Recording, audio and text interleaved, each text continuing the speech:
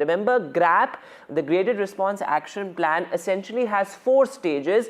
Now, of course, we have the 4th stage being implemented now, which is the highest level of the Graded Response Action Plan.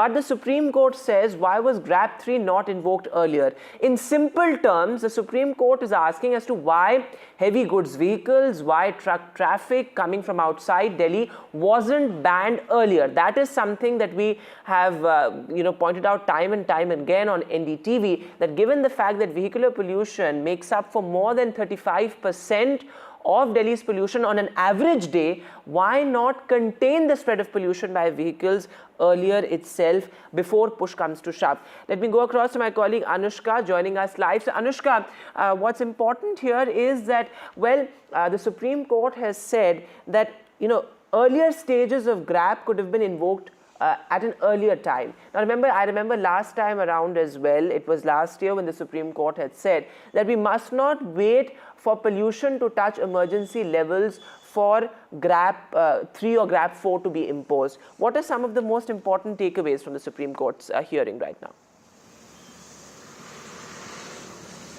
Well, certainly, Vedant, every year we see that this happens around when the AQI touches 300 to 400 marks, the GRAP stages are invoked. But what we are saying is that the Supreme Court has pulled up yet again and said that why were these implications not made earlier when the AQI had touched 250 mark? Why were they waiting for it to touch 300 and 400 to implement the GRAP 3 and 4 stages? Because what we are seeing currently in Delhi is that the AQI has reached severe plus category, and that is quite hazardous for the people who are living inside of Delhi NCR. Now it is up to the CAQM and the central watchdogs to keep up the updates and successfully enforce the whole implications that comes under the GRAP stage. Now there are 8-point restrictions that are made under GRAP 4, but what we are seeing right now is that the AQI stands at an alarming 484, and that means that the people living in Delhi NCR are smoking around 13 to 14 cigarettes per day just by breathing. I'm afraid I'll have to interrupt you there. The Delhi Chief Minister is currently addressing a press conference. Let's try and dip in. इस साल 2024 तक 1926 पहुंच गया है, और अगर आज देश भर में कहीं सबसे ज्यादा पराली जलाई जा रही है वो मध्य प्रदेश में जलाई जा रही है। केंद्र सरकार के खुद के आंकड़े बता रहे हैं कि 15 सितंबर से 17 नवंबर तक 9,600 पराली जलाने की घटनाएं मध्य प्रदेश में हुई हैं। यानी रोज 700 से ज्यादा पराली जलाने की घटनाएं मध्य प्रदेश में हो रही हैं, और यही कारण है कि अगर आप मध्य प्रदेश के शहरों के भी आंकड़े देखने जाइए तो वो भी वेरी पुअर और सिवियर एयर क्वालिटी में पहुंच गए हैं। आज मैं केंद्र सरकार से जानना चाहती हूं कि पराली जलाना पिछले 6-7 साल से देश भर में बढ़ता जा रहा है। चाहे हरियाणा हो वहां बढ़ रहा है, उत्तर प्रदेश हो वहां बढ़ रहा है, राजस्थान हो वहां बढ़ रहा है, मध्य प्रदेश हो वहां बढ़ रहा है। पिछले 6 साल में, पिछले 7 साल में केंद्र सरकार एक कदम बताए जो उन्होंने ये घटनाएं रोकने के लिए लिया है। अगर पंजाब की सरकार पराली जलाने को कम कर सकती है, 80% कम कर सकती है, तो बाकी राज्यों में ये घटनाएं क्यों बढ़ रही हैं? क्यों पूरे नॉर्थ इंडिया को एक मेडिकल इमरजेंसी की स्टेट में ढकेल दिया गया है? आज पूरे नॉर्थ इंडिया में, चाहे दिल्ली हो गया, हरियाणा हो गया, मध्य प्रदेश हो गया, राजस्थान हो गया, उत्तर प्रदेश हो गया, बिहार हो गया, आप इन राज्यों के किसी भी शहर के किसी भी अस्पताल में जाइए, वहां पे आपको बुजुर्ग एडमिट दिखेंगे, उन्हें सांस नहीं लिया जा रहा। आपको पीडियाट्रिक वार्ड भरे हुए दिखेंगे क्योंकि छोटे छोटे बच्चों से सांस नहीं लिया जा रहा। क्यों केंद्र सरकार इस मुद्दे पे सिर्फ और सिर्फ राजनीति कर रही है?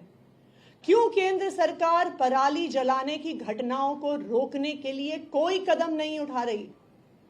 आज मैं भारतीय जनता पार्टी से और केंद्र सरकार से अपील करना चाहती हूं।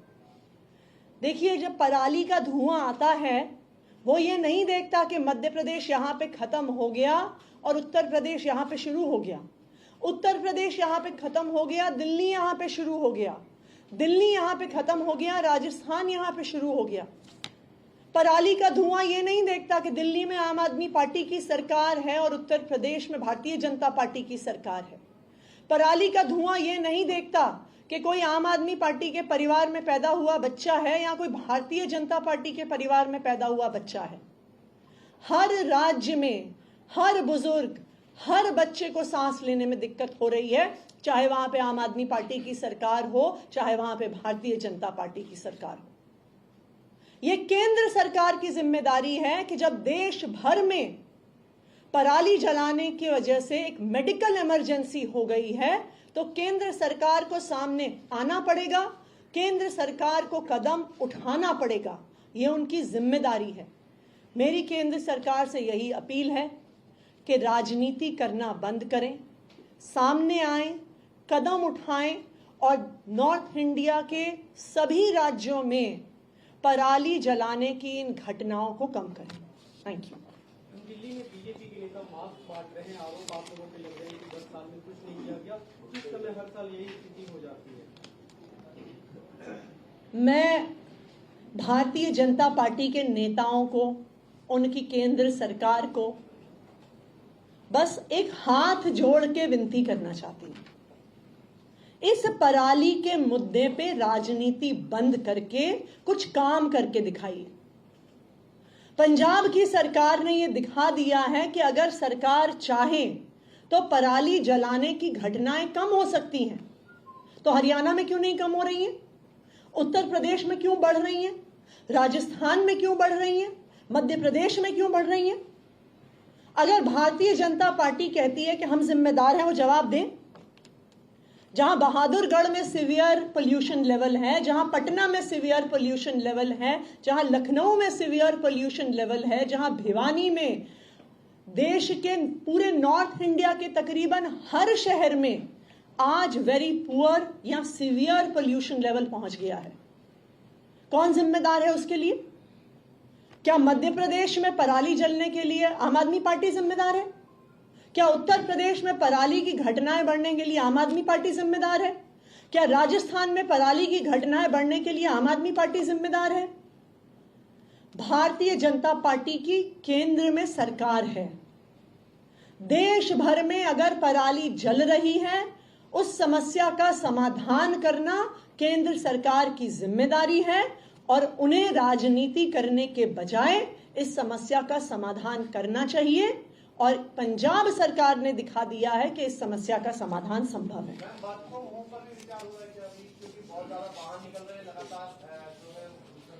बिल्कुल, आज गोपाल राय जी ग्रैप 4 के इम्प्लीमेंटेशन पर एक रिव्यू मीटिंग कर रहे हैं, तो आगे के फैसले ग्रैप 4 पर क्या क्या कदम उठाने हैं उसमें लिए जाएंगे। ग्रैप 4 तब तक ना हटाया जाए जब तक पॉल्यूशन का बेशक 300 के नीचे भी आ जाए, पर हमसे पूछे बिना ग्रैप 4 ना हटाया जाए। देखिए, ग्रैप के तो जो नियम सारे हैं वो सेंट्रल एयर क्वालिटी कंट्रोल के नॉर्म्स के हिसाब से किए जाते हैं। उसमें किसी भी सरकार का कोई हस्तक्षेप नहीं होता है। जैसे जैसे पोल्यूशन के लेवल्स बढ़ते या घटते हैं, इसीलिए इसे ग्रेडेड रिस्पांस एक्शन प्लान कहा जाता है। तो वैसे भी इसमें किसी भी सरकार की कोई दखल नहीं है। जैसे सेंट्रल एयर क्वालिटी कमीशन का ग्रैप का लेवल डिसाइड किया जाएगा, सरकार उस हिसाब से एक्शन लेगी।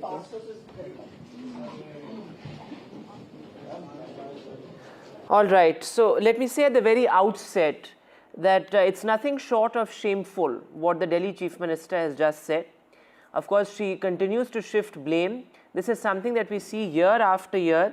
The Aam Aadmi Party government has clearly failed in curbing pollution. There are no long-term measures in place. These are only emergency measures that they've been talking about. 2 months ago, the Aam Aadmi Party government said that pollution levels have come down. That was merely the PM10 pollution that she was talking about, that the Aam Aadmi Party government was talking about. And it's absolutely shameful that they still continue to say that there's pollution in other states as well. This kind of whataboutery over what is now a medical emergency here in the national capital. And the Chief Minister talking about stubble burning, well, let me tell you that stubble burning and its contribution has gone up only in the past 1.5 weeks. Before that, it was vehicular pollution and the category that is called miscellaneous that contributed to the most amount of pollution as far as Delhi is concerned. So absolutely shameful.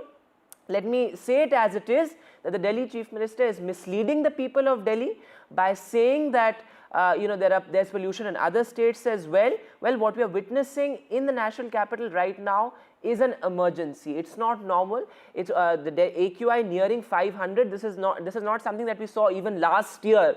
So the situation is worse than last year, and the Aam Aadmi Party government has many questions to answer, and they've clearly failed in curbing Delhi pollution. Pradeep Bhandari of the BJP is also with us. Pradeep, this is something that us at NDTV, we have been covering this extremely closely for the past 10 years, more than that perhaps, and we have no intention of politicizing this. But there needs to be a coordinated effort between the Delhi government and the central government in making sure that the pollution levels come down, and there is round the year attention. Why is it that each year we have both the BJP and the Aam Aadmi Party talk about pollution only in the peak season? We need round the year attention, identify sources and target pollution at the source level.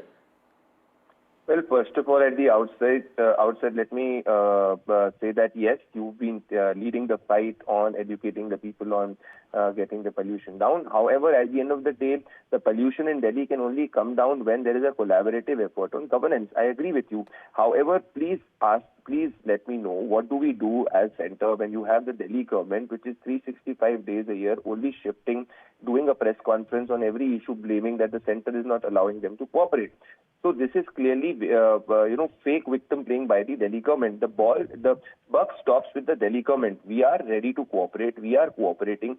But if the Delhi government is not doing its duty, 50% of the smog towers are not working. Pollution is not you cannot have an ad hoc solution. All of us are aware that during this time of the year, the AQI level is increased. Aam Aadmi Party is in governance in Delhi for the past more than 10 years.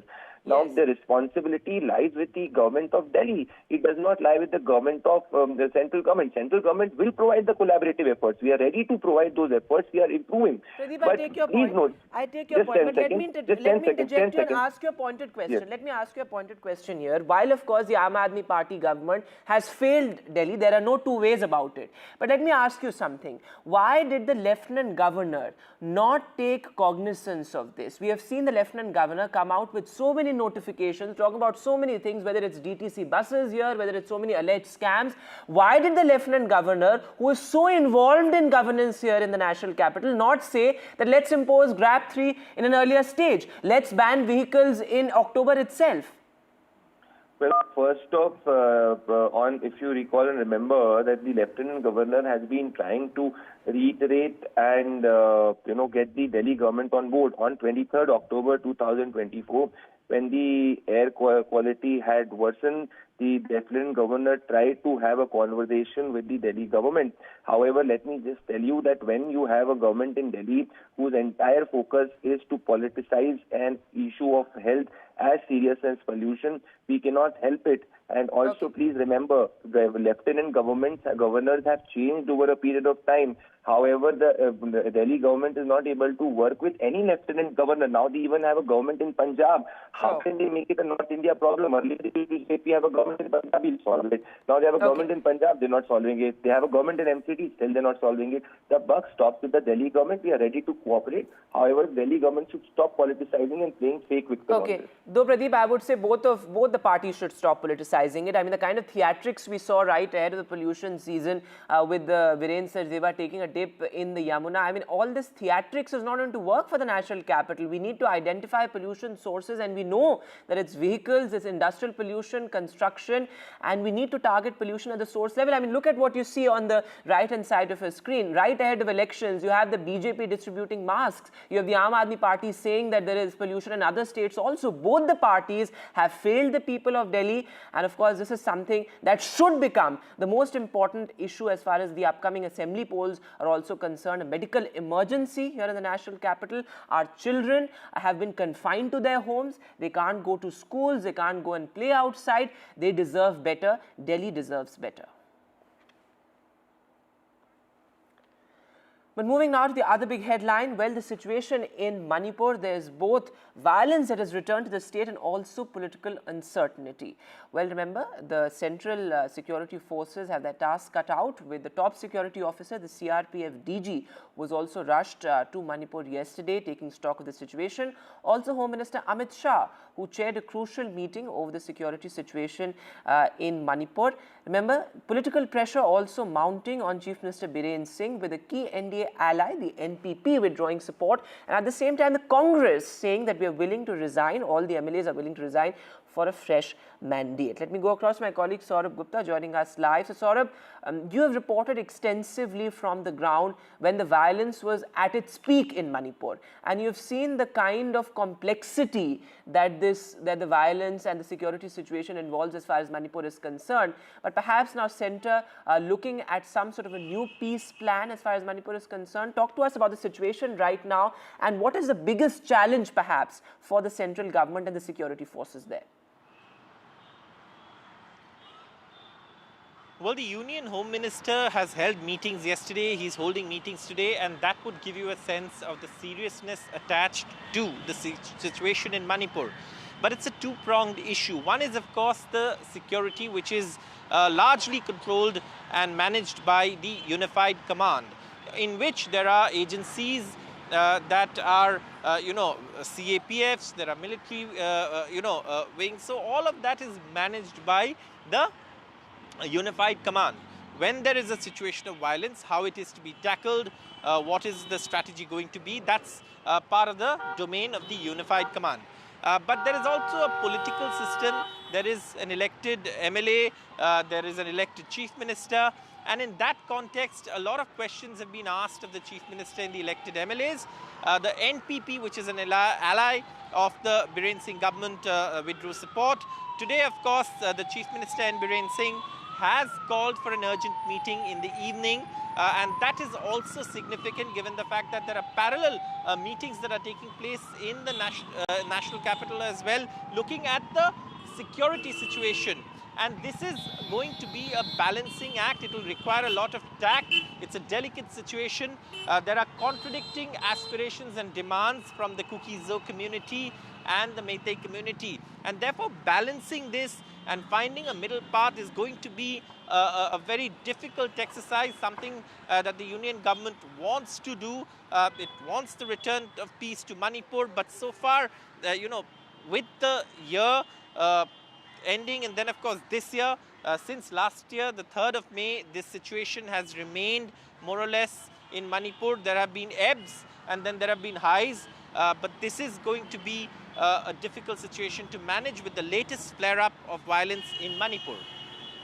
All right, Saurabh, thanks very much for joining us with that comprehensive update. As Saurabh is pointing out, Aishwarya, that it's an extremely complex situation, to handle the security as far as Manipur is concerned. Violence has clearly returned. It's a balancing act, certainly, that the centre needs to look at. What is the Home Ministry's new plan now? There's certainly, of course, the government saying that we're looking at restoring normalcy, but that's going to be a long hop.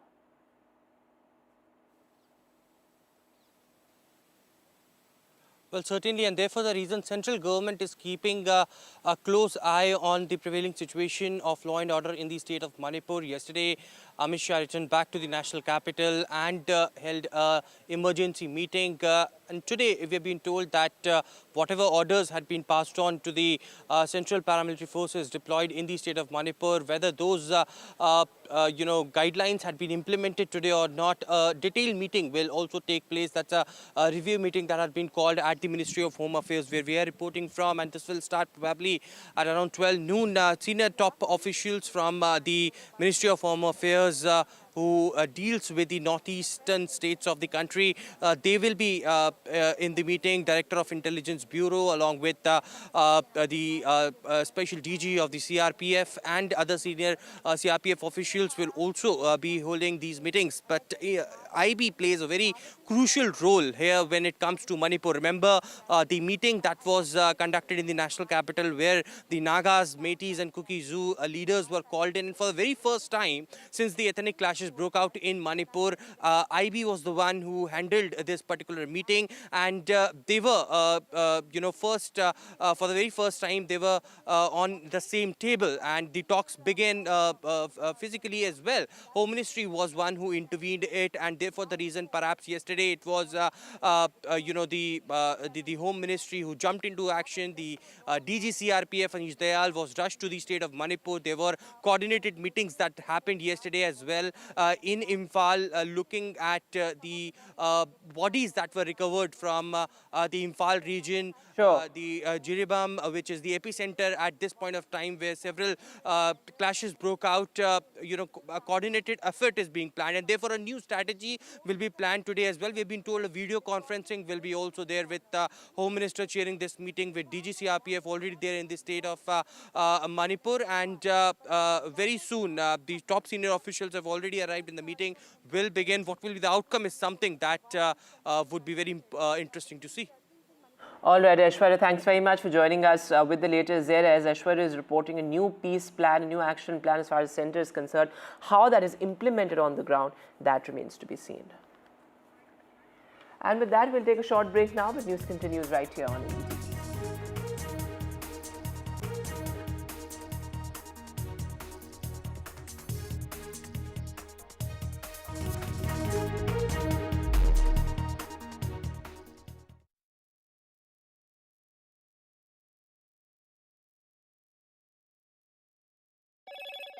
Hello, Moto.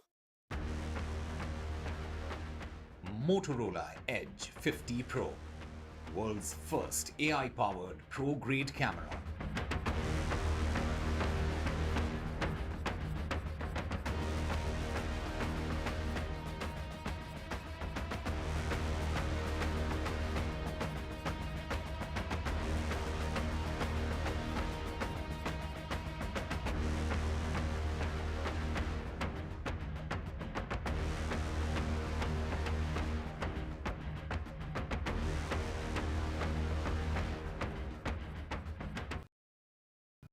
In today's interconnected world, India's voice is more crucial than ever. When India speaks, the world listens. At NDTV World, we are that voice, bringing you intelligent and insightful news from India and beyond.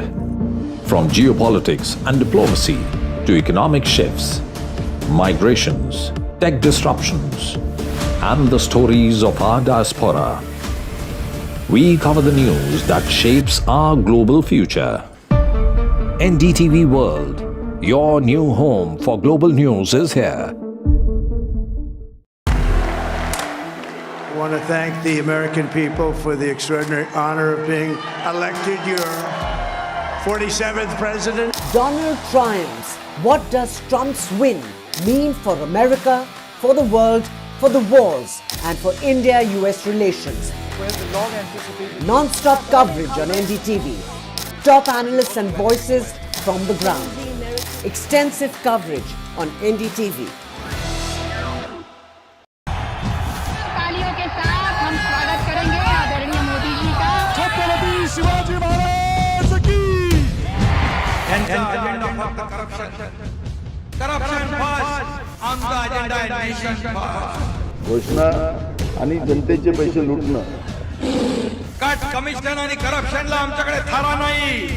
त्यांचा परिवारवाद आमचा महाराष्ट्रवाद. महाराष्ट्रामध्ये 1,75,000 जागा रिक्त आहेत. मग का भरत नाही? राज्याची जनतेच्या घमाच्या पैशाची तिजोरी लुटण्यासाठी हे सरकार आहे. पूर्वीच्या सरकारच्या काळामध्ये निधी देताना त्यांना असं वाटायचं की त्यांच्याच खिशातले पैसे चालले. शेतकऱ्यांना मोफत वीज देण्याचं काम आपल्या सरकारने सुरू केलं.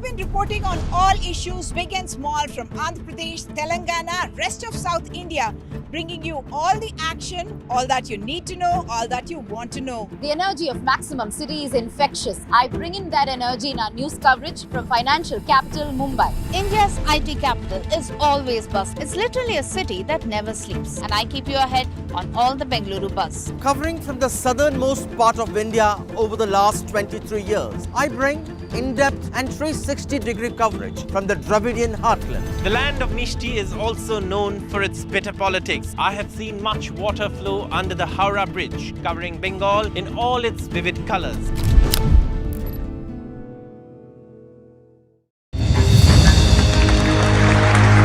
I now request the Honorable Prime Minister to launch NDTV World and address the summit.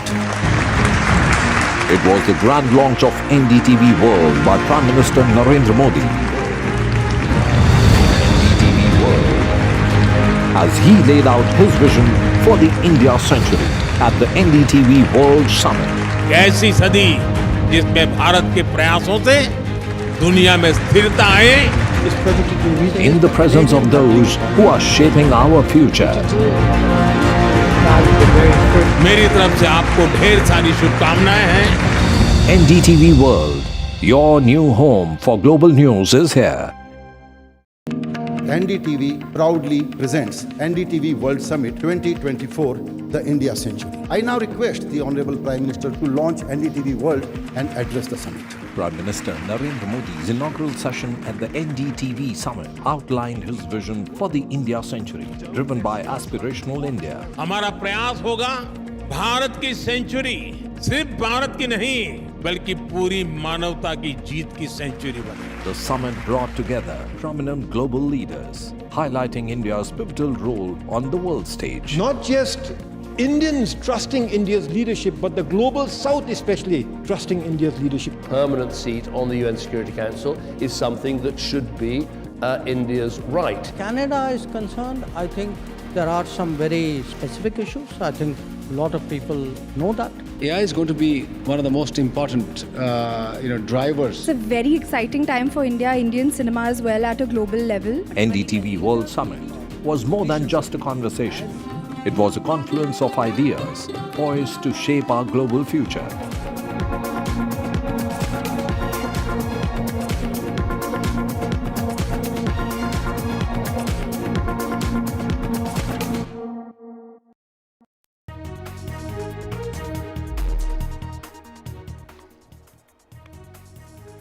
Welcome back. The latest from poll-bound Maharashtra. Well, on the last day of campaign, a big advertisement war between the Mahayuti and the Mahavikas Aghadi.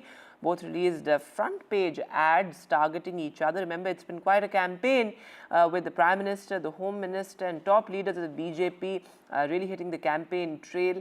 A carpet bomb campaign from the Mahayuti and also the Mahavikas Aghadi. The stakes are very high for both the camps. But how has the campaign shaped so far? Earlier we spoke to Radhika Ramaswamy for more.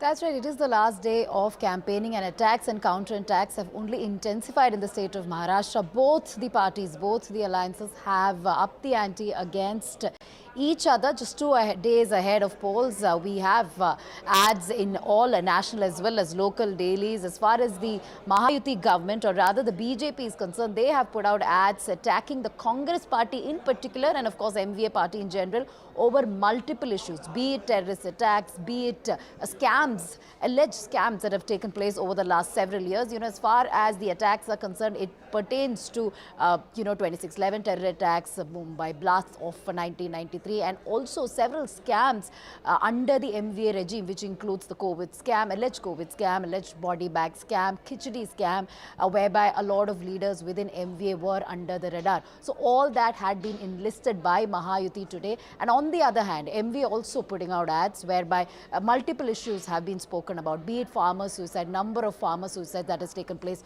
over the last 1 year.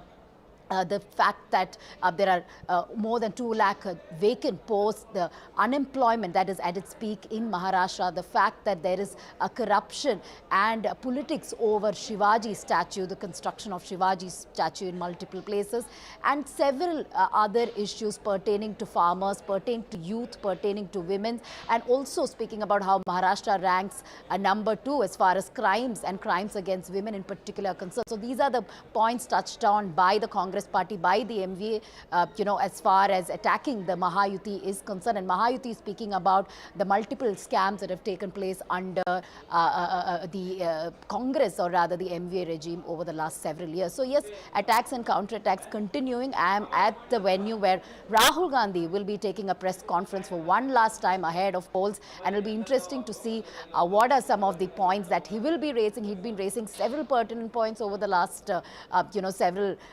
days as far as Mahayuti is concerned, speaking about constitution, how constitution is in danger, and also very importantly talking about how several projects have been shifted from the state of Maharashtra to other states. So we'll have to see how things will play out in the next few hours as the campaign ends in Maharashtra 2 days ahead of polls.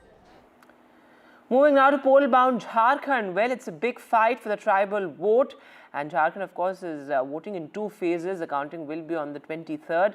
But today is the last day of campaigning in Jharkhand. Remember, it's been a high-voltage campaign in the state as well. And this is where the war has been pretty much centered around the constitution, the caste dynamic. And it's going to be a litmus test of who really has the tribal's trust.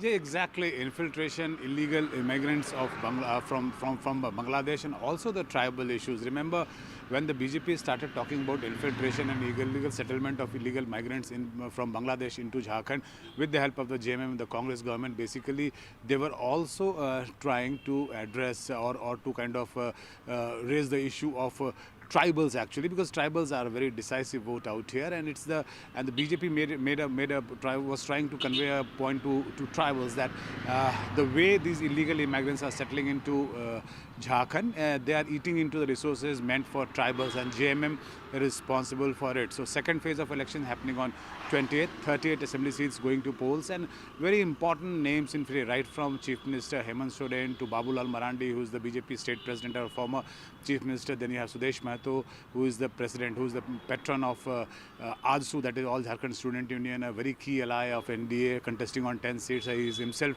in contest from Silli, which is a adjoining constituency of Ranchi. And then you have Kalpana Soren, you have Sita Soren. Kalpana Soren happens to be a very rising star as far as Jharkhand is concerned, and JMM is concerned. She happens to be wife of Chief Minister Hemant Soren. 11 former ministers, 5 sitting ministers, their all fate would be decided on 20th. And today at 5 p.m. the campaigning ends. But as you rightly pointed out, it's basically the narrative of tribals, the narrative of illegal immigrants, the infiltration that has actually been set by BJP, and this entire Jharkhand election, particularly this time, would be known for this narrative.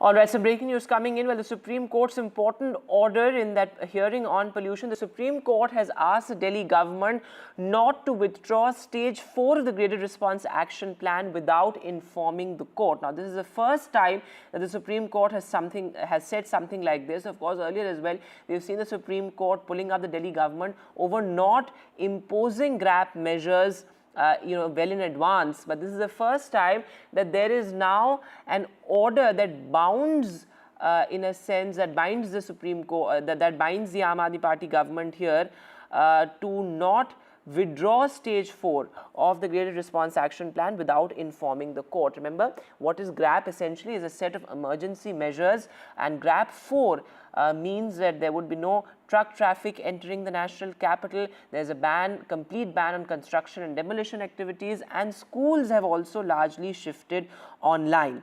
So that's important, and the Supreme Court now also questioning the Delhi government as to why GRAP measures were not invoked earlier. Remember, it was only in the end of October that we saw GRAP measures coming into force. The Supreme Court has time and time again said that we need round-the-year attention to solve the pollution menace. We need to target pollution at the source level. Emergency measures will do no good. But let me go across to my colleague Sunil Prabhu joining us live. Sunil sir, this is perhaps the first time that the Supreme Court has said that the Delhi government cannot withdraw stage 4 of GRAP without informing the court, and we've seen, this is something that we've seen year after year, the Supreme Court asking the Delhi government why were stricter measures not invoked earlier. In fact, they were, the union government, in fact, the CAQM was saying that the meteorological department told us that it may go down in a few days, and that is why they did not invoke it. But now, grade 4, as you're well aware, has been invoked across the city of Delhi. And now they have made it very clear. They will, of course, hear this matter at the end of the board later today. But as of now, said that we will not, we propose not to, allow permission to be given to below, to continue with GRAP 4 thing until the AQI count goes below 300. So that is what they're proposing to do. The councils now, this centre, the Delhi government, the adjoining states, all are parties to this. They will give their views, and finally the Supreme Court will hear this matter. But they are taking a strict view of this. As you're well aware, the Centre for Air Quality, refused to invoke GRAP 3 and GRAP 4 because they had said very categorically that they were hoping that the meteorological, that there will be wind blowing and that they wouldn't really go ahead with this entire setup.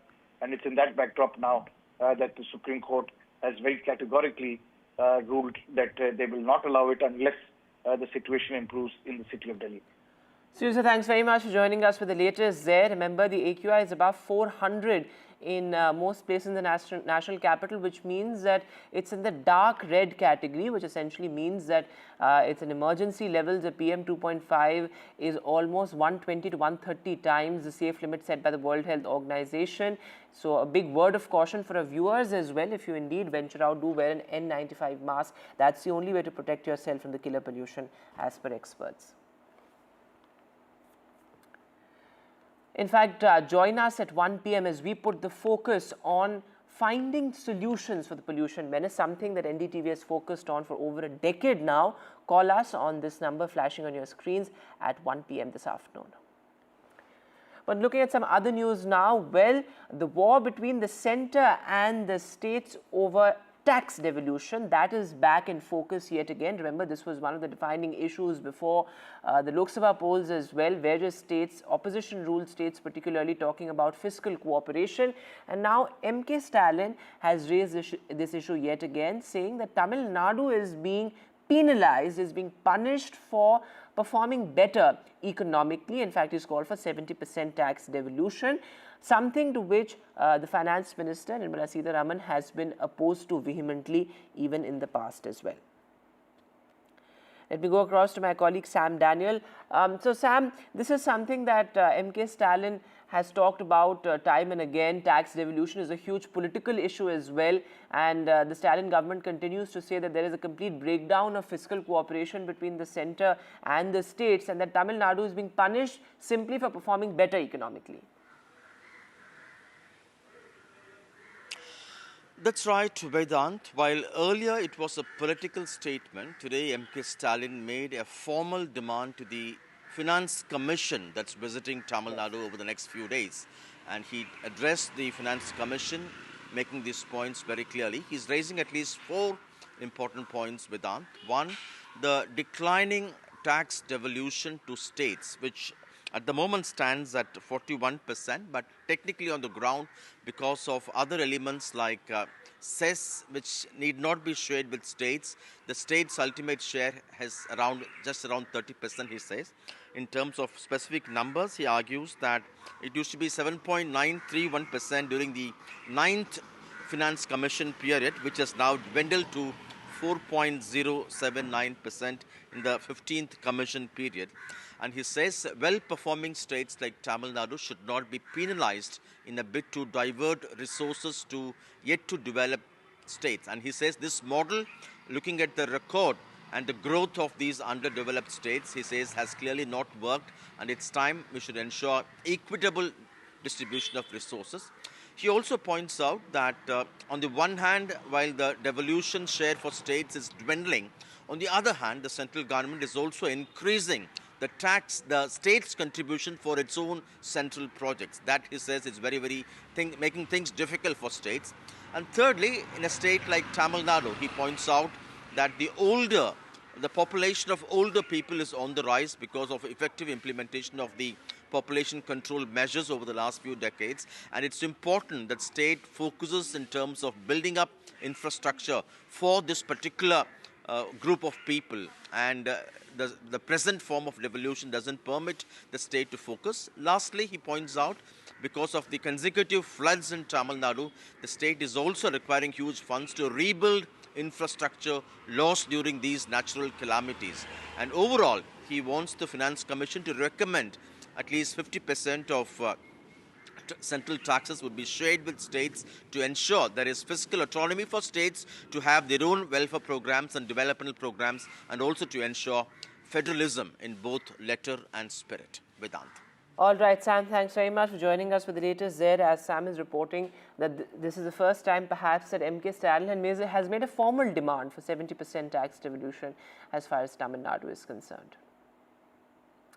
But moving now to an absolutely shocking story from Gujarat, Spartan. Well, an 18-year-old student died on Saturday night, and the police are now investigating a ragging angle to the death as well. This happened at a medical college in Gujarat, Spartan. As per police, well, the preliminary report suggests that several seniors of his were involved in ragging, after which the 18-year-old died. Absolutely shocking there. It happened at a medical college. Ragging की जो बात है उसमें medical hospital के जो team है उसके पास से ये भी एक पॉइंट है कि रैगिंग हुआ है कि नहीं है, और उन सबको जो और कैसे मौत हुई वो PM नोट और बाकी जो कोई भी एविडेंस मिले उसके साथ रिपोर्ट हमने मांगी हुई है। रिपोर्ट आने के बाद आगे की कार्रवाई की जाएगी। And with that, we'll take a short break now, but news continues right here on NDTV.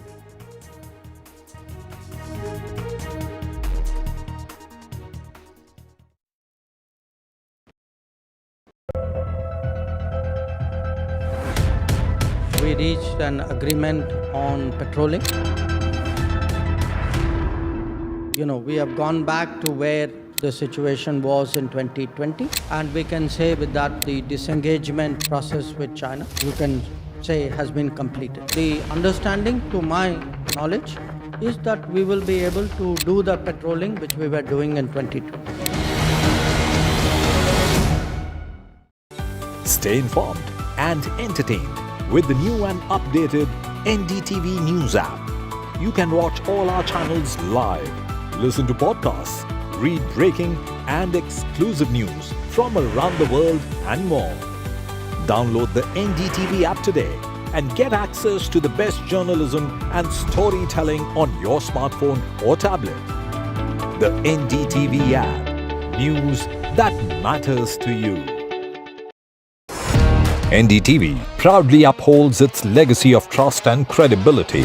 According to the prestigious Reuters Institute's Digital News Report 2024, NDTV is the top-most news platform in the country.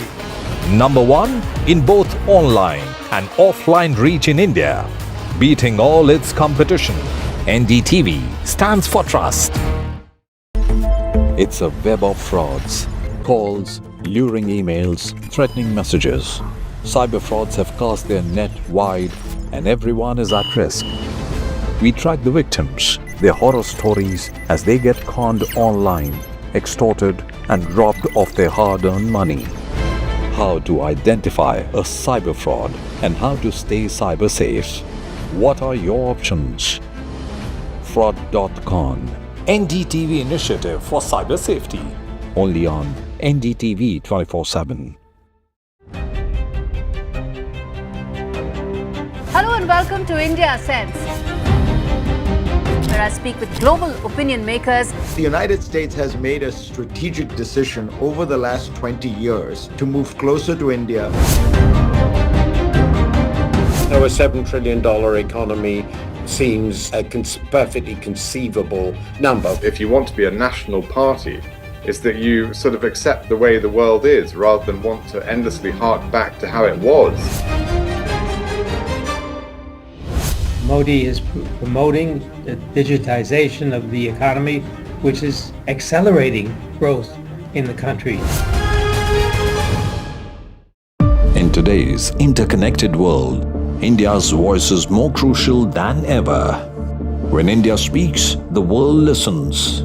At NDTV World, we are that voice, bringing you intelligent and insightful news from India and beyond. From geopolitics and diplomacy to economic shifts, migrations, tech disruptions, and the stories of our diaspora, we cover the news that shapes our global future. NDTV World, your new home for global news, is here. I want to thank the American people for the extraordinary honor of being elected your 47th president. Donald triumphs. What does Trump's win mean for America, for the world, for the wars, and for India-US relations? Non-stop coverage on NDTV. Top analysts and voices from the ground. Extensive coverage on NDTV. तालियों के साथ हम स्वागत करेंगे आदरणीय मोदी जी का। छत्रपति शिवाजी महाराज की।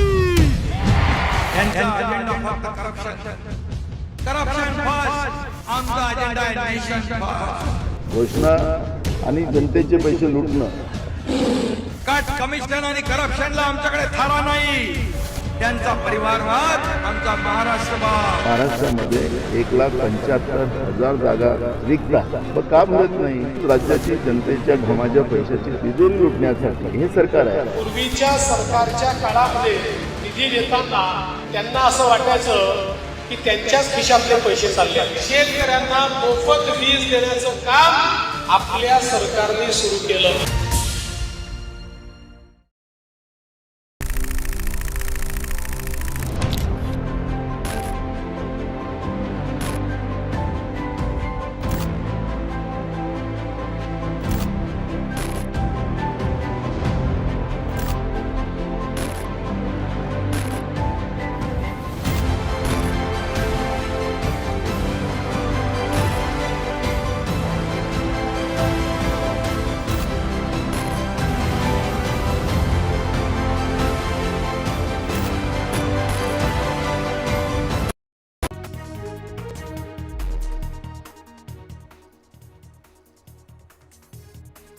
A very good morning. You're watching NDTV 24/7. I'm Divyata Vadva. We have a whole lot lined up for you. Also, a call-in show that's coming up at 1 p.m. All our viewers who are facing a problem as far as the pollution crisis in the national capital is concerned can call us with your woes. We'll also have an expert breaking it down for us as to what does Grab 4 measures really mean for the people living here in the Delhi NCR region.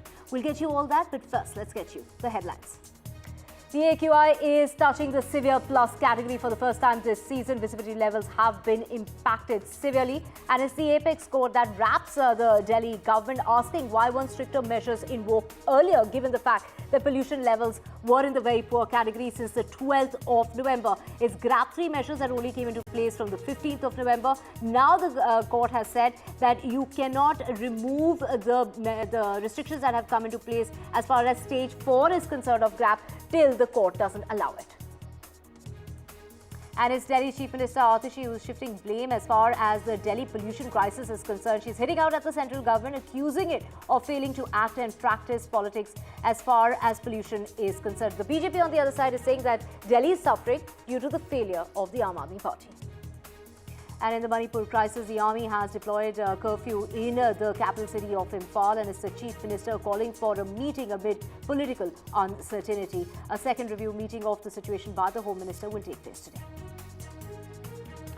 Maharashtra ad war on the final day of campaigning in the poll-bound state. Both Mahayuti and the MVA released advertisements targeting each other 2 days ahead of the polls. It's centre versus states over tax devolution, and it's Tamil Nadu Chief Minister M.K. Stalin who's demanding 50% devolution of taxes to the states. In Gujarat, a ragging cloud over the death of a medical student, this 18-year-old who died at a medical college on a Saturday night after he was allegedly made to stand for 3 hours.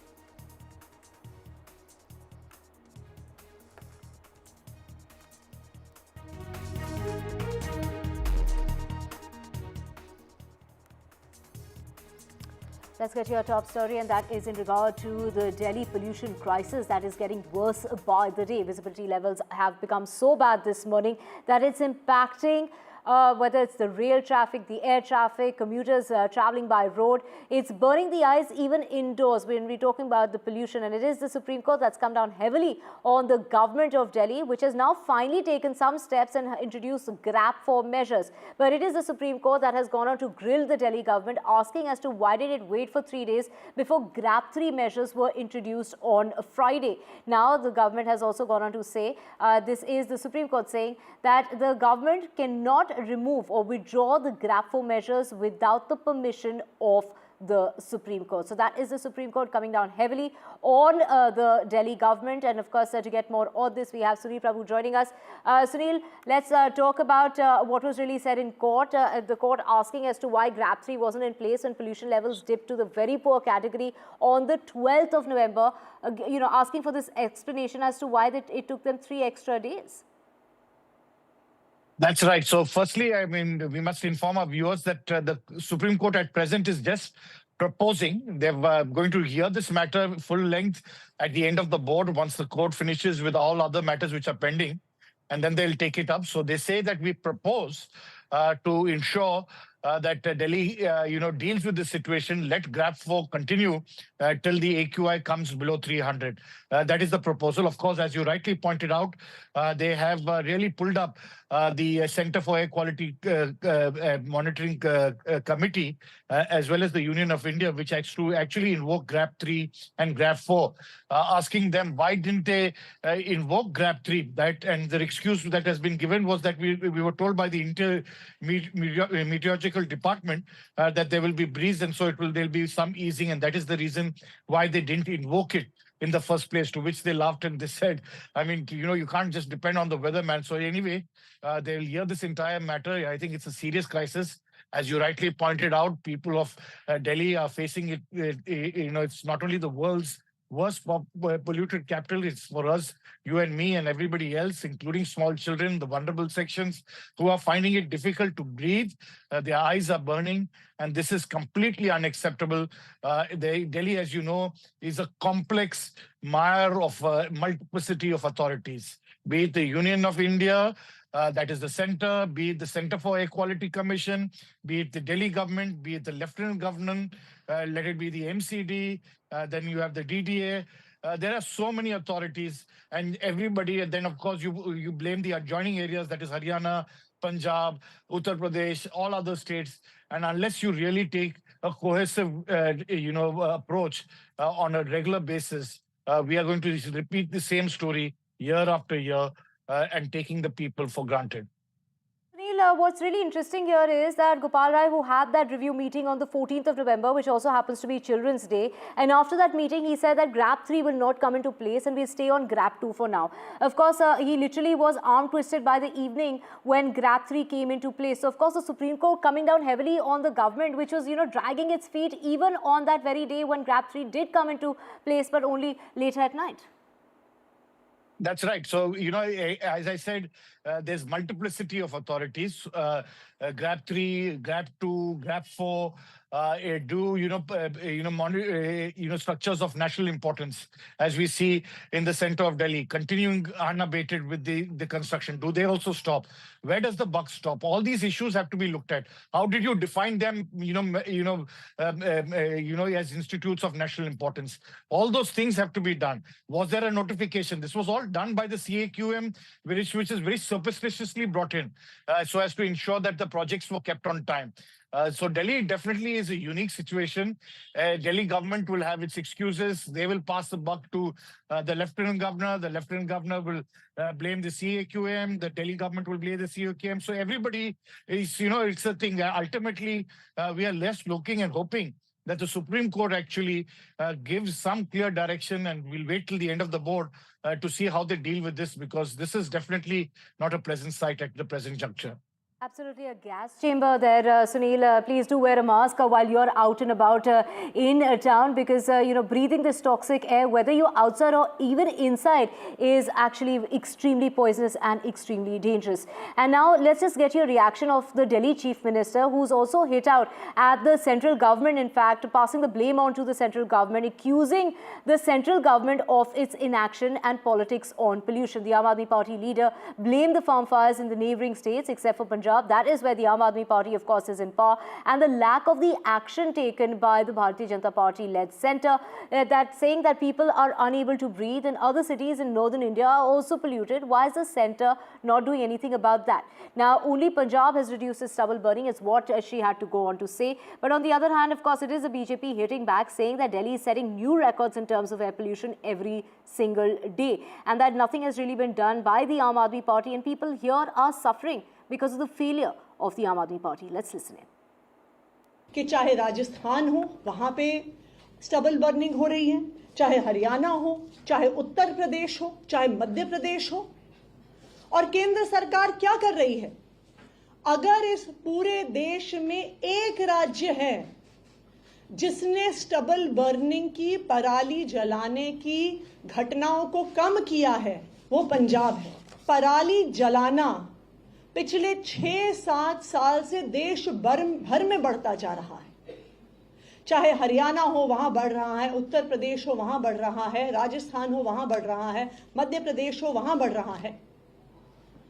पिछले 6 साल में, पिछले 7 साल में केंद्र सरकार एक कदम बताए जो उन्होंने ये घटनाएं रोकने के लिए लिया है।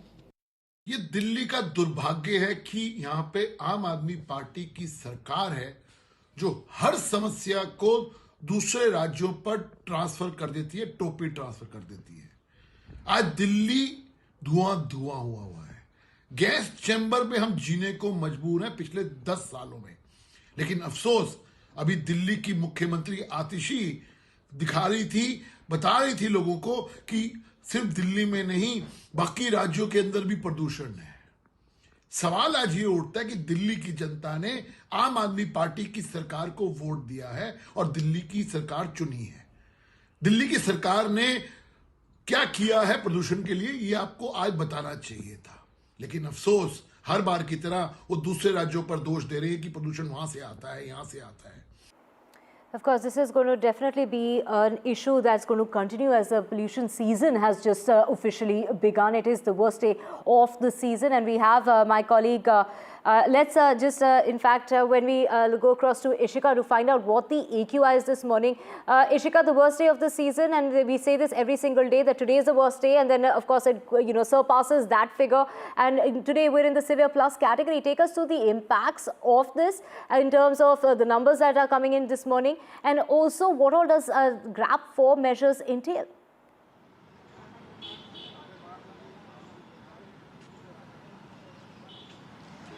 Well, in fact, as you rightly said, that we are seeing that the air quality only continues to worsen here in the national capital. If we talk about the present AQI, it has been recorded at 483. In fact, if you look at different places, be it Mundka, if you talk about, Ashok Vihar, or in fact, if you talk about Anand Vihar, Chandni Chowk, central Delhi, everywhere the air quality index is only above 450. But in fact, because of that, the experts also say that it is going to have serious health implications. Let me tell you that even today, right where I am standing, you can see above me as my camera person is trying to show you that how the thick layer of smog continues to be present in the air. And in fact, that is why the Graded Response Action Plan Stage 4 has in fact been imposed from today. There are a number of restrictions. If we talk about the construction. There is ban on construction and demolition activities, even for public projects. Even if we talk about, there is restrictions on, on the truck traffic that will be coming inside Delhi. Only those, in fact, which are carrying essential goods are going to be allowed. There are restrictions on, in fact, the vehicular movement as well. So it is, the last stage of graded response action plan that has been imposed. But will it show any effect? As you just heard my colleague, he was pointing it out as how the Supreme Court has also now pulled up CAQM and Delhi government over this.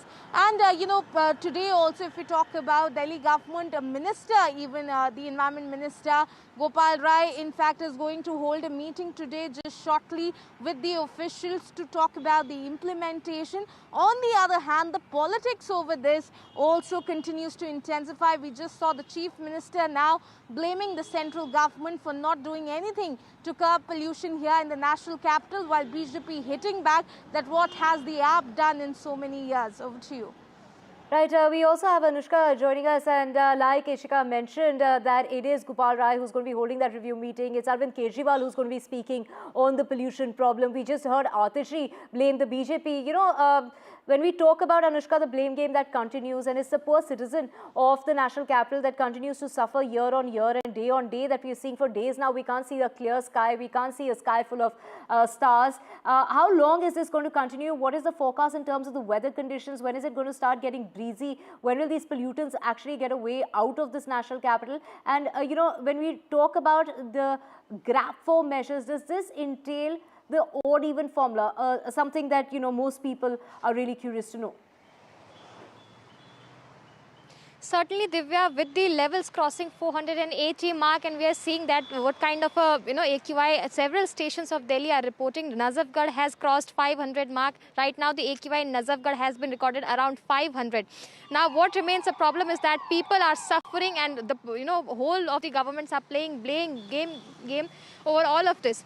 Now, in a meeting, and of course, with the GRAP implementation on that has been imposed today, it is certain that the odd even scheme must be regulated, but it is up to the government to decide about it. And given the fact that the Environment Minister Gopal Rai is going to be holding a meeting around 2 p.m, then it would be decided if whether they will implement this or not. Because what we have seen is that, and according to reports also, most of the pollution that comes inside of Delhi is because of the vehicular emissions, and that is a grave concern for the people who are living in Delhi. The kind of transport system that comes and goes around in Delhi. And now not only just these factors, but also meteorological factors are also to be blamed, because what we are seeing and what the government officials have also been constantly saying is that the meteorological conditions are unfavorable right now. The westerly winds are not blowing in around Delhi NCR. That is why the pollutants and the dust particles are circulating in the atmosphere of Delhi NCR, and that is why the AQI is increasing. What we are seeing is that the Supreme Court also held the CAQM and the Delhi government as to why the GRAP 4 was not implemented sooner, and why wait for it to cross 300 mark. But what the serious problem and serious concern over here is that the public who is suffering because of it, because what we are seeing is that this haze refuses to side down in Delhi NCR. It is affecting the temperament of people, it is affecting the mobility of people, because what we are seeing is that several of the flights have gotten impacted because of that. 5 flights from Air India was diverted from morning 8:30 to 10:30 a.m. And what we are seeing is that because it's now 12 o'clock, around 12, and the vehicles that are going to and fro from Delhi NCR are forced to use the headlights and tail lights, because the haze and the visibility is quite low. And that is how the people in Delhi NCR are constantly questioning as to when they will get a relief from this kind of a situation. The deteriorating air quality that is right now in severe plus category, and that is also what the WHO is saying, that it is 150 times worse than what a normal person should breathe. And this is creating a lot of problem, not just for people in Delhi NCR, but people who are visiting Delhi NCR also. It is affecting the transport system also. If we talk about it, the pollution situation is so severe right now that everything that is inside Delhi NCR, be it vehicles, be it flights or airlines, everything is getting affected because of the haze. And now IMD has given orange alert for the fog situation and has said that because of slow wind speed, this kind of a situation might be, there for quite a few days now. Divya, over to you. No respite in sight, Anushka, is what you're saying, is what the Met Office has suggested, that this is going to continue for a while now. And of course, what measures are going to be taken what measures are coming to play is the GRAP 4, which basically means that all construction activities in the Delhi NCR region have been banned. When we talk about schools here in the national capital, well, all classes up to the class 10th and 12th, those classes will continue, but the rest of the classes have now gone online. So those are some of the measures that have come into play with GRAP 4. Will the odd even formula come into play is the big question that needs to be answered. But thank you so much, Anushka, as well as Ishika, for joining us this morning. Let's just switch tracks now to Manipur, and it is the BJP MLAs who will be meeting with the Chief Minister Biren Singh after violence that is being reported over days now in the state of Manipur. This is after the NPP, the second largest ally with the 7 MLAs in the BJP-led NDA government, withdrew its support to the ruling alliance. Now, it is also the National Investigation Agency, the NIA, that's taken charge of the investigation in regard to 3 key cases related to the recent violence that is being reported out of Manipur today. In fact, there is a curfew in place as far as Imphal is concerned, and it is the Home Minister who will be taking stock of the situation yet again. Do remember there was a review meeting yesterday on Sunday, another one taking place today in a matter of just 24 hours. My colleague Saurabh has the details. Well, the Union Home Minister has held meetings yesterday, he's holding meetings today, and that would give you a sense of the seriousness attached to the situation in Manipur. But it's a two-pronged issue. One is, of course, the security, which is largely controlled and managed by the Unified Command, in which there are agencies that are, CAPFs, there are military, wings. So all of that is managed by the Unified Command. When there is a situation of violence, how it is to be tackled, what is the strategy going to be, that's part of the domain of the Unified Command. But there is also a political system. There is an elected MLA, there is an elected Chief Minister, and in that context, a lot of questions have been asked of the Chief Minister and the elected MLAs. The NPP, which is an ally of the Biren Singh government, withdrew support. Today, of course, the Chief Minister and Biren Singh has called for an urgent meeting in the evening. And that is also significant given the fact that there are parallel meetings that are taking place in the national capital as well, looking at the security situation. And this is going to be a balancing act. It will require a lot of tact. It's a delicate situation. There are contradicting aspirations and demands from the Kuki-Zo community and the Meitei community. And therefore, balancing this and finding a middle path is going to be a very difficult exercise, something that the union government wants to do. It wants the return of peace to Manipur, but so far, with the year ending, and then of course this year, since last year, the 3rd of May, this situation has remained more or less in Manipur. There have been ebbs and then there have been highs, but this is going to be a difficult situation to manage with the latest flare-up of violence in Manipur. Right, thank you so much, Saurabh, for getting us those details. We also have my colleague Aishwarya with us.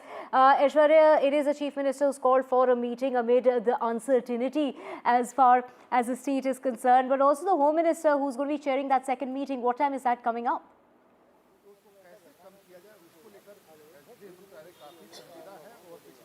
Well, of course, simultaneous meetings are happening back in Manipur, where Chief Minister has called all its MLAs, and at 6 p.m. there would be a meeting in Imphal. On the other side, in the national capital as well, the central government is looking very closely and monitoring the situation over the law and order situation that has prevailed in the state of Manipur. It is the Ministry of Home Affairs who jumped into an action yesterday. Remember, Home Minister Amit Shah also cancelled his election tour and returned back to the national capital, after which he he had called an emergency meeting, and soon after that, there was yesterday directions that was issued to the central forces the DG CRPF Anish Dayal was rushed to the state of Manipur today as well.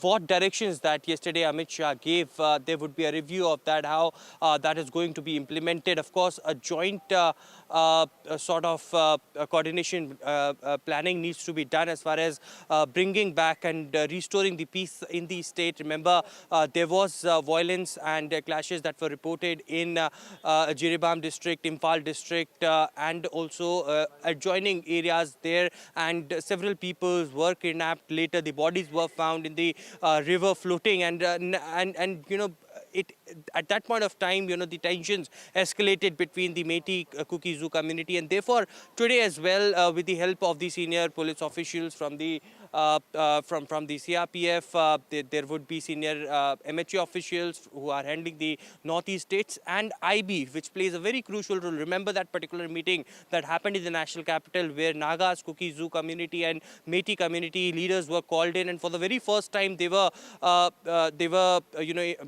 able to manage that they all are sitting on one table, and the dialogue started, and that's where the IB plays a very crucial role. In fact, in today's meeting as well, we have been told that there would be a video conferencing with the senior police officials, the Central Paramilitary Forces officials, and DG CRPF, who are already there in the state of Manipur, and also an outreach program to the community leaders of both these communities. Certainly a new strategy has to be prepared to bring back peace and normalcy, and Home Ministry had assured that whatever deployment of the Central Paramilitary Forces are required in the state of Manipur, it would be granted, and if any other requirements are coming in from the senior officials to bring back peace and harmony in the state to be restored, then that will also be kept in mind as far as today's meeting is concerned. Right. Thank you so much, Aishwarya. We will keep coming back to you for more on that in regard to the unrest that continues in Manipur. Let's just switch tracks now to Maharashtra, and in the poll-bound state of Maharashtra. It's the last day of campaigning for both the states, whether it's Maharashtra or the second phase of voting in Jharkhand, which will take place on the 20th on Wednesday. Now, alliances are confident as the campaign nears to an end, with a war of slogans in Maharashtra and Jharkhand during that last stretch, with a push by the top leaders in both states. The Maha Vikas Aghadi, Shiv Sena UBT, and the NCP, Sharad Pawar, and the Congress Alliance in Maharashtra, there on that last very day of campaigning. The MV Alliance there hosting a major political event at Mumbai's BKC, and Rahul Gandhi was heard, taking a dig at the BJP slogan of "Ek hai to safe hai." He showed locker while talking about the BJP, saying that, adding that the safe in the slogan was the locker for all the billionaires. And let's just talk about the last day of campaigning, and it's a war of ads as far as both sides are concerned. We're talking about the Mahayuti attacking the MVA over scams and terror attacks, while the MVA is attacking the Mahayuti over corruption and mismanagement. So it is a war of words in that final dash to win the battleground. On that very last day of campaigning, it's the MVA versus the Mahayuti. As far as that ad blitz is concerned, the alliance is releasing these ads targeting each other.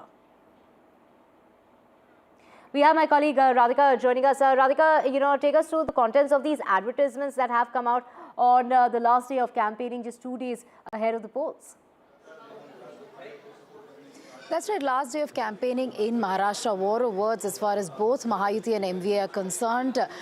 They're not leaving any stone unturned in attacking political opponents, because it's just 2 days away from elections, and 5 p.m. is when the campaigning will end. We just heard Rahul Gandhi sometime back. He took a press conference, attacked Mahayuti over rise in employment in the state of Maharashtra, and over multiple projects worth several crores are being taken away from Maharashtra and going to Gujarat. So details of which was given by Rahul Gandhi in the press conference. Several allegations being made against Mahayuti as well. Yes, a war of words as far as advertisements in several national as well as local publications are concerned. Ad war between Mahayuti as well as MVA. BJP putting out an ad collating headlines as far as the Congress party is concerned, on several alleged scams under MV as well as Congress rule, be it the Khichdi scam, be it the COVID scam, or the road tendering scam that was spoken about, and also several crimes and terrorist attacks that happened in Mumbai/Maharashtra over a period of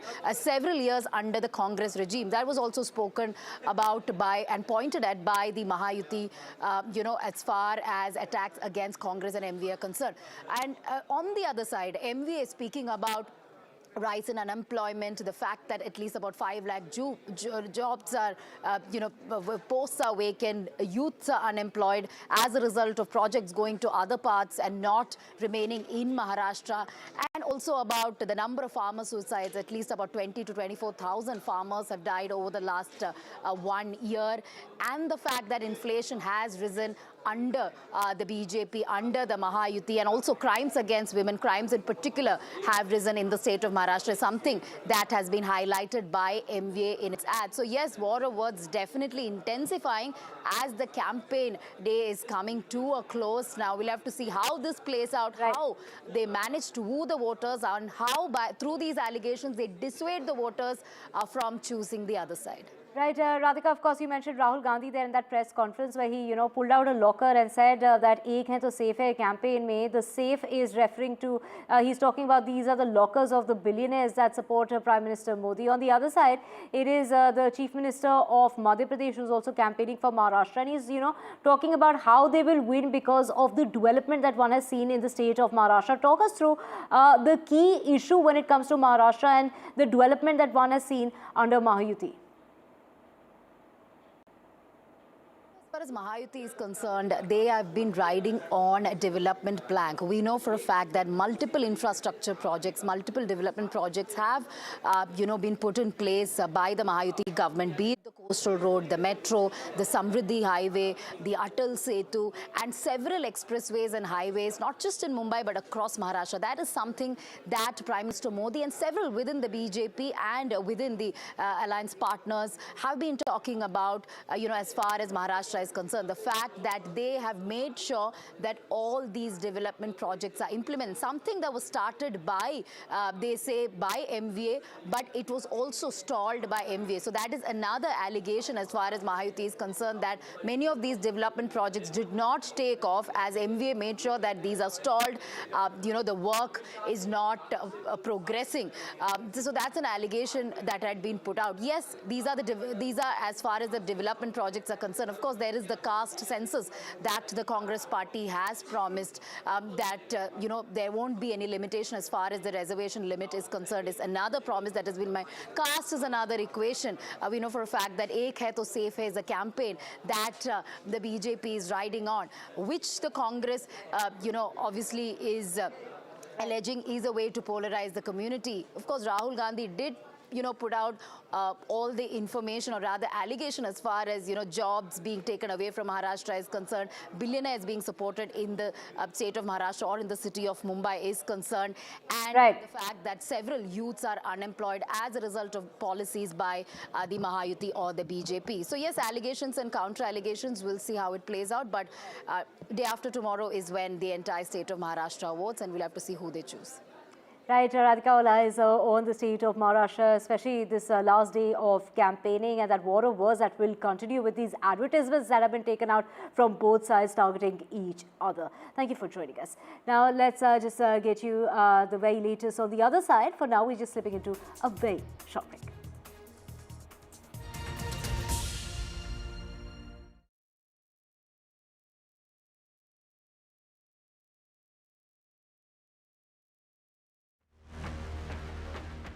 Motorola Edge 50 Pro, world's first AI-powered pro-grade camera.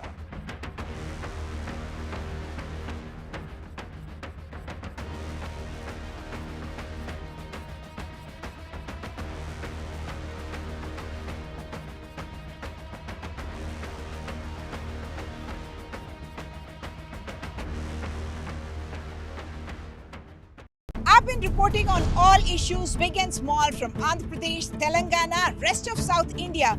bringing you all the action, all that you need to know, all that you want to know. The energy of Maximum City is infectious. I bring in that energy in our news coverage from financial capital Mumbai. India's IT capital is always buzz. It's literally a city that never sleeps. And I keep you ahead on all the Bengaluru buzz. Covering from the southernmost part of India over the last 23 years, I bring in-depth and 360-degree coverage from the Dravidian heartland. The land of Mishti is also known for its bitter politics. I have seen much water flow under the Howrah Bridge, covering Bengal in all its vivid colors.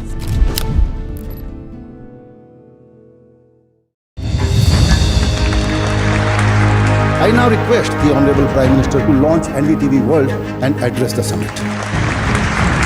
It was the grand launch of NDTV World by Prime Minister Narendra Modi. NDTV World, as he laid out his vision for the India century at the NDTV World Summit. ऐसी सदी जिसमें भारत के प्रयासों से दुनिया में स्थिरता आए. In the presence of those who are shaping our future. मेरी तरफ से आपको ढेर सारी शुभकामनाएं हैं. NDTV World, your new home for global news is here. NDTV proudly presents NDTV World Summit 2024, the India Century. I now request the Honorable Prime Minister to launch NDTV World and address the summit. Prime Minister Narendra Modi's inaugural session at the NDTV Summit outlined his vision for the India century, driven by aspirational India. हमारा प्रयास होगा भारत की century सिर्फ भारत की नहीं बल्कि पूरी मानवता की जीत की सेंचुरी बने. The summit brought together prominent global leaders, highlighting India's pivotal role on the world stage. Not just Indians trusting India's leadership, but the global South especially trusting India's leadership. Permanent seat on the UN Security Council is something that should be India's right. Canada is concerned, I think there are some very specific issues. I think a lot of people know that. AI is going to be one of the most important drivers. It's a very exciting time for India, Indian cinema as well at a global level. NDTV World Summit was more than just a conversation. It was a confluence of ideas poised to shape our global future.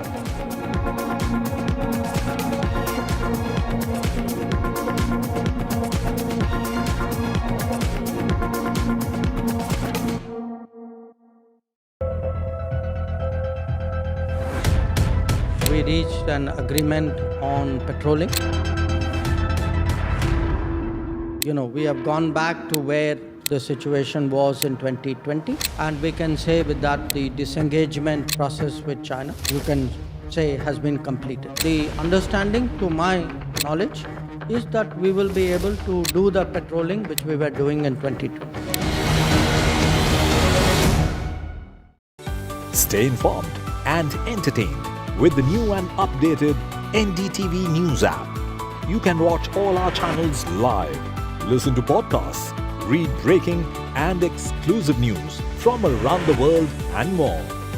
Download the NDTV app today and get access to the best journalism and storytelling on your smartphone or tablet. The NDTV app. News that matters to you. NDTV proudly upholds its legacy of trust and credibility. According to the prestigious Reuters Institute's Digital News Report 2024, NDTV is the top-most news platform in the country. Number one in both online and offline reach in India, beating all its competition. NDTV stands for trust. It's a web of frauds, calls, luring emails.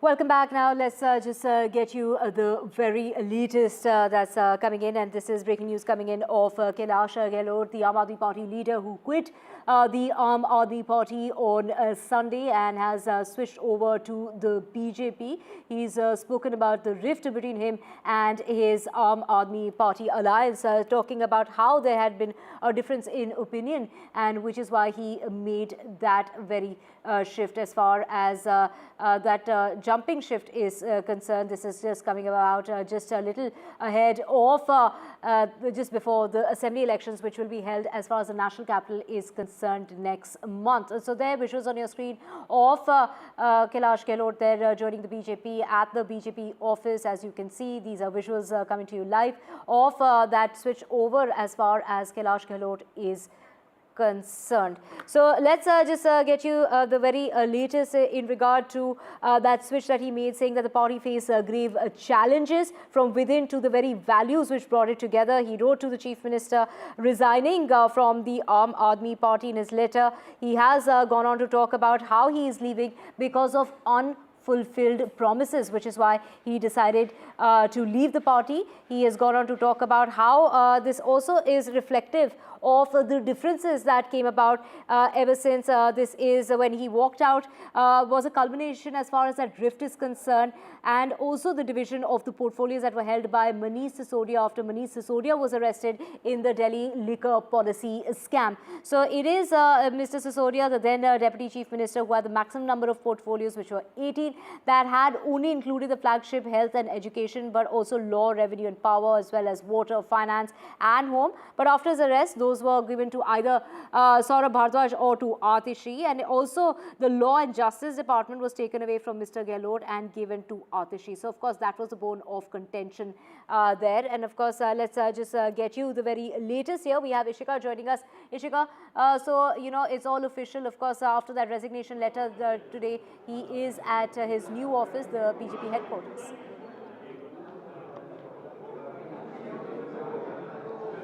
Well, yes, in fact, today, Divya, after resigning yesterday from the Aam Aadmi Party, Kailash Gehlot has already reached the national BJP headquarters today. He will be joining the BJP today itself. And in fact, as you rightly mentioned, we did see that in yesterday's resignation letter that he addressed to Arvind Kejriwal, he in fact, made 2 points. That was, one being the Sheesh Mahal, that is the Chief Minister's bungalow controversy. Another being, the Yamuna pollution, both of, the raised by the opposition from day one to attack Arvind Kejriwal and Delhi government. Now, today, he will be joining, BJP. Will have to wait and watch as to what, what statement does he make first time after joining the BJP. But on the other hand, we have seen the response that has come from the Aam Aadmi Party. The way we have seen how they have said that, it was the last option for Kailash Gehlot because of the ED and the IT, that is the income tax cases of agencies by the led central government is what the the Aam Aadmi Party continues to say. Certainly, all eyes will be over this entire joining, because it is in fact a setback for Aam Aadmi Party. Kailash Gehlot has been a senior leader of the Aam Aadmi Party. He has held numerous important portfolios in in the cabinet of Delhi government, even when Arvind Kejriwal was the chief minister, even when in fact chief minister. But certainly, as you rightly made the point, that there was certainly contention as per the sources after important. Right, Ishika, what really was said by Kailash Gehlot in that letter was, instead of fighting for people's rights, we have increasingly only been fighting for our own political agenda, and this has severely crippled our ability to even deliver basic services to the people of Delhi, is what he wrote in that letter to Atishi while resigning from the Aam Aadmi Party. He has said that it is now obvious that the real progress for Delhi could not happen if the Delhi government were to spend most of its time fighting with the centre. Let's just listen into what Arvind Kejriwal had to say about Kailash Gehlot leaving the party.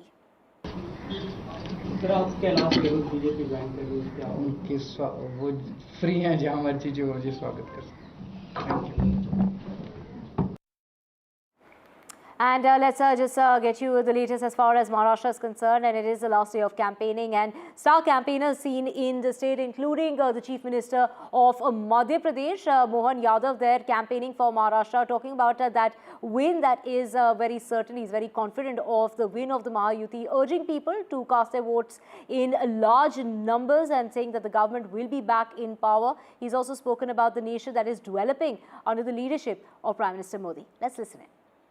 Maharashtra, Jharkhand और कुछ उपचुनाव के आज अंतिम दिन का चुनाव प्रचार का समय है। मैं आपके माध्यम से सभी मतदाताओं से अपील करता हूं, पहले तो वो अपना मताधिकार जरूर उपयोग में लाएं और लोकतंत्र में यही सबसे बड़ा अधिकार है। और आज मैं स्वयं मुंबई में 4 अलग अलग रोड शो और सभा करने जा रहा हूं। मुझे पूरा भरोसा है जिस प्रकार से यशस्वी प्रधानमंत्री श्रीमान नरेंद्र मोदी जी के नेतृत्व में देश गति और प्रगति कर रहा है, निश्चित रूप से इसी का लोगों को यश मिलेगा और हमारे अपनी सरकार के माध्यम से देश की छवि दुनिया में अलग प्रकार से निकल रही है।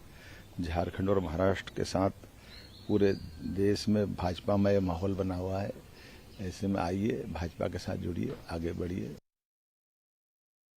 And switching tracks now to Tamil Nadu, and the Chief Minister there, M.K. Stalin, has demanded the visiting of the 16th Finance Commission to recommend that this is the devolution of 50% of the taxes for the states and to not penalize well-performing developed states like Tamil Nadu and to ensure equitable distribution among the states, arguing that the present devolution method has not ensured as far as growth is concerned in less developed states. He presented a strong case for changes in that formula to ensure that as far as these developing states and the developed states are concerned. And to get more on this, Sam, take us through the demands that are being made in order for some changes that M.K. Stalin is arguing for. Divya, the larger demand is the 16th Finance Commission. Stalin wants to increase the devolution package to 50% to states so that equitable distribution of taxes would be ensured. And the larger picture he demands is state fiscal autonomy and what he calls as federalism is followed in letter and spirit. He points out 3 major challenges. On the one hand, the devolution of taxes from central taxes to states has reduced. On the other hand, the central government's projects increasingly states are made to foot a larger share, and this leads to a kind of a crunch situation, although the state government in his view is largely required to fund projects like health, education and other social welfare programs.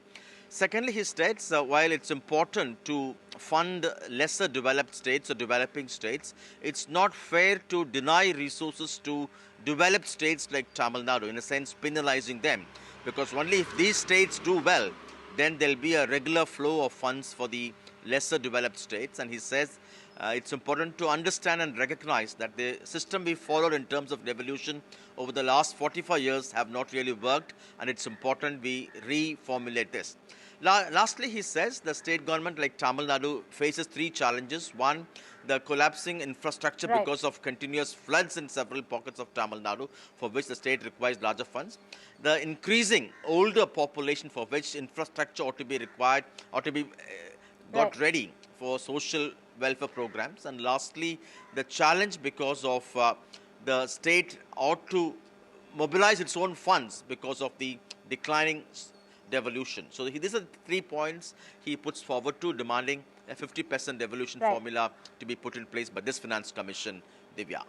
Thank you so much, Sam, for getting us all those details. And let's just switch tracks again to the Aam Aadmi Party leader who jumped ship to the BJP. We're talking about Kailash Gehlot, who is at the BJP office ready to take charge in his new office. He's at the headquarters here in the national capital. Do remember that he had resigned from his party, the Aam Aadmi Party, just yesterday.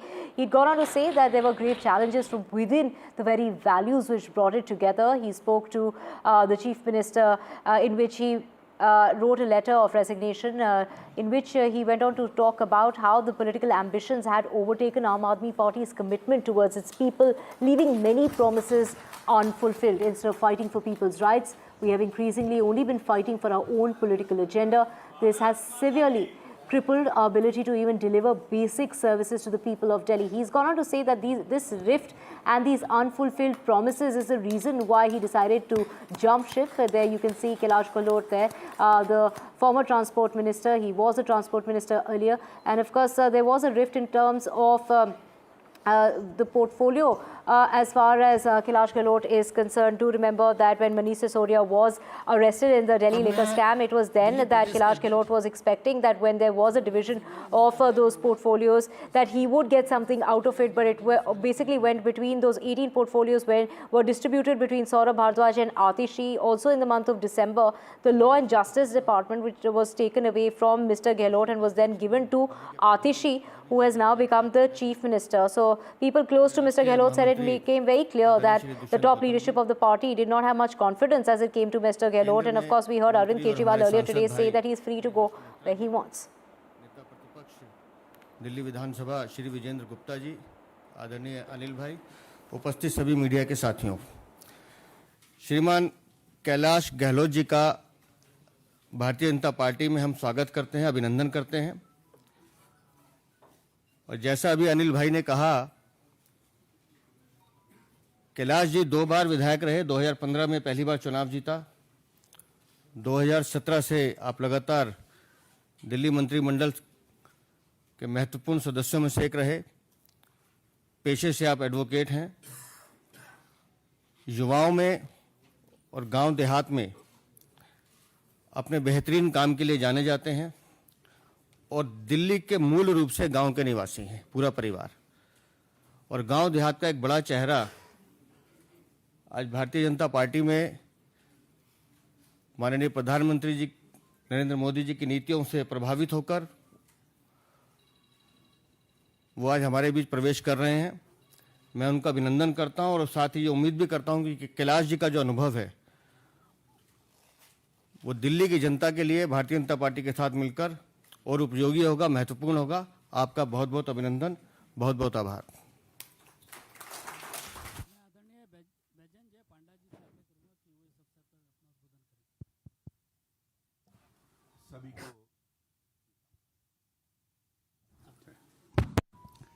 सभी को नमस्कार। आज आम आदमी party के एक बहुत बड़ा चेहरा माननीय कैलाश गहलोत जी हमारे परिवार में शामिल हुए हैं। इससे एक बात स्पष्ट होता है कि आम आदमी पार्टी में आत्मविश्वास टूट गया है। इसके कारण है क्योंकि लगातार 10 साल तक झूठे वादे देते रहते थे, काम नहीं किए हैं दिल्ली में, जिसकी बार वो काम के बारे बात ही नहीं करते हैं। यमुना के बारे इतने बार वादे दिए थे, पकड़े गए हैं। ऐसे बहुत सारे झूठे वादे हैं। और मोदी सरकार के विभिन्न योजनाएं जो दिल्ली को बहुत आगे बढ़ा सकते हैं, उसको रोक रखे हैं। एक बहुत बड़ा उदाहरण है आयुष्मान भारत, जो पृथ्वी के सबसे बड़ा स्वास्थ्य योजना, यहां लागू नहीं किए हैं। ऐसे बहुत सारे कारण हैं। अंत में मैं ये कहना चाहूंगा कि दिल्ली के जनता मन बना चुके हैं। इस बार भारतीय जनता पार्टी को सरकार में लाकर डबल इंजन सरकार दिल्ली में लागू करके भविष्य उज्जवल करने के लिए बहुत बहुत धन्यवाद। धन्यवाद पांडा जी। मैं आदरणीय श्री मनोहरलाल खट्टर जी से भी आग्रह करूंगा कि इस अवसर पर अपना उद्बोधन करें। दिल्ली के हमारे प्रभारी सांसद आदरणीय पांडा जी, दिल्ली के प्रदेश अध्यक्ष श्री सचदेवा जी, एलओपी श्री विजेंद्र गुप्ता जी, और आज ही भारतीय जनता पार्टी के इस बड़े परिवार में शामिल होने वाले अपने दिल्ली के पूर्व मंत्री, आज मैं पूर्व मंत्री कहूँगा, होम डिपार्टमेंट और परिवहन मंत्रालय आप देख रहे थे, श्री कैलाश गहलोत जी। इस अवसर पर एक बहुत ही एक दिल्ली की राजनीति में कह सकता हूँ टर्निंग पॉइंट ये आज माना जाएगा कि एक दिल्ली में एक वरिष्ठ सरकार के मंत्री भारतीय जनता पार्टी में अब शामिल हुए हैं। मैं ये कह सकता हूं कि जब भी कोई व्यक्ति पहली बार राजनीतिक क्षेत्र में किसी पार्टी में ज्वाइन करता है तो सब पार्टियों का अपना बाह्य आवरण होता है उसी को देख करके ही शायद ज्वाइन करता होगा। आप एक हाई कोर्ट में एक बहुत ही सुलझे हुए वकील के नाते से आपका पिछला इतिहास रहा है, तो आम आदमी पार्टी को देख करके ज्वाइन किया होगा। लेकिन जब कोई पार्टी कोई राजनीतिक क्षेत्र में सक्रिय व्यक्ति हो जाता है तब वो आंतरिक व्यवस्थाओं की तुलना करता है। निश्चित रूप से आपने भारतीय जनता पार्टी की आंतरिक व्यवस्था, आम आदमी पार्टी की आंतरिक व्यवस्था, उसकी तुलना की होगी। और इससे पहले भी बहुत से लोग आम आदमी पार्टी छोड़ करके और भारतीय जनता पार्टी की ओर बढ़े हैं। आपने जो ये निर्णय लिया है, निश्चित रूप से देश के प्रधानमंत्री नरेंद्र मोदी जी की नीतियां, उनके काम करने का तरीका, भारतीय जनता पार्टी की विचारधारा, उसको देख करके ही निर्णय लिया होगा। आज आपने भारतीय जनता पार्टी ज्वाइन की है, मैं आपका भारत सरकार की ओर से तहे दिल से आपका स्वागत करता हूं। एक बात और मुझे आनंद है इस बात का, क्योंकि मैं मूल रूप से हरियाणा में ही 10 साल तक मुख्यमंत्री के नाते दायित्व निभाया, तो बहुत बार कैलाश जी गहलोत के बारे में उस समय सुनते ही थे। हरियाणा का बहुत एक निकट का संबंध इनका है। वैसे देखा जाए तो नजफगढ़ से आप विधायक हैं। नजफगढ़ ज्योग्राफिकली भले दिल्ली का हिस्सा है, लेकिन बाकी सब चीज़ों को लेकर के वो हरियाणा का हिस्सा है। तो हरियाणा के नाते से आपके जो संबंध वहाँ के हैं, उस नाते से आप अच्छी प्रकार से भारतीय जनता पार्टी को पिछले 10 साल में काम करने का तरीका समझा होगा। केंद्र में भी हमारी पार्टी जो चल रही है, इन सब बातों को ध्यान में रखते हुए आपका योगदान, दिल्ली में अब जो चुनाव आ रहे हैं, निश्चित रूप से दिल्ली में हम भारतीय जनता पार्टी के नाते सरकार बनाएंगे, ये एक हमको पूरी उम्मीद जगी है कि इस नाते से हम आगे बढ़ेंगे। पुनः आपका बहुत बहुत स्वागत, बहुत बहुत धन्यवाद। आदरणीय श्री कैलाश गहलोत जी से मेरा आग्रह है कि यहाँ उपस्थित मीडिया के साथियों को संबोधित करें।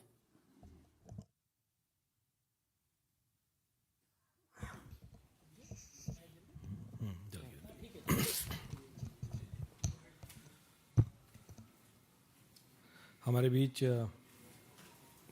भारत सरकार में मंत्री खट्टर साहब, विजयंत पांडा जी दिल्ली के प्रभारी, दुष्यंत गौतम जी, हर्ष मल्होत्रा जी, वीरेंद्र सचदेवा जी, विजेंद्र गुप्ता जी एलओपी, अनिल बलून जी, जितने भी यहाँ मीडिया बंधु उपस्थित हैं, मेरे साथ आए हुए जितने भी दोस्त और बुजुर्गगण हैं, सभी को प्रणाम।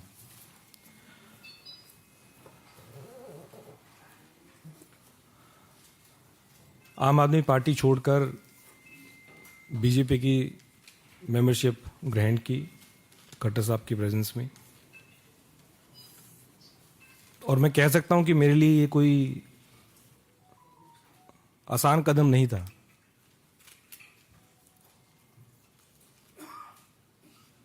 अन्ना जी के दिन से हम पार्टी से जुड़े,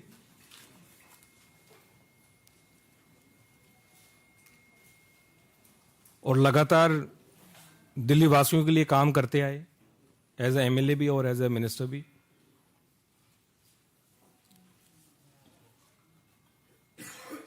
और सही पूछे तो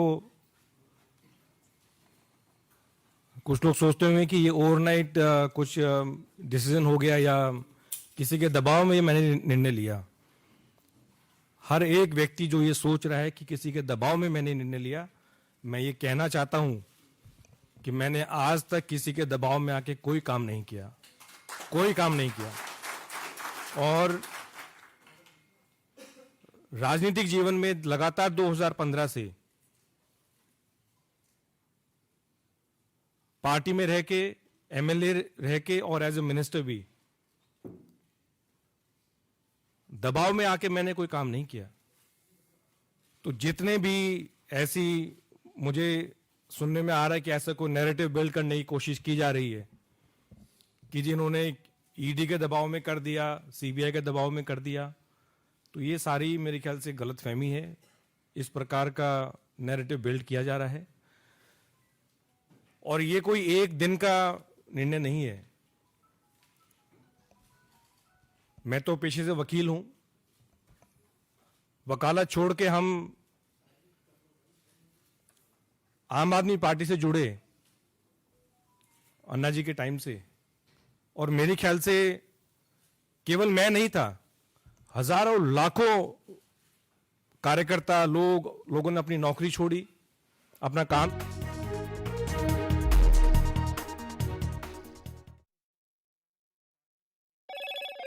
Hello, Moto. Motorola Edge 50 Pro, world's first AI-powered pro-grade camera. On the last day of campaigning for both poll-bound states of Maharashtra and Jharkhand, well, it is in Maharashtra, the Maha Vikas Aghadi against the Maha Yuti, both sides releasing advertisements against the other party. You do remember that both the states go to polls on the 20th, that's Wednesday, with counting that will take place on the 23rd.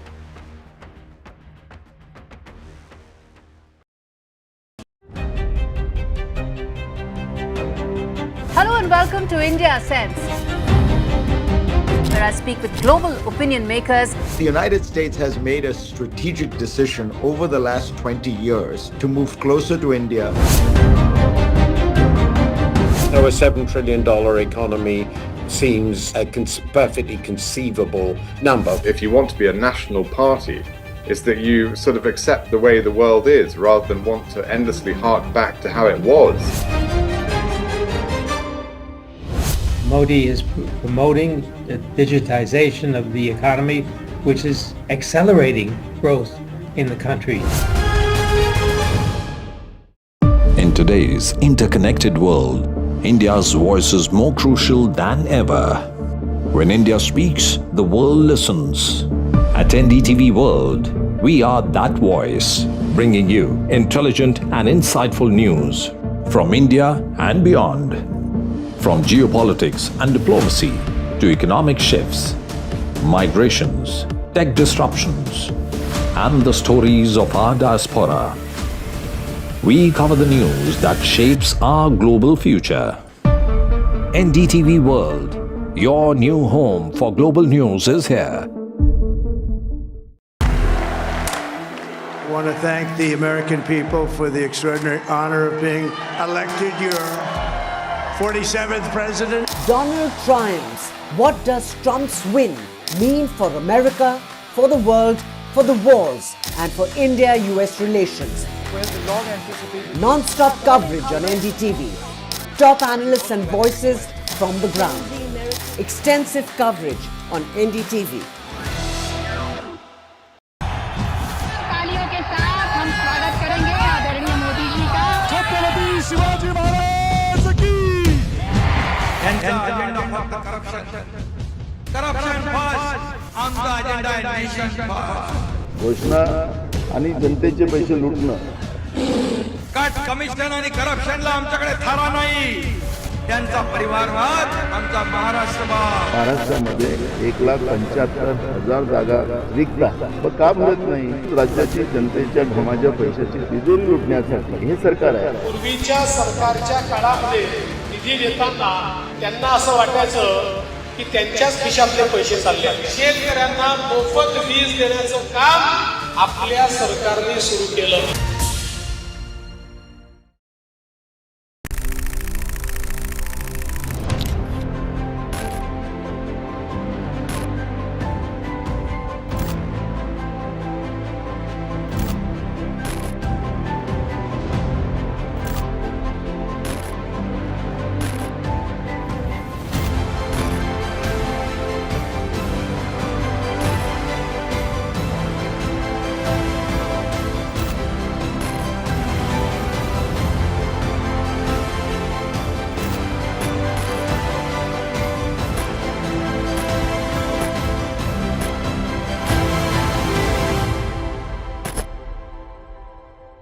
I've been reporting on all issues, big and small, from Andhra Pradesh, Telangana, rest of South India, bringing you all the action, all that you need to know, all that you want to know. The energy of Maximum City is infectious. I bring in that energy in our news coverage from financial capital Mumbai. India's IT capital is always buzz. It's literally a city that never sleeps. And I keep you ahead on all the Bengaluru buzz. Covering from the southernmost part of India over the last 23 years, I bring in-depth and 360-degree coverage.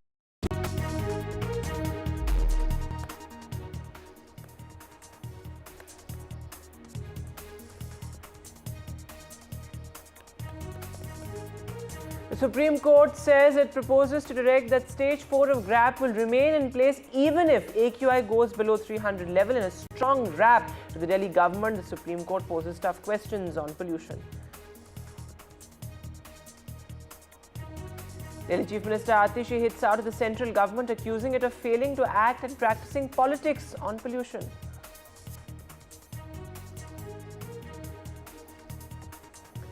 A big jolt to the Aam Aadmi Party. Arvind Kejriwal's number 2 joins the BJP. Ex-Delhi minister dumps the Aam Aadmi Party ahead of the polls. Gehlot says the Aam Aadmi Party failed the people of Delhi. Diljit Dosanjh hits out over warning for liquor-free songs. He says, make states dry, I will stop singing songs on alcohol. Meanwhile, Telangana government says won't allow anything that promotes alcohol. First, a medical student dies after he was allegedly made to stand for 3 hours by his seniors. The police investigate a ragging angle to the death.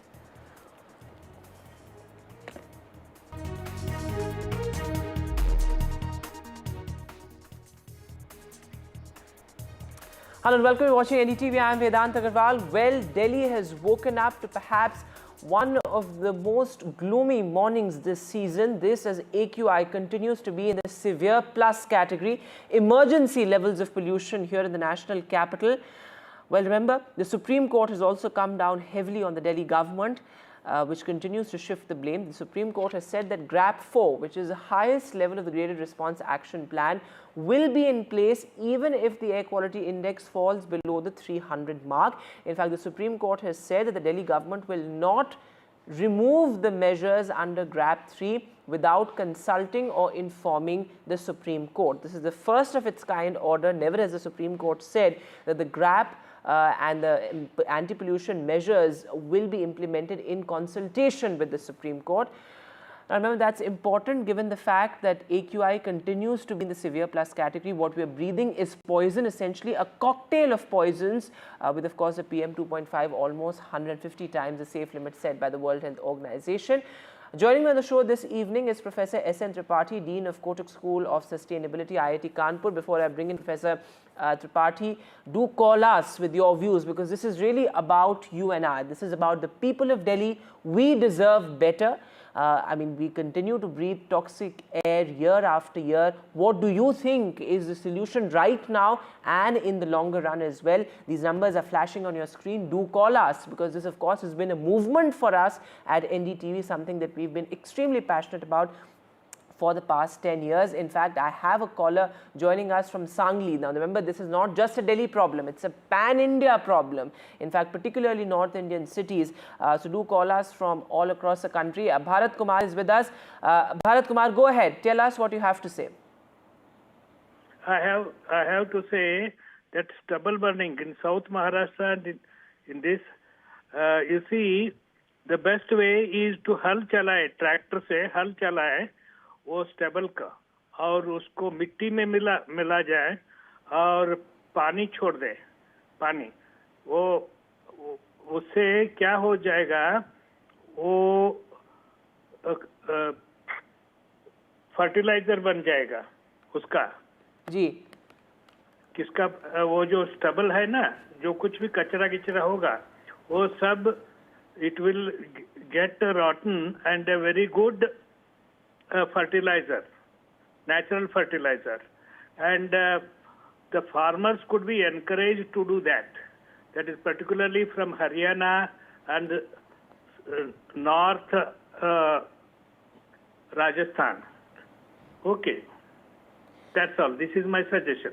Bharat Kumarji, thanks very much for joining us with that. You're making a very, very pertinent point, and this is certainly the long-term solution as far as stubble burning is concerned. Giving farmers alternatives, incentivizing farmers to switch to healthier methods of disposing of the stubble, whether it is balers, seeders, or of course crop diversification. That is also extremely important given the fact that we need to look at how to completely do away with the menace of stubble burning. So Bharat Kumar made a very important point, and imagine he's joining us from Sangli. So the impact of pollution being felt across North India, even in parts of Central India. In fact, Anushka, our colleague, is also joining us. She's been tracking the story very, very closely. Anushka, severe plus AQI here in the national capital. What do Delhiites think? I mean, how are they coping? Because right now, of course, it's not just about the long-term measures. It's right now about coping with this emergency at hand. Certainly, Vedant, right now the AQI has crossed the severe plus category, and that is what is making it difficult for people to, be outside their homes. What we are seeing is that according to Graph 4 also, odd and even should be, mandated for the people, for the offices, for the people who are working in central and state offices. It is mandatory for them to cut the, capacity by 50%. But what we are seeing is that people are right now into coping mechanisms. A lot of times we are seeing outside also where people are using masks. And also what we are seeing is that, a lot of people are being encouraged to use public transport because of the haze-like situation that is right now also it can be seen inside of Delhi NCR. It's 1 o'clock in the afternoon, and let me get you some visuals also. We are right now outside the airport. I'll request my camera person to show you some visuals from here. We can clearly see the kind of thick fog that has engulfed the whole city. It is making for all the transport vehicles to navigate the way through this heavy fog. Not just the people who are using the road transport, people who are trying to get to the airlines also are facing a little bit of a difficulty because of the situation. 5 flights were cancelled. 5 Air India flights were cancelled from 8:30 a.m. to till 10:30 a.m. And what we are also seeing is that a lot of trains were also cancelled because of the situation. Now, what IMD is saying is that the situation will prevail for quite a quite a while because the meteorological factors. Absolutely. Anushka, thanks very much for joining us with all those details, with that update there. In fact, as Anushka is reporting, several flights also delayed. In fact, Tomer Bagpat is joining us from UP. Yes, Mr. Bagpat, go ahead. Sir, I want to put in a point. The reason the government is telling, the reason the peoples are assuming the burning of stubborn burning and the vehicles, actually the reason for my point of view is different actually. The reason is the dustful roads around NCR or in NCR and the burning of garbage, undegradable garbage in the different inside and countryside location of the NCR is the main reason of this smog. Actually, it is not a fog, this is a smog. And everyone from the expert team, from the universities, the institutions, everyone is going behind the stubborn. Actually, it is my personal experience when I saw it in my town. People are burning their undegradable garbage here and there, and the local bodies had no solution of the waste management in all across the small township area and small municipality except the Noida or something which are so upgraded municipalities around there. So my question to government is, if the polythene and undegradable material is already banned across the country, why this strong action is not being taken to the stopping of the burning of waste garbage and undegradable material? Again, that's a very important point. Mr. Bagpat, thanks. Mr. Tomar, thanks very much for joining us. You're joining us from Bagpat. In fact, 2 cities of Uttar Pradesh are in the severe plus category, several others in the very poor category as well. And as Mr. Tomar was pointing out, that there are these small factors as well, like open burning of garbage. Of course, that's a big issue here in Delhi. Certainly, we of course know about the 3 big garbage mountains here in the national capital and how they've also contributed a great deal to Delhi pollution. But let me bring in Professor Tripathi, waiting very patiently. Mr. Tripathi, you heard those people from across North India talking about various factors. But the fact of the matter here is that why is it that every year the Delhi government wakes up only after pollution is in emergency levels? We of course need round the year attention, but at least as soon as winter approaches us, as on the onset of winter, we must have GRAP invoked immediately. Yeah, I think you are totally right. And your callers were giving some very valid suggestions, and I am in sync with them. Look at the waste issue, which has a very strong nexus with the air quality deterioration. As you rightly pointed out, your earlier caller, that if we can dispose most of these municipal waste in a proper way, they will not end up being burnt, and we can really cut down a very strong linkages between urban waste burning issues and the consequential deterioration in air quality. Having said that, it's totally, I agree with you that if one really, gives the attention it demands, that is the 24/7 round the year, round the clock, if you have a proper air quality management in place, we will not be seeing, these things because most of the time, meteorology is in our favor during summer. During monsoon, you have strong rain. Yes. Of times, which cleanses it. So monitoring and of course effective implementation. I'm afraid I'll have to interrupt you there, Professor, because a caller is with us online. Sanjay Yadav from Delhi. Yes, Mr. Yadav, go ahead. Yes, unfortunately, the media has been talking about things which we can do nothing about. Like, for instance, cold weather. Now, we can't do anything about cold weather. And then other irrelevant things like health issues. We all know that it harms health. Why keep talking about it? Stubble burning has been going on for centuries. If you read 19th century literature, there's no reference to Delhi being a polluted city, even though stubble burning was going on there. So the problem is, concerns about pollution started from the mid-70s. And that's also when the population of the city became very large. We've got a huge concentration of people around Delhi. It's nearly, the size of Australia, although we're just a dot on the map. We have to discourage migration into the city from faraway places, and the city has to claim an identity. And it can't be overwhelmed by people coming from distant parts of the East. That is the real reason. It's pathologically large. This dusty and cold place can't sustain such a large population. That's the problem. You have to talk about issues that we can do something about. You can't do anything about cold weather and so on, That's my point. Very important point there, Sanjay Yadav. Thanks very much. That these are variables that we cannot control.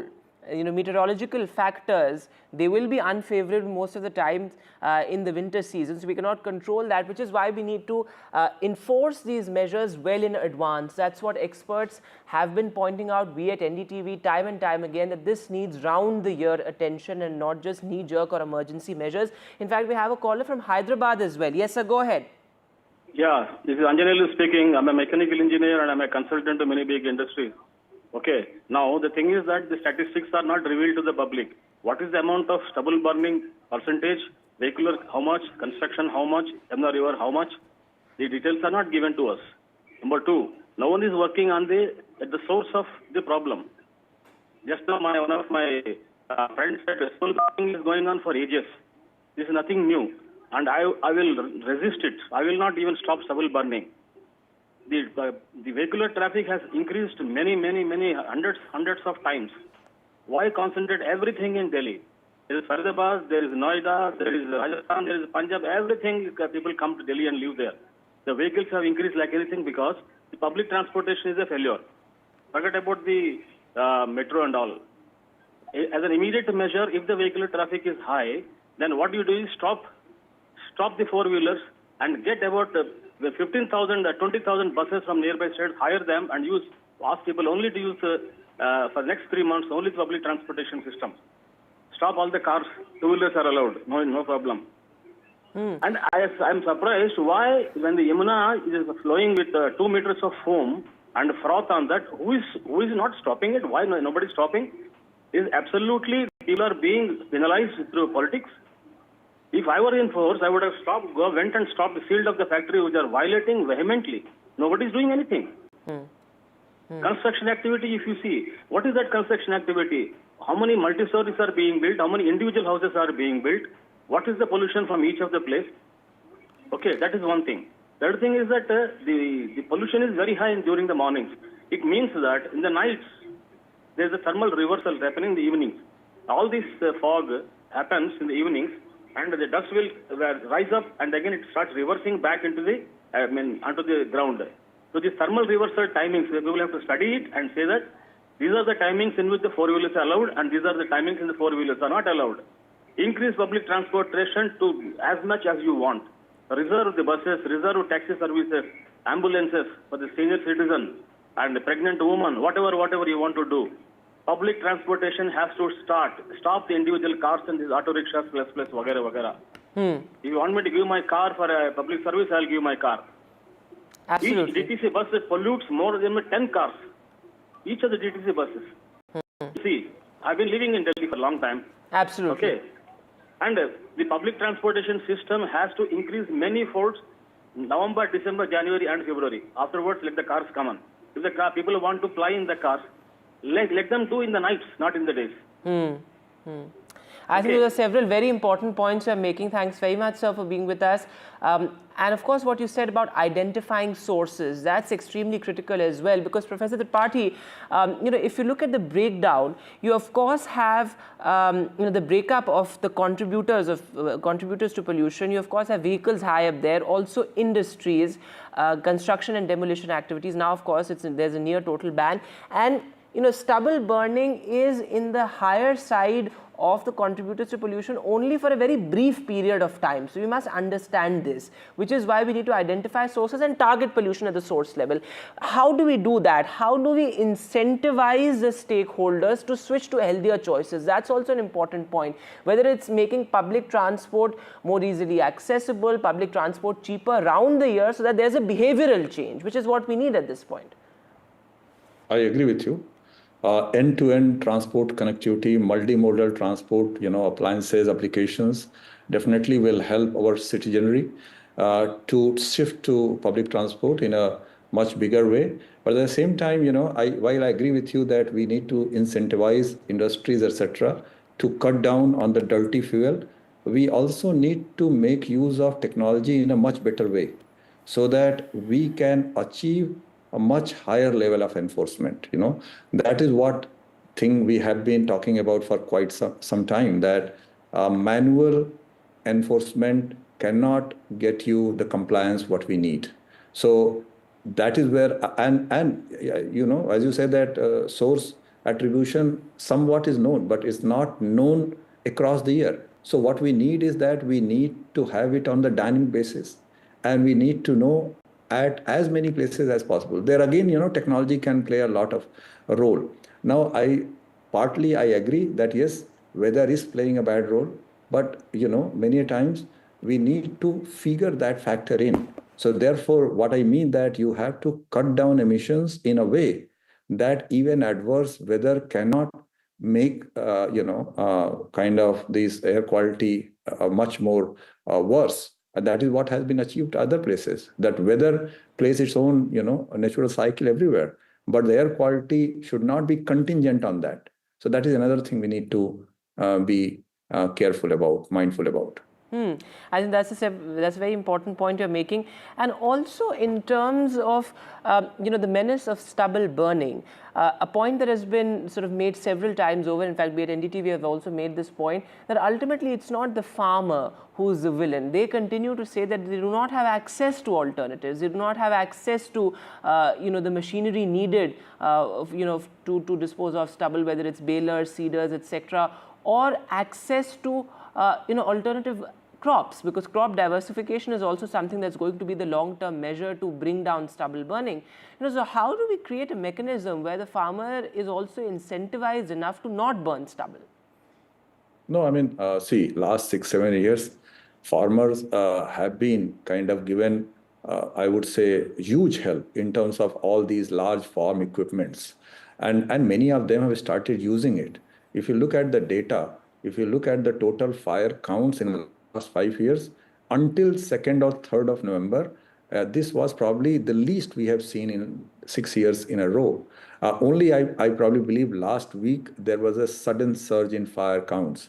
So farmers are responding.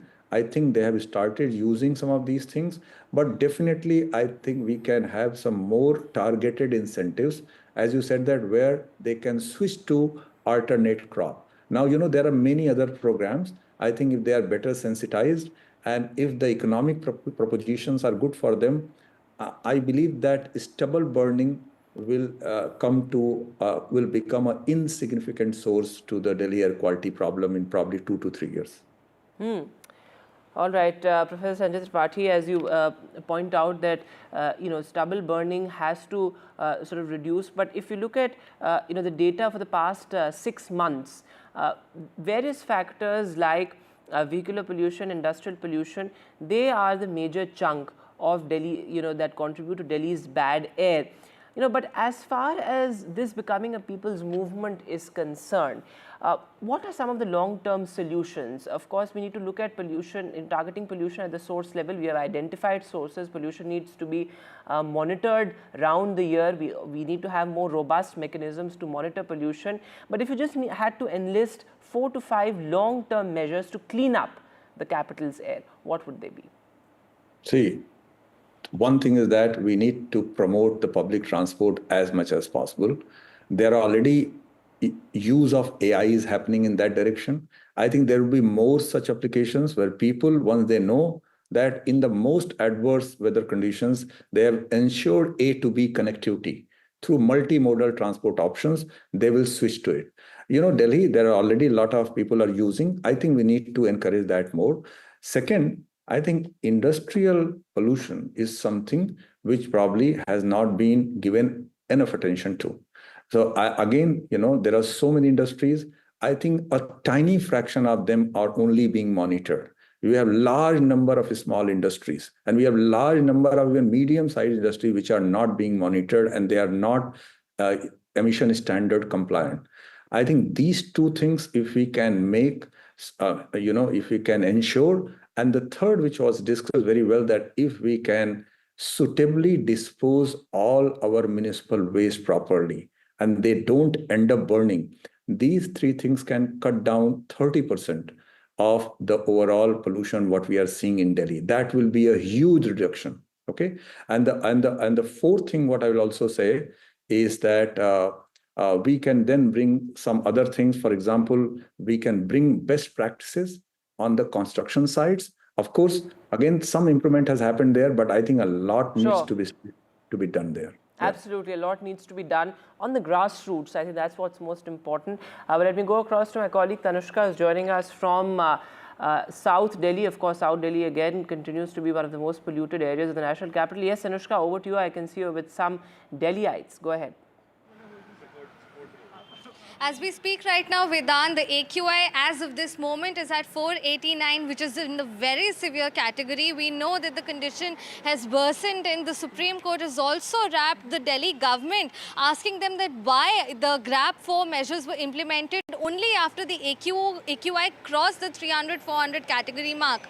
I'm currently joined by some residents of this area. Thank you so much for speaking to NDTV. Ma'am, starting off with you, the Supreme Court in its hearing that happened earlier in the morning said that, Delhi government should have brought about these measures earlier in time. This is a pollution situation that happens every year. As a resident yourself, how do you, make of this situation? What can we make? We are helpless citizens here. I get a frantic call from my daughter last night. She was in tears. She said, Mom, what do I do with my children whose lungs are not developed yet and they have to face this situation? Year after year, same thing. I implore to our elected members, parliamentarians from center or state, please implead you to come with a solution, stop the blame game. Just come with some solution. Right. So also, the GRAP 4 measures, that have just been invoked, schools have been shut for students barring classes 10 and 12. But this sort of a emergency situation, this sort of a panic, is this really necessary, or should there be, measures that are taken throughout the year to curb such a situation to happen? My name is Chetan Sharma. I am the chairperson for Federation of GK2 Complex RWS. Last week, we also spoke on pollution. What is the real cause? We were very concerned when we heard that in Lahore, the AQI was 1700 points. Now in Delhi, it's 890 today in GK2, where we are standing just now. What does this mean? This means that anybody who's a non-smoker is smoking 40 cigarettes per day. This is the state of affair. You tell me that the students, when the order is coming, 11 o'clock at night, that the children would be taking the online classes. What is this all happening? That means that we do not know all our 3 measures of GRAP 1, 2 and 3 have failed. That means that we have to be very, very concerned. What is the state? It's 1 o'clock in the afternoon. I'm wearing goggles. This is not the time to wear the goggles only for this purpose, because it's really burning. So therefore, we are very concerned, and as a resident, this is the only colony in entire Delhi which is full of greenery. We call it, it's a complete 100% green cover. And here this is the situation 890. So we are very concerned citizens, and we urge Supreme Court, Delhi government, all concerned agencies to come forward and to find out what is the reason. It's every year. So that means every year we don't learn any lesson. We have our eminent doctor, Dr. Udayan Gupta. So he'll also speak on medical grounds. Doctor, exactly, you know, as a doctor yourself, what are the major health concerns or complaints as well that people are coming up with at this point, this season, every year? See, the thing is that, you know, there is no safe limit for pollution. That's one thing which we need to understand. As per WHO, there is no safe limit. I mean, you can't say that 100 is a safe limit, 50 is a safe limit, or 200 is a safe limit. Anything which is like, you know, anything which is above 20 is a health hazard. And we are living at 800. I mean, year after year, we're just conducting these surveys, we're just conducting interviews. But what is happening on the ground? Nothing is happening on the ground. And, you know, we just like, it's like bolting the stable after the horses have run away. I mean, the pollution levels, we knew that November is coming, December is coming. Everything should have been in place, but nothing is in place. And as a doctor, it's really sad to see everyone coughing away, wearing masks, which itself is so hazardous because it doesn't, it puts so much pressure on your lungs, it puts so much pressure on your heart. But I mean, it's really, really unfortunate. And the thing is that, you know, I'm reminded of the time when Sheila Dikshit was the chief minister. I think it was late 90s, early 2000 when she brought in the CNG. And overnight, I mean, you know, she took some tough decisions which made us hurt. But, you know, in the long run, Delhi did not see pollution for 10, 15 years. But what are these two governments doing, whether it's the center or the state? They're just fighting with each other, and we are helpless and, you know, suffering. This is very, very unfortunate for all of us. Thank you so much. So here we are, you know, hearing right from the residents of the area, which in its essentially also has a lot of green cover. That center and state should stop with their blame game, and this, you know, fight to pollution should come to an end, and there should be a solid solution that should be drawn out with respect to pollution every single year. Back to studio. All right, Tanushka, thanks very much for getting us those voices there. Very strong and articulate voices, and as they say that we need some lasting solution, these emergency measures year after year cannot work. With that, we'll take a short break now, but lots more on the other side.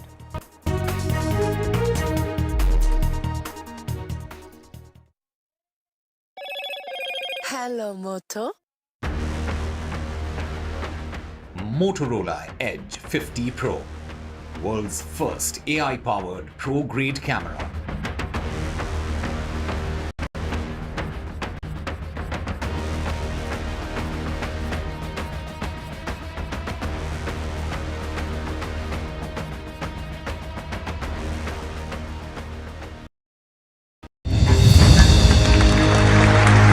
I now request the Honorable Prime Minister to launch NDTV World and address the summit. It was the grand launch of NDTV World by Prime Minister Narendra Modi. NDTV World, as he laid out his vision for the India century at the NDTV World Summit. ऐसी सदी जिसमें भारत के प्रयासों से दुनिया में स्थिरता आए. In the presence of those who are shaping our future. मेरी तरफ से आपको ढेर सारी शुभकामनाएं हैं. NDTV World, your new home for global news is here.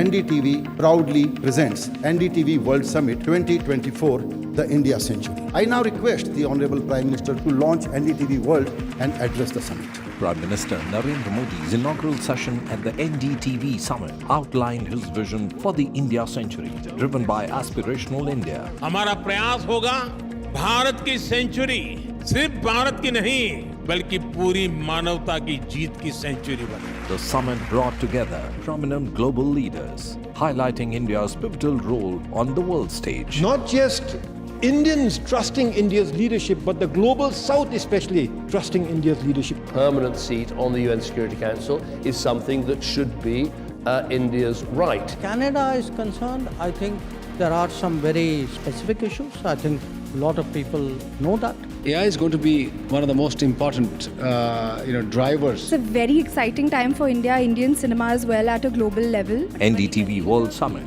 was more than just a conversation. It was a confluence of ideas poised to shape our global future.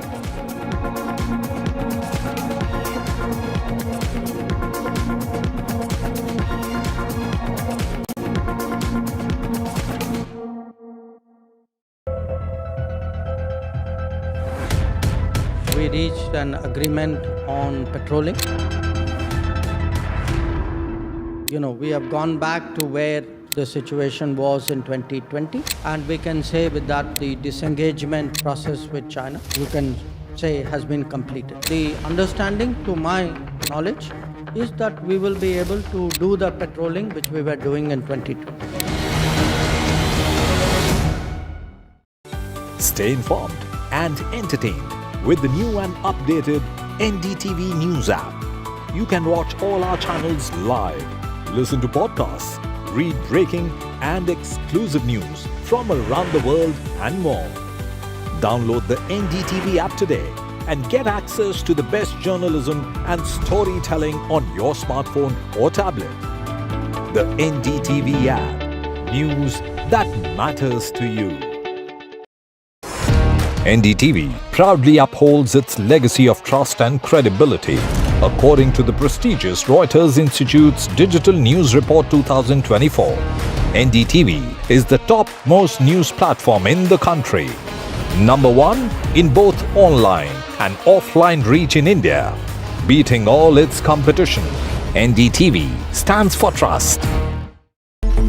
It's a web of frauds, calls, luring emails, threatening messages.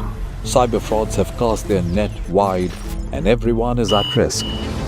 We track the victims, their horror stories as they get conned online, extorted and robbed of their hard-earned money. How to identify a cyber fraud and how to stay cyber safe. What are your options? Fraud.con, NDTV initiative for cyber safety. Only on NDTV 24/7. Hello and welcome to India Sense, where I speak with global opinion makers. The United States has made a strategic decision over the last 20 years to move closer to India. So a $7 trillion economy seems a perfectly conceivable number. If you want to be a national party, it's that you sort of accept the way the world is rather than want to endlessly hark back to how it was.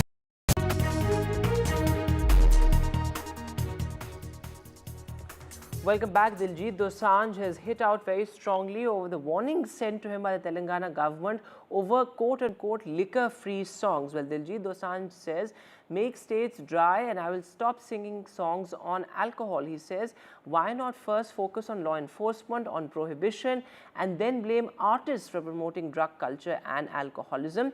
The Telangana government, of course, says that, well, it is our duty, we are duty bound to issue such advisories and we will not promote anything that in any way promotes alcohol or drug culture. एक खुशखबरी है, आज मुझे कोई notice नहीं आया। इससे बड़ी खुशखबरी एक और है, बात यहाँ पे रुकती नहीं है। इससे बड़ी खुशखबरी और है, आज भी मैं कोई गाना शराब पे नहीं गाऊंगा। पिछले 10 दिन में मैंने 2 गाने डिवोशनल निकाले हैं, एक शिव बाबा पे और एक गुरु नानक बाबा जी पे, लेकिन उसकी बात कोई नहीं कर रहा। हर बंदा टीवी पे बैठ के पटियाला पैक की बात कर रहा है। भाई मैं अलग से किसी को फोन करके नहीं बोल रहा कि आपने पटियाला पैग लगाया कि नहीं लगाया, राइट? अभी गाना गा रहा हूं, मेरा एक गाना है, 2 गाने हो गए ज्यादा से ज्यादा, 2-4 गाने, मैं वो भी नहीं गाऊंगा, आज भी मैं वो गाने नहीं गाऊंगा, कोई टेंशन नहीं है। It's very easy for me to tweak the songs, bro, क्योंकि मैं खुद शराब नहीं पीता। It's very easy for me। एक मोमेंट शुरू करते हैं, ये अच्छी बात हुई, इन्होंने ये बात उठाई है। जिस अगर ये हमारे पूरी स्टेट जो है, जितनी भी स्टेट्स हैं हमारे यहाँ, अगर वो सारी अपने आप को ड्राई स्टेट घोषित कर देती हैं, अगले ही दिन दिलजीत दोसांझ अपनी लाइफ में कभी शराब पे गाना नहीं गाएगा। मैं प्रण करता हूं, हो सकता है ये। See, there is nothing wrong. It is in the interest of the state and society. We have issued that a letter to them for the organizers. It is a mandatory also. See, as per that, what is it is mentioning, you are requested for not using children on stage during live show in Cyberabad or in Rajkonda area on 15/11/2024, and not to allow singer Daljit Dosanjh to sing alcohol, drugs, violence promoting songs during live show on stage. It is in the interest of the society. The government of Telangana is taking all precautionary measures not to encourage any drug culture or alcohol or violence kind of thing. And moving now to the situation in Manipur, well, violence continues to escalate in a sense, given the fact that we saw massive protests in Imphal. Violence has certainly returned to Manipur. Top security officers, including the CRPF DG, were rushed to the state as well. The army has been deployed. Remember, there has been a deployment of security forces in the past 2 years, has only increased. And Home Minister Amit Shah is currently chairing a high-level meeting at his residence as well. Remember, yesterday he cancelled his campaigns to take stock of the security situation as far as Manipur is concerned. This as pressure is also mounting on Chief Minister Biren Singh. A key NDA ally, the NPP, of course, has now withdrawn support. In fact, the Congress MLAs say that they are willing to resign for a fresh mandate. Let me go across to my colleague Aishwarya Jain. Aishwarya, so a crucial meeting underway as we speak.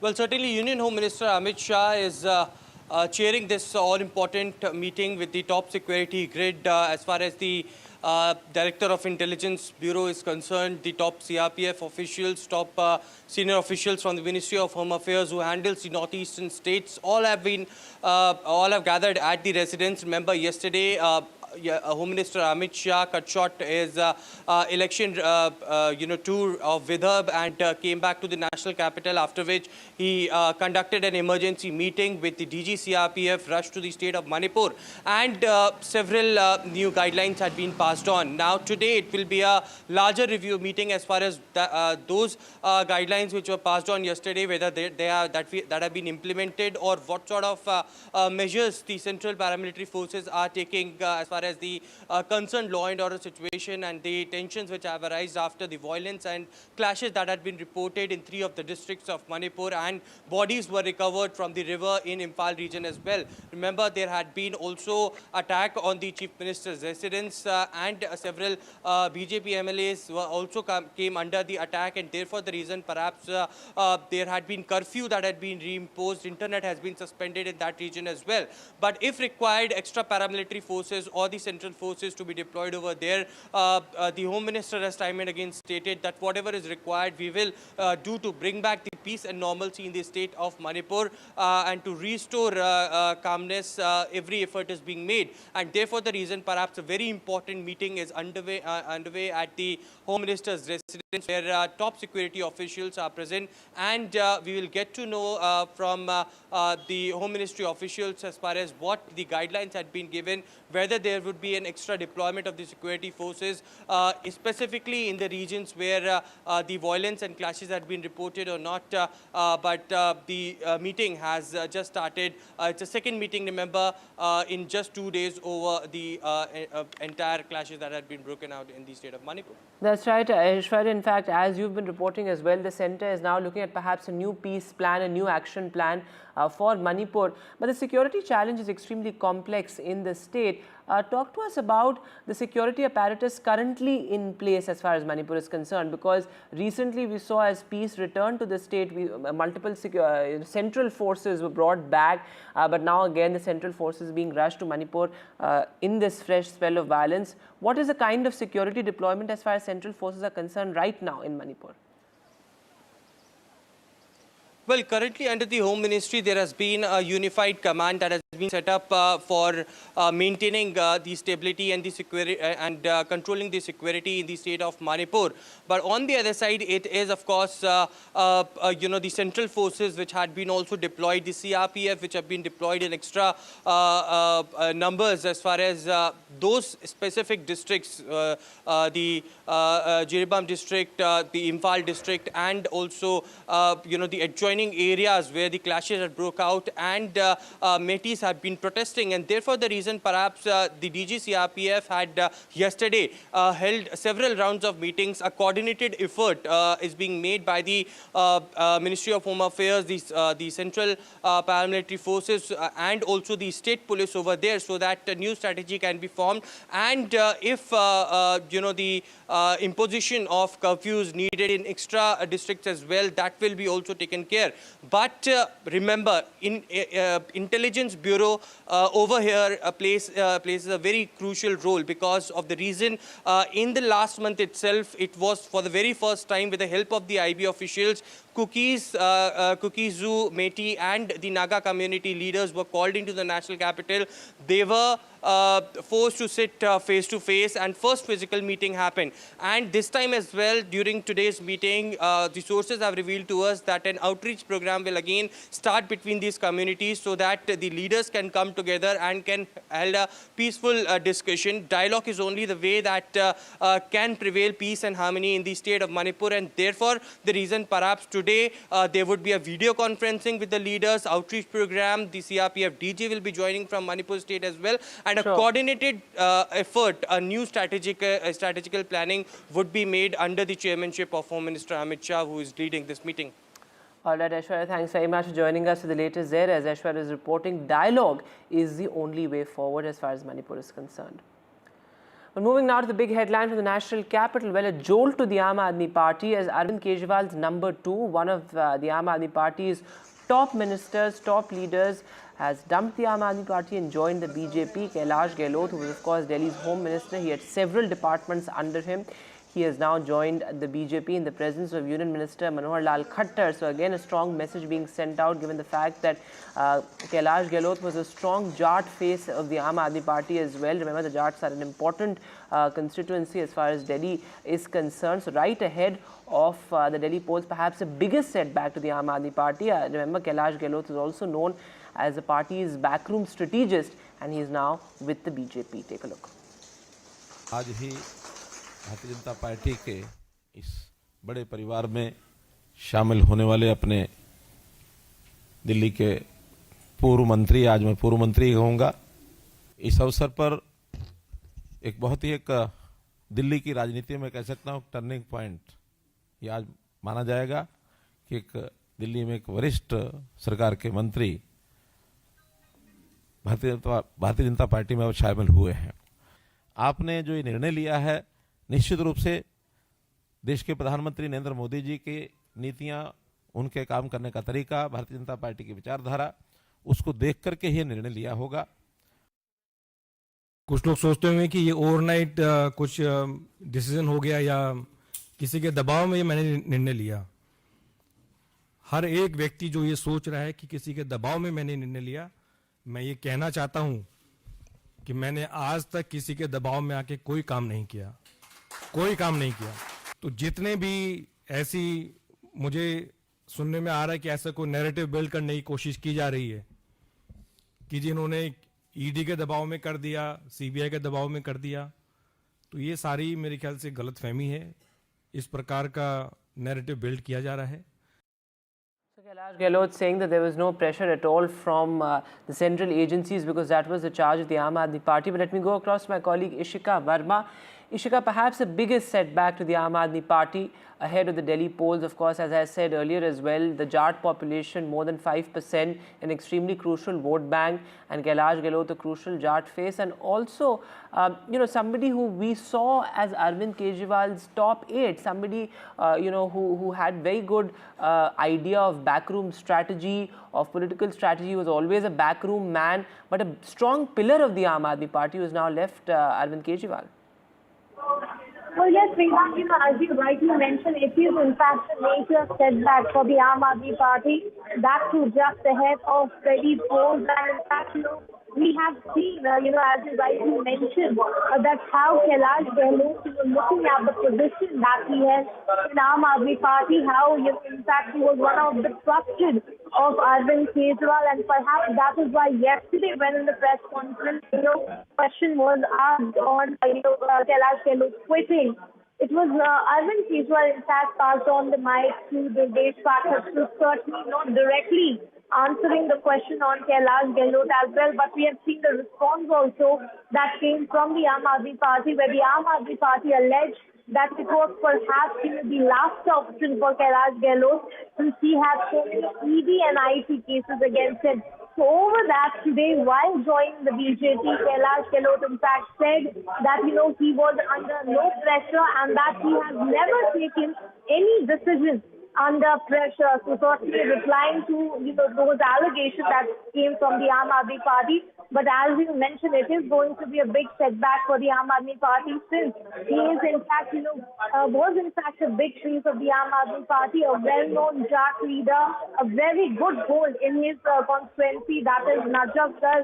And in fact, certainly, we have seen he has in fact been a primary member of the Aam Aadmi Party, so well aware about these strategies of the Aam Aadmi Party. So we'll have to wait and watch as to how the Aam Aadmi Party will be coping up with this and how will they going forward with their campaigning for this election. So over to you.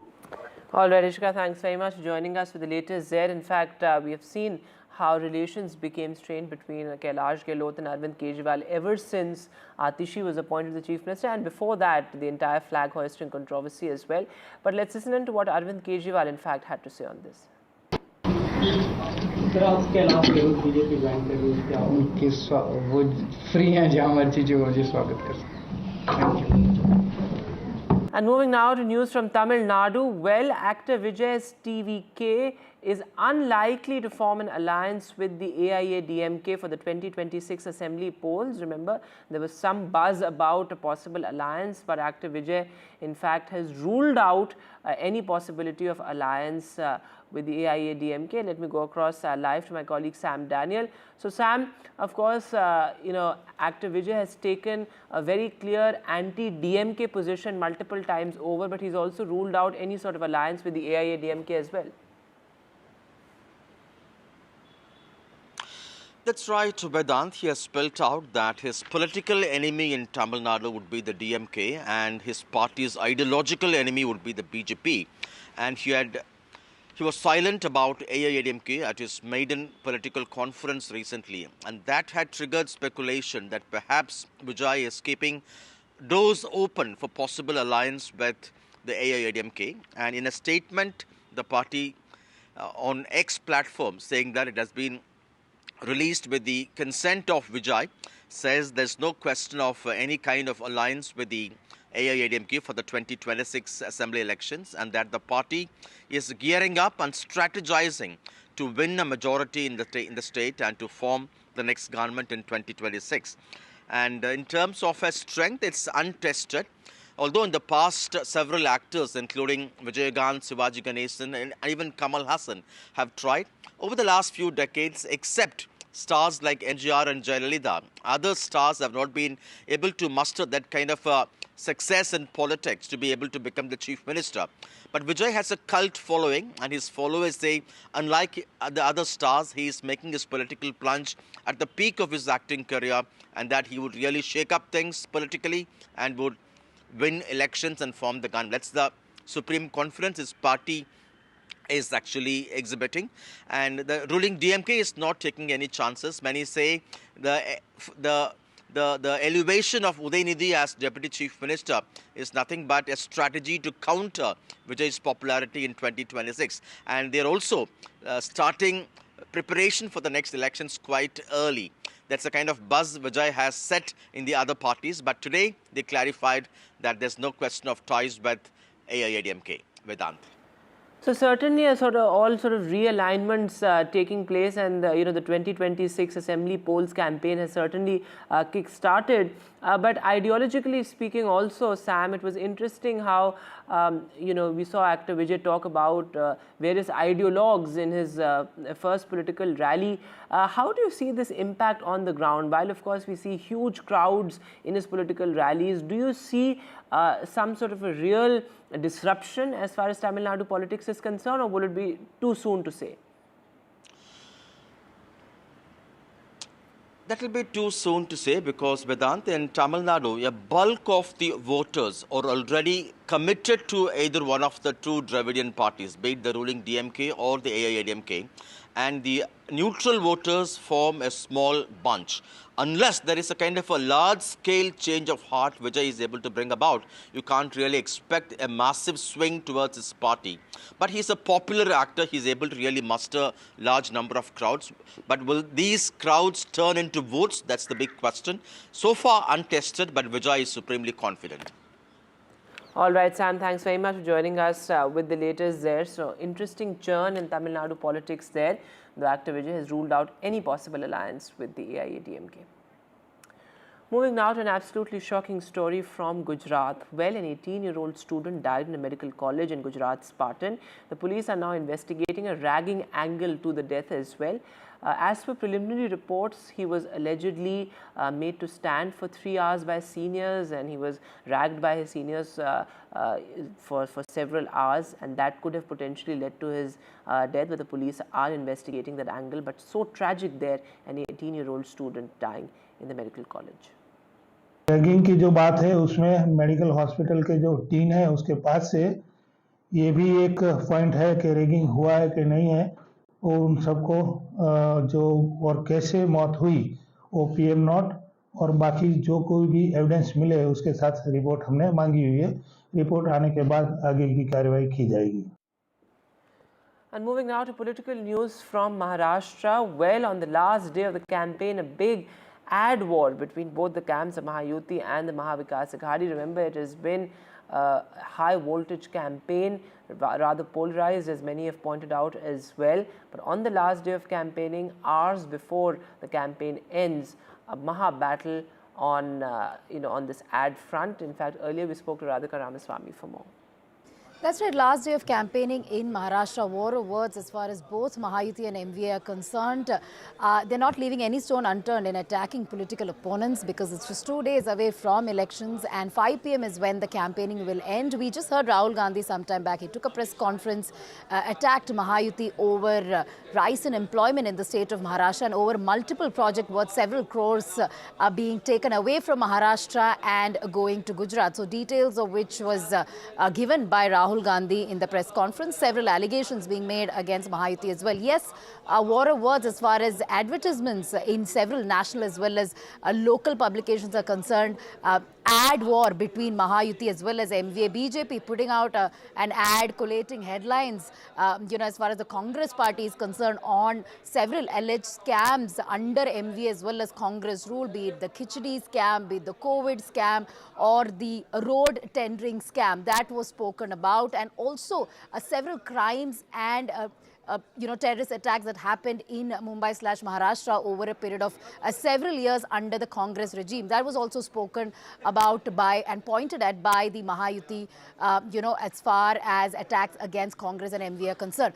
And on the other side, MVA is speaking about rise in unemployment, the fact that at least about 5 lakh jobs are, posts are vacant, youths are unemployed as a result of projects going to other parts and not remaining in Maharashtra, and also about the number of farmer suicides. At least about 20 to 24,000 farmers have died over the last 1 year, and the fact that inflation has risen under the BJP, under the Mahayuti, and also crimes against women, crimes in particular, have risen in the state of Maharashtra, something that has been highlighted by MVA in its ad. So yes, war of words definitely intensifying as the campaign day is coming to a close. Now we'll have to see how this plays out, how they manage to woo the voters, and how through these allegations they dissuade the voters from choosing the other side.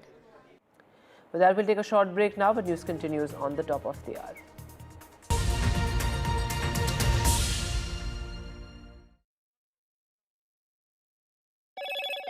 Hello, Moto. Motorola Edge 50 Pro, world's first AI-powered pro-grade camera.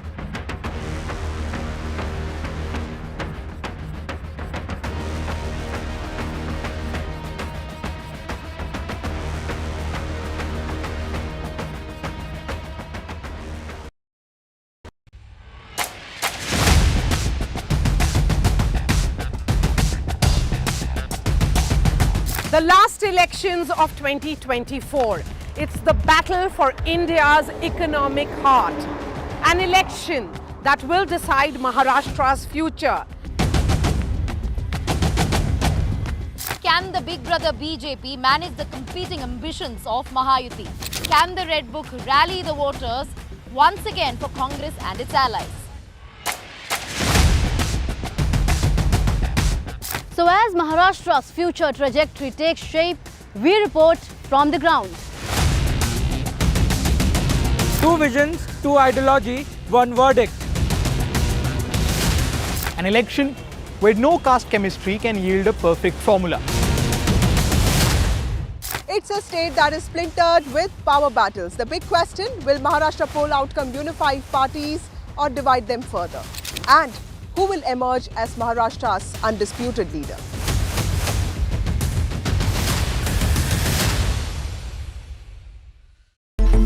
It's a web of frauds, calls, luring emails, threatening messages. Cyber frauds have cast their net wide and everyone is at risk. We track the victims, their horror stories as they get conned online, extorted and robbed of their hard-earned money. How to identify a cyber fraud and how to stay cyber safe. What are your options? Fraud.con, NDTV initiative for cyber safety. Only on NDTV 24/7.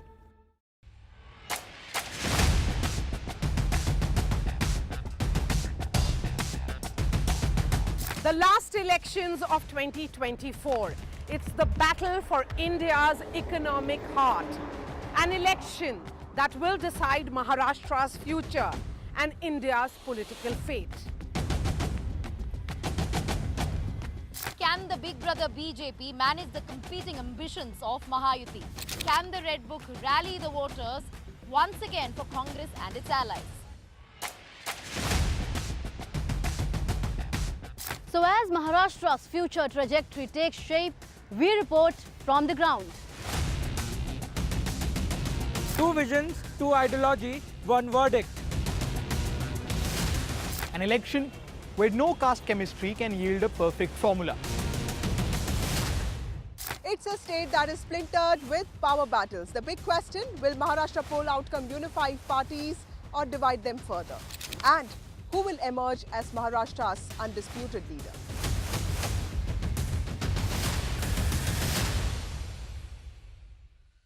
I've been reporting on all issues big and small from Andhra Pradesh, Telangana, rest of South India, bringing you all the action, all that you need to know, all that you want to know. The energy of Maximum City is infectious. I bring in that energy in our news coverage from financial capital Mumbai. India's IT capital is always buzz. It's literally a city that never sleeps. And I keep you ahead on all the Bengaluru buzz. Covering from the southernmost part of India over the last 23 years, I bring in-depth and 360-degree coverage from the Dravidian heartland. The land of Mishti is also known for its bitter politics. I have seen much water flow under the Howrah Bridge, covering Bengal in all its vivid colors.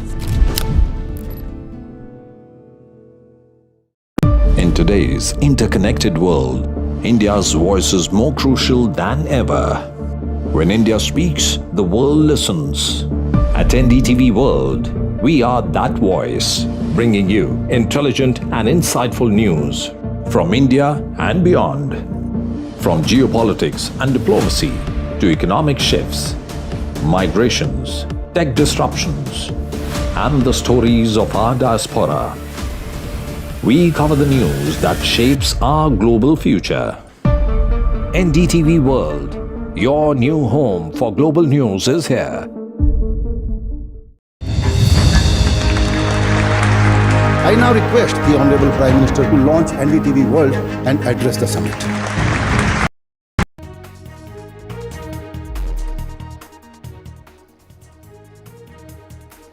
As Delhi chokes, the Supreme Court pulls out authorities over the delay in implementing tough restrictions under the Graded Response Action Plan. The Supreme Court has also instructed Delhi not to relax curbs without the court's nod.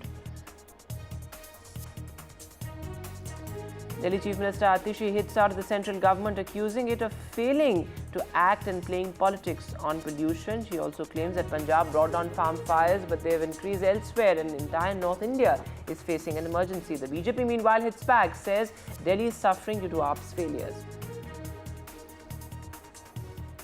Day after quitting the Aam Aadmi Party, Kailash Gehlot, Delhi's former Transport Minister and Home Minister, joins the BJP. He denies he was pressurized by any agencies as alleged by the Aam Aadmi Party. The Aam Aadmi Party says he has compromised values. As the Manipur crisis worsens, Meghalaya Chief Minister Conrad Sangma hits out. He says the NPP withdrew support in Manipur over Biren Singh's leadership. They have lost confidence and there needs to be a change. This is Home Minister Amit Shah holds the second meeting on the crisis in 2 days.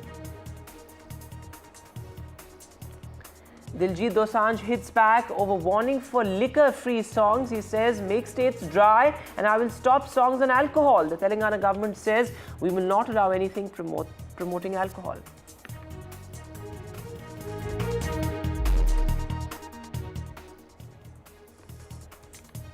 Hello and welcome. You're watching NDTV. I am Vedant Agarwal. Our lead story, well, the Supreme Court pulling up the Delhi government in its harshest observations. In fact, the Supreme Court has also asked the Delhi government not to remove the restrictions under Stage 4 of the Graded Response Action Plan till the time the Supreme Court gives its nod. Remember, the Supreme Court has also questioned the Delhi government over the delay in implementing stronger and stricter anti-pollution measures. Now remember, GRAP, our Graded Response Action Plan, is essentially a set of emergency measures that are invoked as per AQI levels, but the Delhi government, knowing well enough that pollution is only going to peak as winter approaches, could have implemented these measures earlier, is what the Supreme Court has said. Remember, year after year, a similar story. We need to target pollution at the source level, is what experts and be it NDTV have also been emphasizing year after year. But let me go across to my colleague Sunil Prabhu joining us live. So Sunil sir,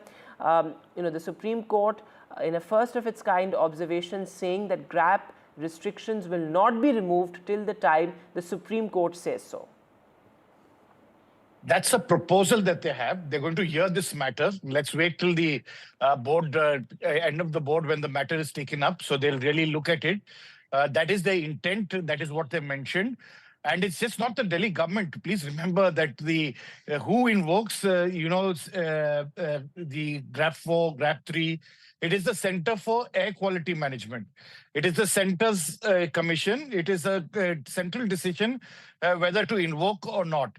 And that's the big debate. That's why the Supreme Court, in the case of the Supreme Court, had made it clear that why didn't you invoke it? GRAP 3, why did you wait? They said because of the weatherman, that they were hoping that breeze would improve. And so that is the reason why they didn't invoke. Finally, they had to invoke it. And the Delhi government also had to follow suit. So it's in that backdrop now that we'll have to wait and see. As soon as the Supreme Court takes up this matter, it should be up any moment now. And hopefully, since you can see people are choking, their eyes are burning, it's the pollution level is pure poison in the air, as you can see. And hopefully, things will improve in the next few days. And the Supreme Court making its intent clear that they don't want GRAP 4 to be revoked until the AQI comes below 300. We'll wait and see what exactly do they direct and order. So that's an important point you're making, Sunil, that there has to be a coordinated effort. In fact, the CAQM was formed with exactly this intent, that they could perhaps take better decisions as far as pollution management is concerned, merging together various bodies. But Ishika, the Delhi government has many questions to answer. Of course, now GRAP 4 has been implemented. A big question also on how much of it is actually being implemented, because year after year we see, despite the ban on construction and demolition activities, despite the ban on BS4 petrol and BS3 diesel vehicles and truck traffic, implementation remains a big challenge.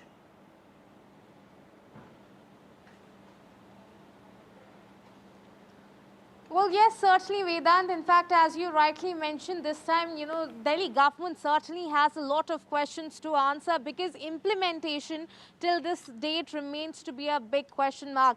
Now, in fact, if we talk about today, let me tell you that the air quality index has in fact worsened since the morning. In morning, we were reporting that the AQI was 483. Now, in fact, it has gone to 490. And in fact, there are places like Dwarka, Nazafgarh also, in fact, where the air quality index has been recorded at 500. So certainly we are seeing that the air quality continues to worsen. Graded response action plan, certainly stage 4 has been imposed from today, and the meeting of with the officials of the Environment Ministry is certainly going on at the Secretariat, after which Gopal Rai, the Environment Minister, will be addressing the PC, and in fact after which he will be telling us about what more directions have been issued. But certainly, will this time the implementation, will that be done efficiently? That even now remains to be a big question mark, because certainly there are concerns that are being raised by the residents all across. And today also we saw how the political blame game over this only intensified after the Chief Minister of Delhi today attacked the central government, asking as to what are the steps that the central government has taken to curb the pollution here in the national capital. On the other hand, the BJP continues to attack the Delhi government, saying that for all of these years they have only focused on temporary measures, and that too have not been implemented properly here in the national capital. So the political bickering also intensifying over this. Over to you. All right, Ishika, thanks very much for joining us for the latest there. As Ishika is reporting, that crucial meeting underway as well. This, of course, as a political blame game continues. Absolutely shameful on the day when Delhi witnessed its worst air quality day. The Delhi government continues to shift the blame. In fact, the Delhi Chief Minister has said that there is stubble burning elsewhere as well. It's not just a Delhi problem, and it's because of the lack of coordination between the centre and the state, and the centre not incentivizing farmers is why Delhi continues to choke. The BJP, of course, says this is a mammoth failure on the part of the Aam Aadmi Party government.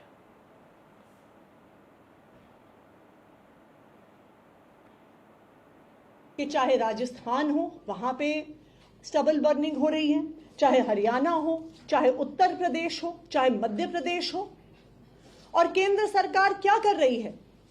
अगर इस पूरे देश में एक राज्य है जिसने stubble burning की, पराली जलाने की घटनाओं को कम किया है, वो पंजाब है। पराली जलाना पिछले 6-7 साल से देश भर में बढ़ता जा रहा है।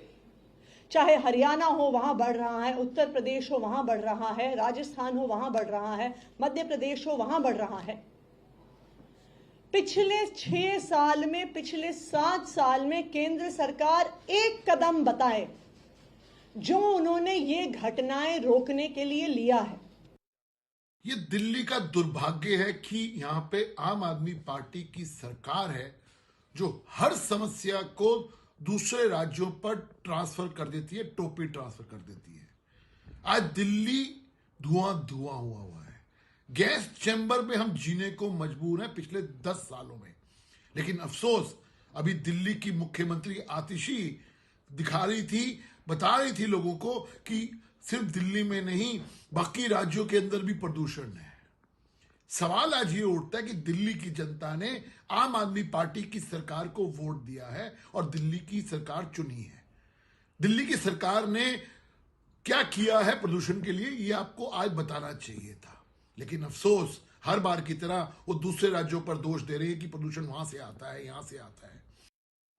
And as far as the latest on air pollution is concerned, well, as per government data, the CPCB app, the air quality is close to 490. It's nearing the 500 mark.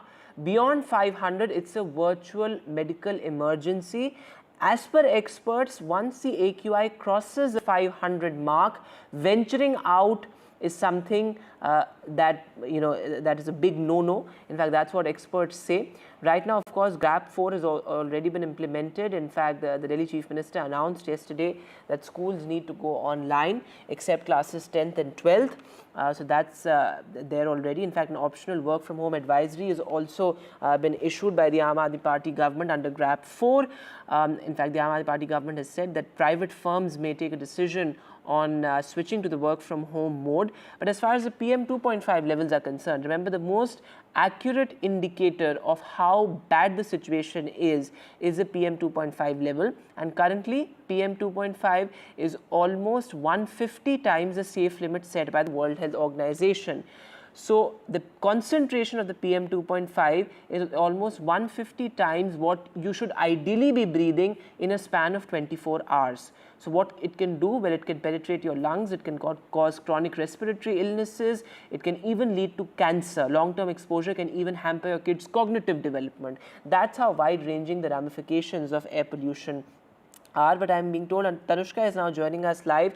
Tanushka, the air quality nearing 500 now, PM 2.5 also, beyond 120 times the safe limit set by the World Health Organization. How is Delhi coping with these levels of pollution?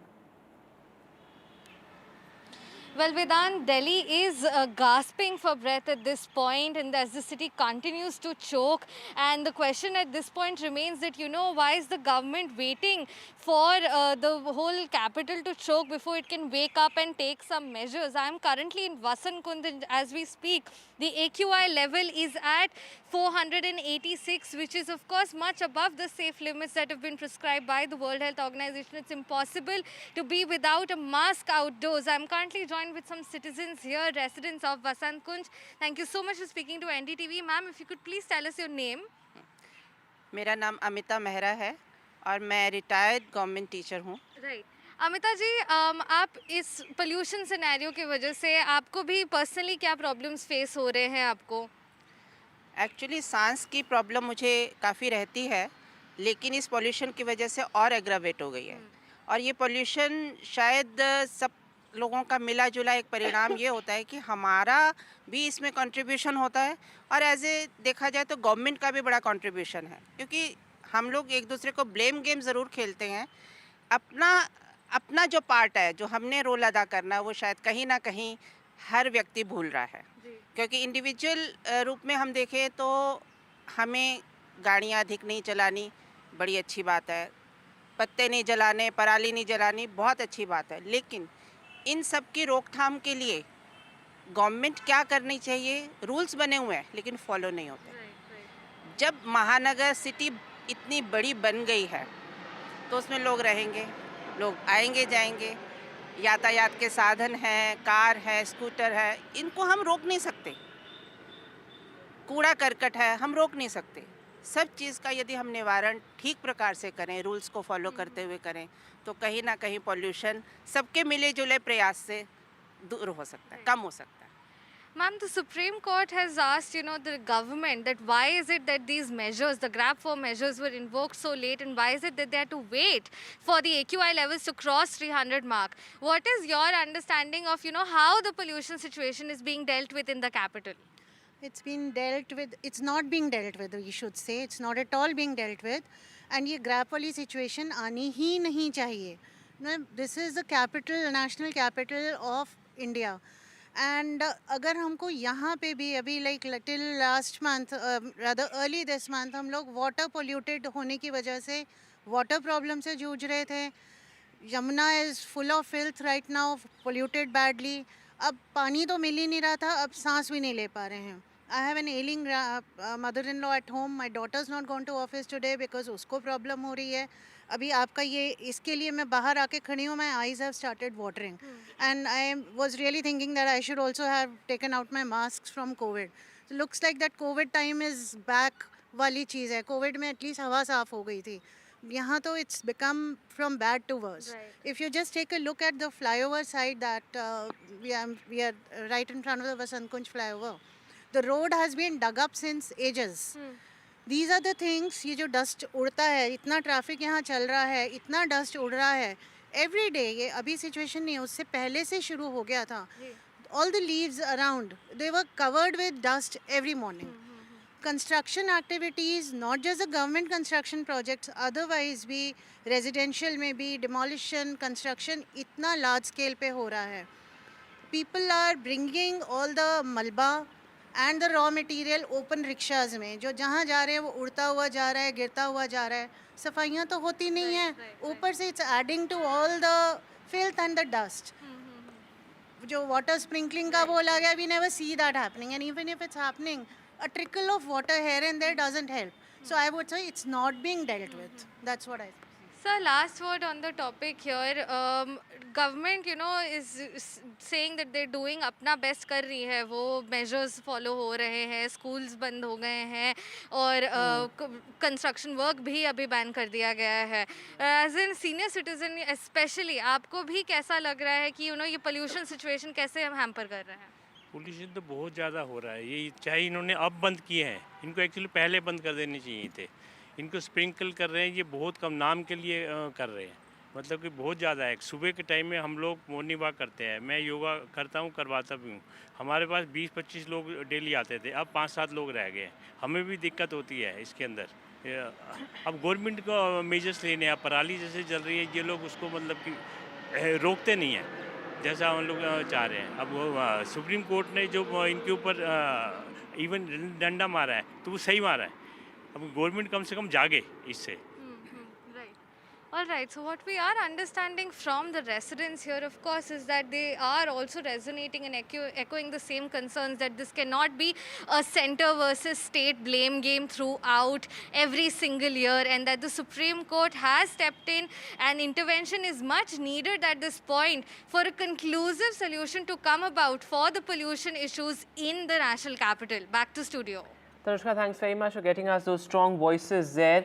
So people outraged, and rightly so, and we need to act right now. Our kids have been confined to their homes. They're not allowed to go to their schools. They're not allowed to play outside. Our kids deserve better, and Delhi deserves better. But moving now to the political headline from the national capital. Well, Kailash Gehlot, Arvind Kejriwal's number 2 and one of Aam Aadmi Party's topmost leaders, senior minister, and also a backroom strategist of the party. He has now dumped the Aam Aadmi Party and joined the BJP right ahead of the assembly polls. He's also, remember, a key Jat face of the Aam Aadmi Party, which is why we also saw Manohar Lal Khattar present there as he joined the BJP. Jats, of course, make up for more than 5% of Delhi's population. And Kailash Gehlot said that there was no pressure at all from central agencies, a charge made by the Aam Aadmi Party. Listen. आज ही Bharatiya Janata party के इस बड़े परिवार में शामिल होने वाले अपने दिल्ली के पूर्व मंत्री, आज मैं पूर्व मंत्री कहूँगा, इस अवसर पर एक बहुत ही दिल्ली की राजनीति में कह सकता हूँ टर्निंग पॉइंट ये आज माना जाएगा कि दिल्ली में एक वरिष्ठ सरकार के मंत्री भारतीय जनता पार्टी में शामिल हुए हैं. आपने जो ये निर्णय लिया है, निश्चित रूप से देश के प्रधानमंत्री नरेंद्र मोदी जी की नीतियां, उनके काम करने का तरीका, भारतीय जनता पार्टी की विचारधारा, उसको देख करके ही निर्णय लिया होगा. कुछ डिसीजन हो गया या किसी के दबाव में ये मैंने निर्णय लिया. हर एक व्यक्ति जो ये सोच रहा है कि किसी के दबाव में मैंने निर्णय लिया, मैं ये कहना चाहता हूं कि मैंने आज तक किसी के दबाव में आके कोई काम नहीं किया, कोई काम नहीं किया. तो जितने भी ऐसी मुझे सुनने में आ रहा है कि ऐसा कोई नैरेटिव बिल्ड करने की कोशिश की जा रही है कि जिन्होंने ईडी के दबाव में कर दिया, सीबीआई के दबाव में कर दिया, तो ये सारी मेरे ख्याल से गलतफहमी है. इस प्रकार का नैरेटिव बिल्ड किया जा रहा है. Just on the Manipur situation, well, violence has clearly returned to the state as Manipur continues to limp back to normalcy, but a fresh spell of violence in Manipur. Of course, what we saw in Jiribam and Imphal, absolutely shocking. In Imphal, there were massive protests, violence, arson, several MLAs' residences were attacked as well in Imphal. And now the centre is looking at a new strategy to restore normalcy. 2.5 years after violence first broke out in Manipur, it's still a big security challenge. In fact, more security troops have been rushed to the northeastern state as well. You also have top security officers, including the CRPF DG, visiting Manipur. Political pressure also mounting on Chief Minister Biren Singh, with, of course, a key ally withdrawing support. Let me go across to my colleague Aishwarya Jain. But before that, let's quickly listen into all the reactions that have come in. We were very hopeful that we would be able to see situation improve in Manipur. From government side, central government, with state government, different efforts were made. Looking at the situation not improving any further, we have lost complete confidence in the current leadership there of Shri Biren Singh ji. If we see that there's a change in the leadership, and if we see that there's a positive step forward, and if we see that there is a plan to move forward to find resolution, and we can constructively cooperate and contribute to ensuring that the peace and the normalcy would return, then we are happy to be working. 3 मई 2023 से मणिपुर जल रहा है और प्रधानमंत्री दुनिया के अलग अलग देशों में जाते हैं, प्रवचन देते हैं, पर मणिपुर जाने के लिए उन्होंने समय नहीं निकाला है। ये बड़ी अजीब सी बात है और मैं समझता हूं भारत के इतिहास में पहली बार है एक राज्य में इतना संकट है, दर्द है, पीड़ा है और प्रधानमंत्री वहां नहीं गए हों।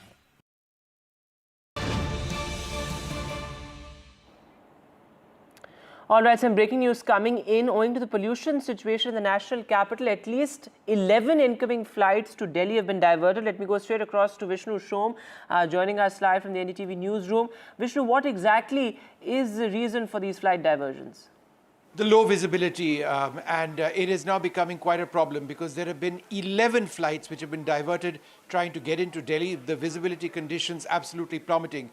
Interestingly, my sources at the Delhi International Airport Limited have said that this has to do with pilot minima. In other words, the pilots on board may not have been trained or certified to use the category 3B landing systems, which enable landings to take place in very, very minimal visibility, even up to 50 odd meters or so.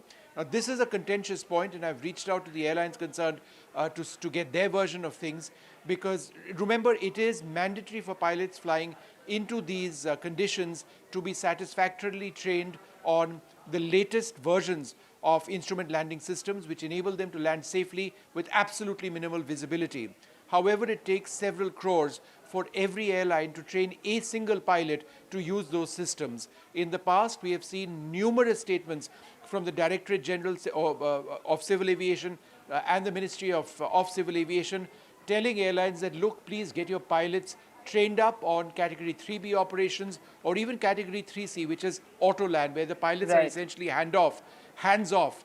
But that has been a problem in the past. So this is the assertion of Delhi International Airport Limited. The bottom line is that 11 flights from 8:30 a.m. onwards have been diverted. The large number of them have been diverted to Jaipur. All right, Vishnu, thanks very much for joining us with the latest there. So, of course, low visibility, as Vishnu says, is one of the primary reasons of these flight diversions, given, of course, that Delhi continues to breathe severe plus air. With that, we'll take a short break now, but news continues on the other side.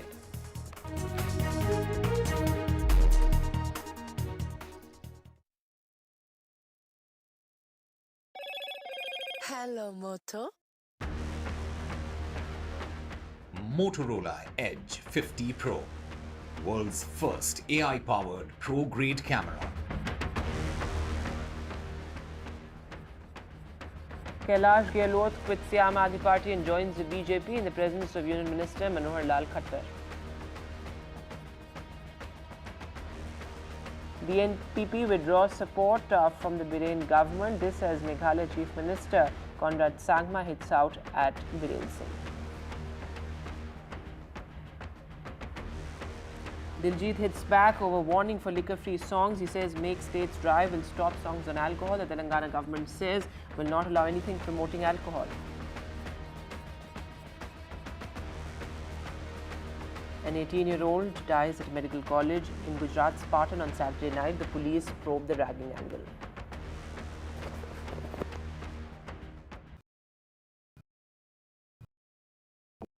Stay informed and entertained with the new and updated NDTV News app. You can watch all our channels live, listen to podcasts, read breaking and exclusive news from around the world and more. Download the NDTV app today and get access to the best journalism and storytelling on your smartphone or tablet. The NDTV app. News that matters to you.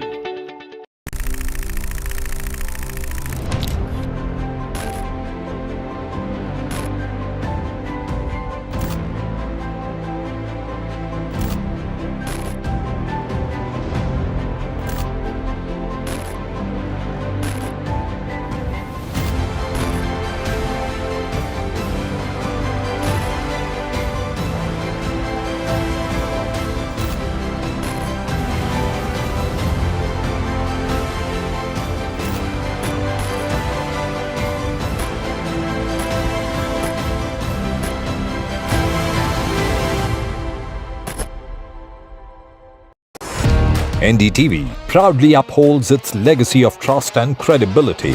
According to the prestigious Reuters Institute's Digital News Report 2024, NDTV is the top-most news platform in the country. Number 1 in both online and offline reach in India. Beating all its competition, NDTV stands for trust. Hello and welcome to India Sense, where I speak with global opinion makers. The United States has made a strategic decision over the last 20 years to move closer to India. So a $7 trillion economy seems a perfectly conceivable number. If you want to be a national party, it's that you sort of accept the way the world is rather than want to endlessly hark back to how it was. Modi is promoting the digitization of the economy, which is accelerating growth in the country. I want to thank the American people for the extraordinary honor of being elected your 47th president. Donald triumphs. What does Trump's win mean for America, for the world, for the wars, and for India-US relations? Non-stop coverage on NDTV. Top analysts and voices from the ground. Extensive coverage on NDTV.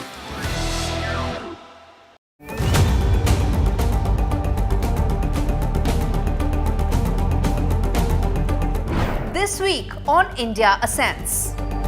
All eyes on upcoming Rio G20. India poised to mend emerging economies, G7 divisions. Trump 2.0. Is it time up Trudeau? Ottawa stares at fresh turmoil. Chinese security personnel in Pakistan. Is it Beijing's bid to colonize Islamabad? And in Bangladesh, why does Attorney General want secular removed from the constitution?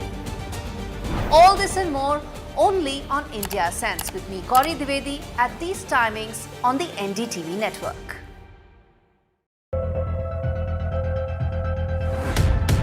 We reached an agreement on patrolling. We have gone back to where the situation was in 2020, and we can say with that the disengagement process with China, you can say, has been completed. The understanding, to my knowledge, is that we will be able to do the patrolling which we were doing in 2020.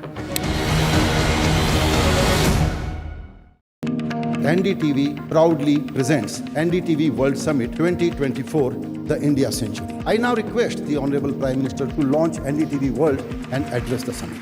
Prime Minister Narendra Modi's inaugural session at the NDTV Summit outlined his vision for the India Century, driven by aspirational India. हमारा प्रयास होगा भारत की century सिर्फ भारत की नहीं बल्कि पूरी मानवता की जीत की सेंचुरी बने. The summit brought together prominent global leaders, highlighting India's pivotal role on the world stage. Not just Indians trusting India's leadership, but the global South especially trusting India's leadership. Permanent seat on the UN Security Council is something that should be India's right. Canada is concerned, I think there are some very specific issues. I think a lot of people know that. AI is going to be one of the most important, drivers. It's a very exciting time for India, Indian cinema as well at a global level. NDTV World Summit was more than just a conversation.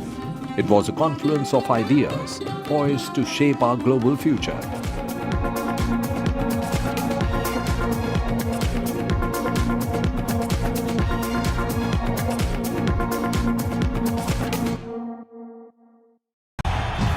तालियों के साथ हम स्वागत करेंगे आदरणीय मोदी जी का. छत्रपति शिवाजी महाराज की.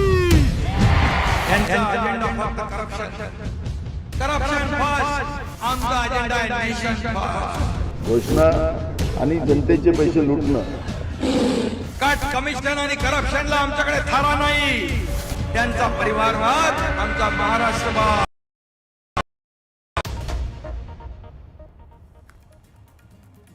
Very good afternoon. Let's get to your top story. You're watching NDTV 24/7. I'm Divya Wadhwa. Relatives of hostages held in Gaza appeal to President-elect Donald Trump to act now to save the hostages.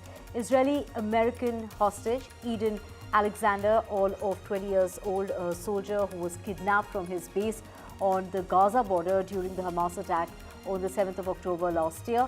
Alexander's parents, who live in New Jersey, met with Donald Trump as well as President Joe Biden in Washington and pleaded with them to work together to bring all of the hostages home in a single deal.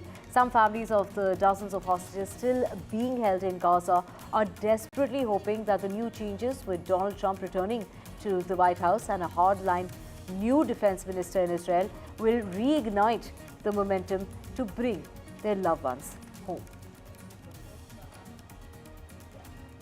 President Trump, please, we need you to step in and take charge of the situation today. As you know, Benjamin Netanyahu refuses to put an end to the war in Gaza. Please, do everything in your power to end this war and to bring all the hostages, including the 6 American hostages, back home. The hostages will not survive the winter. They won't even survive till your inauguration in January. Please, save our hostages. They need you to act now. And family members grieved outside a hospital in central Gaza for loved ones killed in Israeli strikes on the territory. Now, Israeli strikes killed 6 people in Nuseirat and another 4 in Bureij, 2 built-up refugee camps in central Gaza.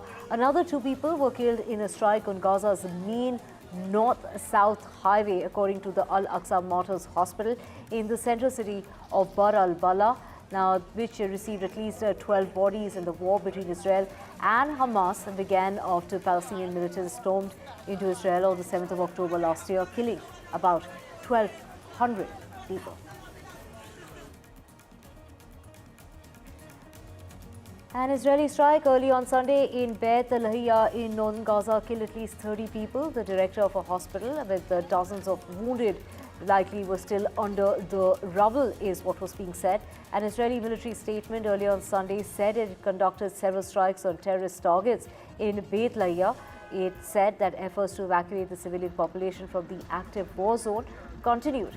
Now, the Israeli forces have again been on the offensive in northern Gaza, saying that Hamas militants have regrouped. Israel has been at war with the Palestinian Hamas for over a year.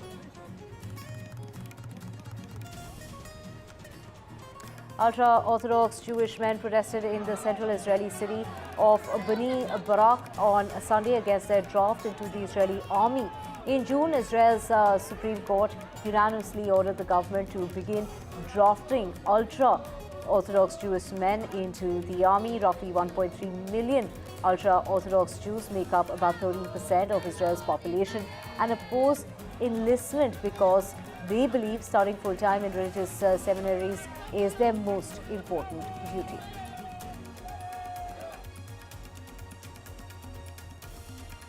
Now, Israel's military said a synagogue was struck and 2 civilians hurt in a heavy rocket barrage by Hezbollah on Haifa in the northern Israel's largest city. Hezbollah said it fired missiles at 5 Israeli military facilities in Haifa and its suburbs. Israel said that Hezbollah fired more than 60 projectiles into Israel.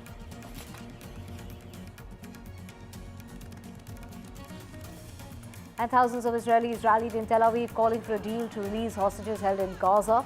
Protesters held signs calling for a hostage deal, with one reading, "How much blood will be spilled?" More than 250 people were kidnapped and 1,200 killed when Hamas militants burst across the border and carried out a bloody attack on southern Israeli communities. Well, it was Israelis that have gone on to say that about 100 are still being held, though not all are believed to be alive.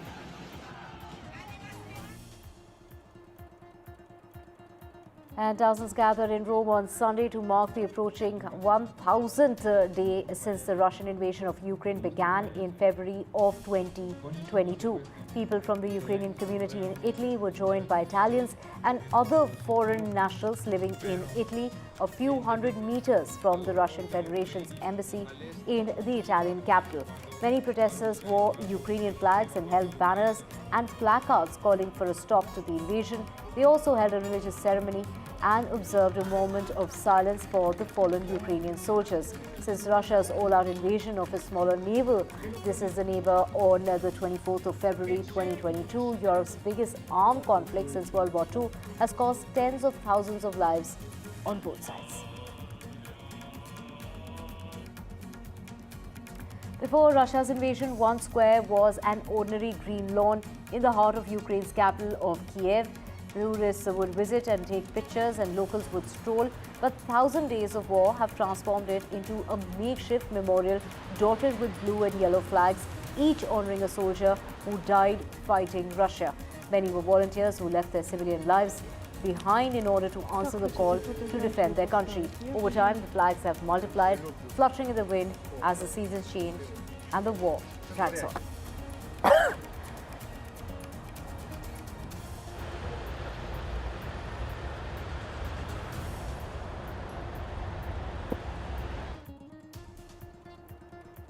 Prominent Russian opposition figures led a march of at least 1,000 people in central Berlin on Sunday, criticizing Russian President Vladimir Putin and his war in Ukraine and calling for democracy in Russia.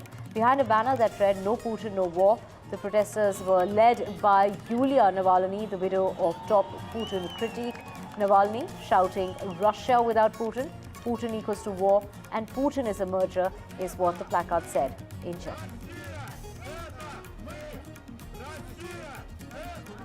The United States Postal Service might have found a way to unite a nation bitterly divided after the month's election. It's releasing a Betty White stamp. The beloved actor known for her roles in The Golden Girls, as well as Boston Legal and others, will be on a 2025 Forever stamp. White died in late December of 2021, less than 3 weeks before her 100th birthday. The Postal Service called White an icon of American television and said that she shared her wit and warmth with viewers for 7 decades. This is the stamp that will depict a smiling White based on a picture that was taken back in 2010 by a celebrity photographer. Thousands of people in Santa costumes participated in a charity event in Tokyo on Sunday to raise money to support children with illnesses. Under the blue sky, people put on their red and white outfits and walked approximately 2.5 kilometers. The Santa Parade Tokyo initially started as a Santa Parade to give children help and aid as well as gifts at 5 different hospitals in Japan. The part, as far as the funds are concerned, will also be used for children overseas, according to the organizer.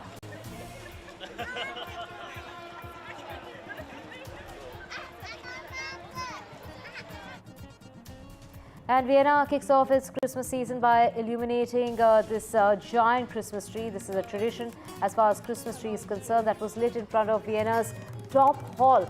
Now, the Vienna Christmas market has been ranked among the most beautiful by the New York Times and The Economist. Last year, it attracted 3.3 million visitors from all over the world. This year, the city has upped the ante by decorating the tree with 2,000 LED lights and 1,000 Christmas baubles, a first in the history of the town hall as far as this is the Christmas market and its tradition goes.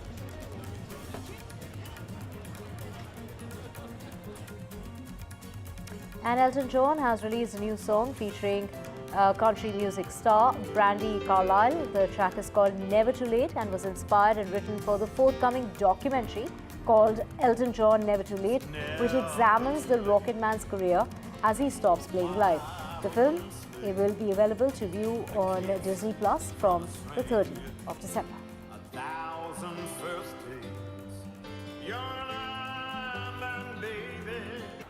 Elton John attended the opening night of Tammy Faye on Broadway. The music icon who composed the music for the show shared his excitement about it transferring to New York and why is the theme so important.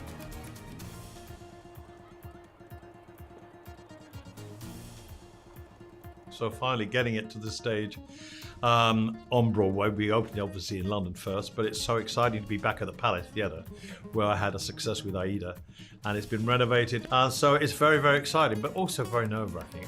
I think it's really important at this time we're living in at the moment, especially in America and the rest of the world, where there's so much hate and violence and we all seem to be so far apart.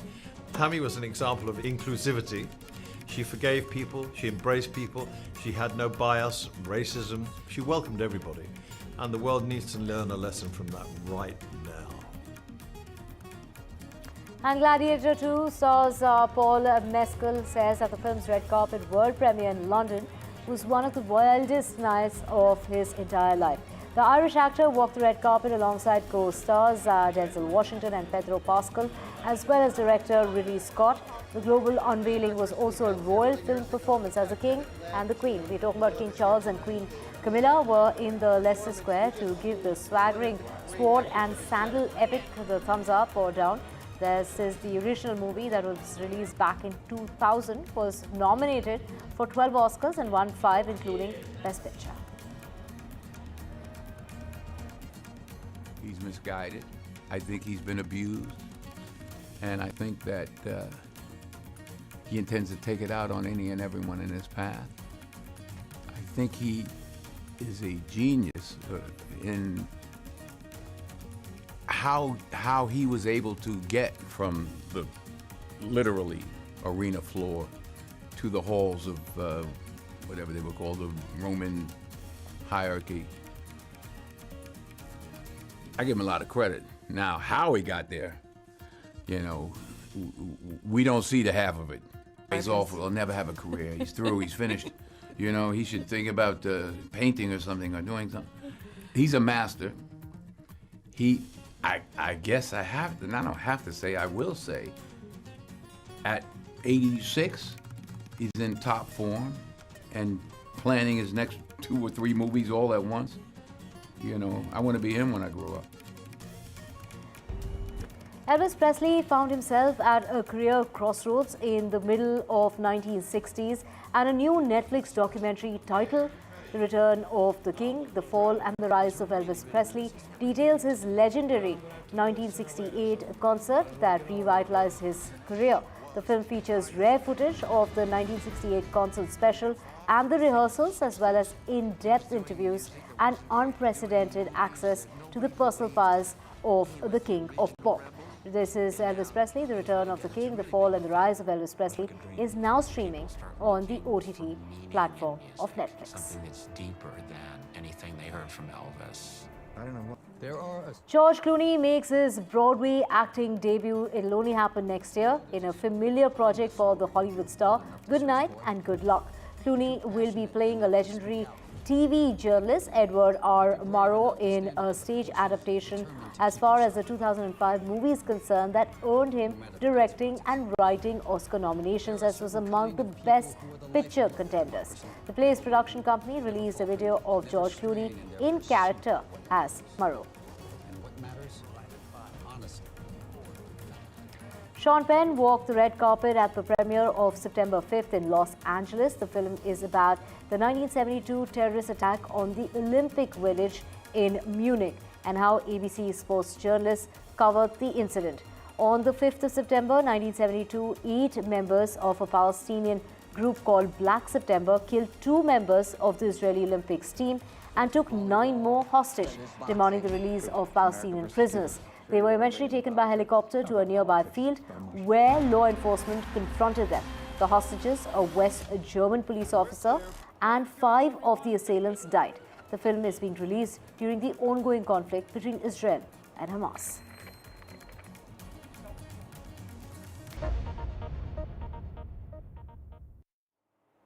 Let's get you some more news now. And realignment as far as the Tamil Nadu politics is concerned is a big question, because there seems to be a buzz that's doing the rounds as far as Tamil Nadu politics is concerned after the entry of actor Vijay.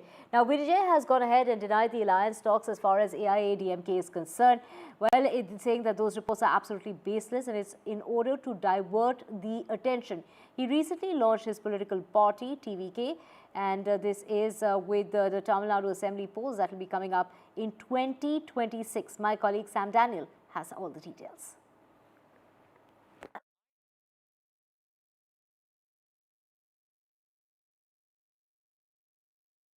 He has spelled out that his political enemy in Tamil Nadu would be the DMK and his party's ideological enemy would be the BJP. And he was silent about AIADMK at his maiden political conference recently, and that had triggered speculation that perhaps Vijay is keeping doors open for possible alliance with the AIADMK. And in a statement, the party on X platform, saying that it has been released with the consent of Vijay, says there's no question of any kind of alliance with the AIADMK for the 2026 assembly elections, and that the party is gearing up and strategizing to win a majority in the state and to form the next government in 2026. And in terms of her strength, it's untested. Although in the past, several actors, including Vijayakant, Sivaji Ganesan, and even Kamal Hassan, have tried. Over the last few decades, except stars like NGR and Jayalalitha, other stars have not been able to muster that kind of success in politics to be able to become the chief minister.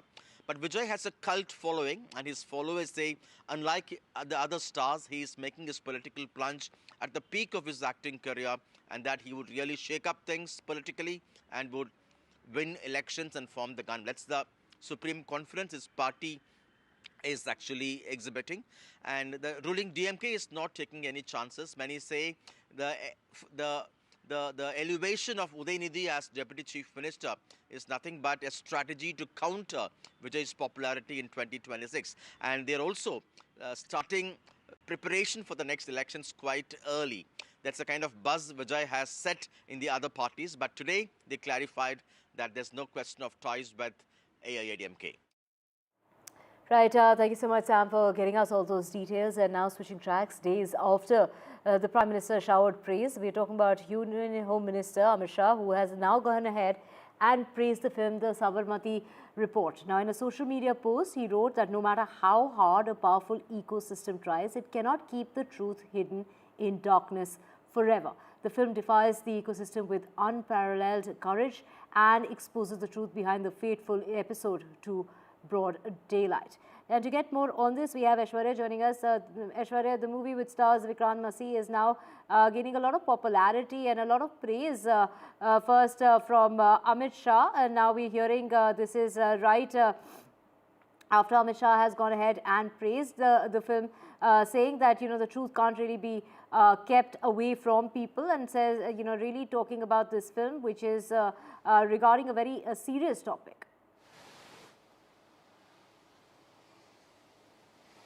Well, the Sabarmati Report, political drama which had taken nation into storm since its release on November 15th.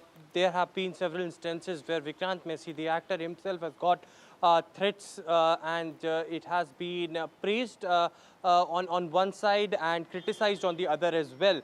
There had been several people who have been saying that the right picture had not been shown. On the other side, we have seen that how there had been people who had commented and stated that the political and the fake narrative that had been spread over the years had been shut down. It was Prime Minister Narendra Modi who had earlier praised this movie and stated on social media X that truth can't be ignored. On the other side, now Union Home Minister Amit Shah clearly coming out and stating that no matter how powerful ecosystem tries, it cannot keep the truth hidden. Remember, the Supreme Court also gave clean chit to both the leaders who were at that time the Chief Minister Narendra Modi of Gujarat and had faced a lot of criticism, and also the opposition parties clearly had stated at that point of time that Narendra Modi had a key involvement in the riots that had taken place since the entire train was burned down. But in fact, the investigation went on and on and on, and the latest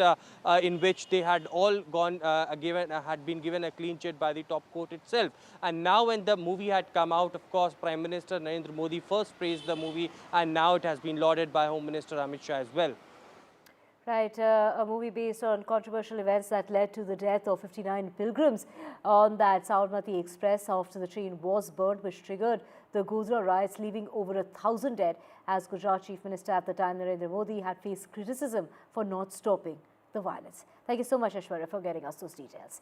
Switching tracks now, singer Diljit Dosanjh tore into calls for not promoting alcohol in his songs and, of course, challenging authorities across the country to go ahead and ban liquor altogether. Addressing his audience at a concert in Ahmedabad, he went on to say that he would not sing songs on alcohol since he was in a dry state of Gujarat, openly supporting the government of Gujarat for this, adding that you close liquor shops across the country, I will go ahead and stop singing songs on alcohol. This is in response to the Telangana government that directed him not to promote alcohol, drugs or violence during his concert in Hyderabad. एक खुशखबरी है, आज मुझे कोई notice नहीं आया। इससे बड़ी खुशखबरी एक और है, बात यहाँ पे रुकती नहीं है। इससे बड़ी खुशखबरी और है, आज भी मैं कोई गाना शराब पे नहीं गाऊंगा। पिछले 10 दिन में मैंने 2 गाने डिवोशनल निकाले हैं, एक शिव बाबा पे और एक गुरु नानक बाबा जी पे, लेकिन उसकी बात कोई नहीं कर रहा। हर बंदा टीवी पे बैठ के पटियाला पैक की बात कर रहा है। भाई मैं अलग से किसी को फोन करके नहीं बोल रहा कि आपने पटियाला पैक लगाया कि नहीं लगाया, राइट? अभी गाना गा रहा हूं, मेरा एक गाना है, 2 गाने हो गए ज्यादा से ज्यादा 2-4 गाने, मैं वो भी नहीं गाऊंगा। आज भी मैं वो गाने नहीं गाऊंगा, कोई टेंशन नहीं है। It's very easy for me to tweak the songs, bro, क्योंकि मैं खुद शराब नहीं पीता। It's very easy for me. एक मोमेंट शुरू करते हैं। ये अच्छी बात हुई, इन्होंने ये बात उठाई है। जिस अगर ये हमारे पूरी स्टेट जो है, जितनी भी स्टेट्स हैं हमारे यहाँ, अगर वो सारी अपने आप को ड्राई स्टेट घोषित कर देती हैं, अगले ही दिन दिलजीत दोसांझ अपनी लाइफ में कभी शराब पे गाना नहीं गाएगा। मैं प्रण करता हूं, हो सकता है ये। See, there is nothing wrong. It is in the interest of the state and society. We have issued that a letter to them for the organizers. It is a mandatory also. See, as per that, you know, what is it is mentioning, you are requested for not using children on stage during live show in Cyberabad or in Rajkonda area on 15/11/2024, and not to allow singer Diljit Dosanjh ji to sing alcohol, drugs, violence promoting songs during live show on stage. It is in the interest of the society. The government of Telangana is taking all precautionary measures not to encourage any drug culture or alcohol or violence kind of thing.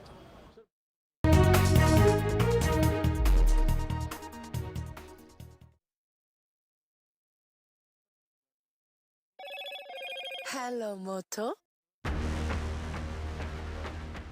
Motorola Edge 50 Pro, world's first AI-powered pro-grade camera.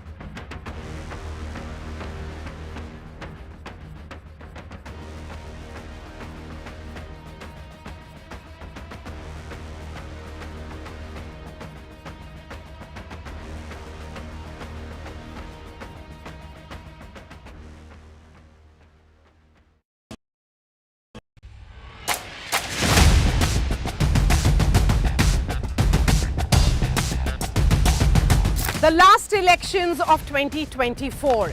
It's the battle for India's economic heart. An election that will decide Maharashtra's future. Can the big brother BJP manage the competing ambitions of Mahayuti? Can the Red Book rally the voters once again for Congress and its allies? So as Maharashtra's future trajectory takes shape, we report from the ground. Two visions, two ideology, one verdict. An election where no caste chemistry can yield a perfect formula. It's a state that is splintered with power battles. The big question, will Maharashtra poll outcome unify parties or divide them further? And who will emerge as Maharashtra's undisputed leader?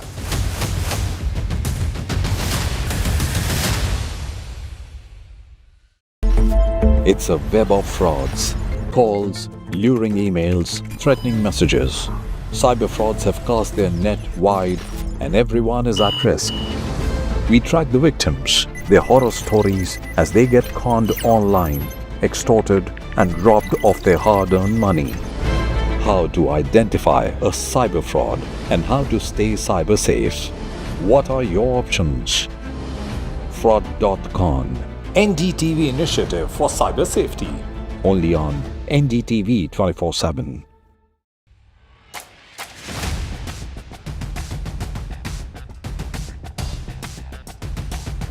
The last elections of 2024.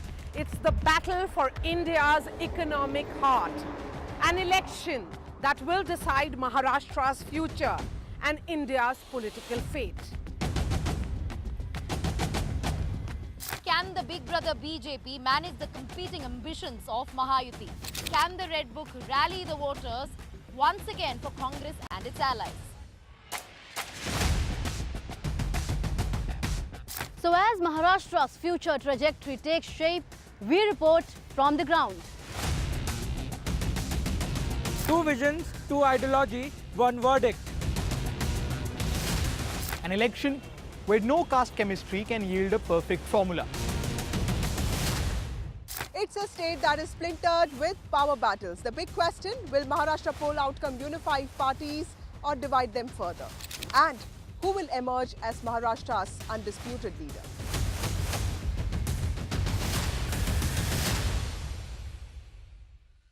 I've been reporting on all issues, big and small, from Andhra Pradesh, Telangana, rest of South India, bringing you all the action, all that you need to know, all that you want to know. The energy of Maximum City is infectious. I bring in that energy in our news coverage from financial capital Mumbai. India's IT capital is always buzz. It's literally a city that never sleeps. And I keep you ahead on all the Bengaluru buzz. Covering from the southernmost part of India over the last 23 years, I bring in-depth and 360-degree coverage from the Dravidian heartland. The land of Mishti is also known for its bitter politics. I have seen much water flow under the Howrah Bridge, covering Bengal in all its vivid colors.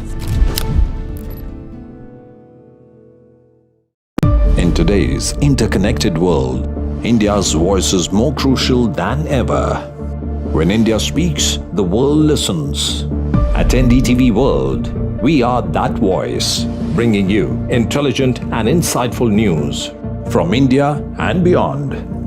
From geopolitics and diplomacy to economic shifts, migrations, tech disruptions, and the stories of our diaspora. We cover the news that shapes our global future. NDTV World, your new home for global news, is here.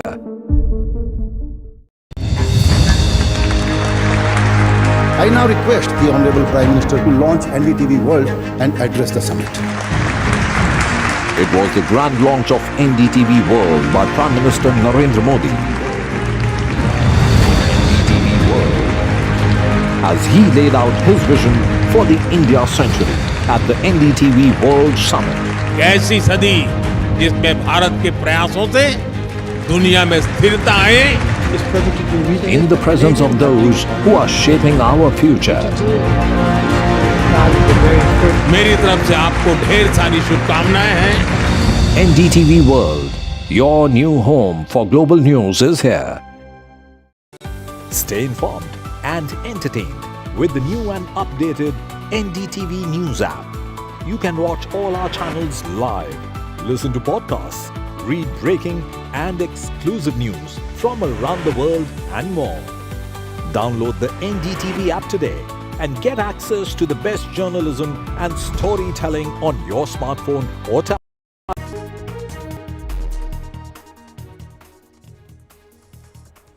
Hello and welcome. You're watching NDTV. I'm Vedanta Agrawal. Coming up on the show, well, the Supreme Court coming down heavily on the Delhi government and the CAQM for the delay in the enforcement of anti-pollution measures. This as Delhi continues to choke in severe plus AQI. We'll get you all the latest on that. First up, the headlines.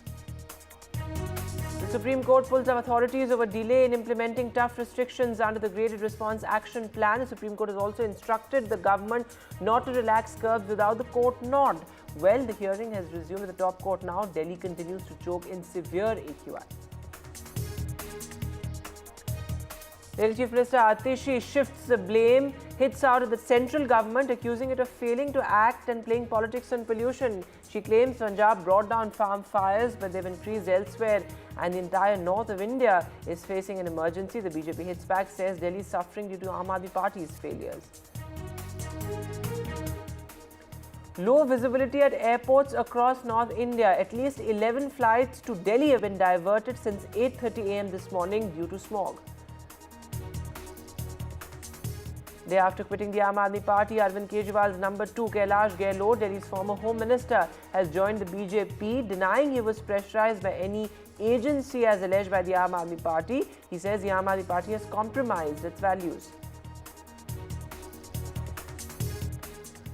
As the Manipur crisis worsens, Meghalaya Chief Minister Conrad Sangma hits out, says the NPP withdrew support in Manipur over Biren Singh's leadership. They've lost confidence, he says. There needs to be a change. This as Home Minister Amit Shah holds the second meeting on the crisis in 2 days.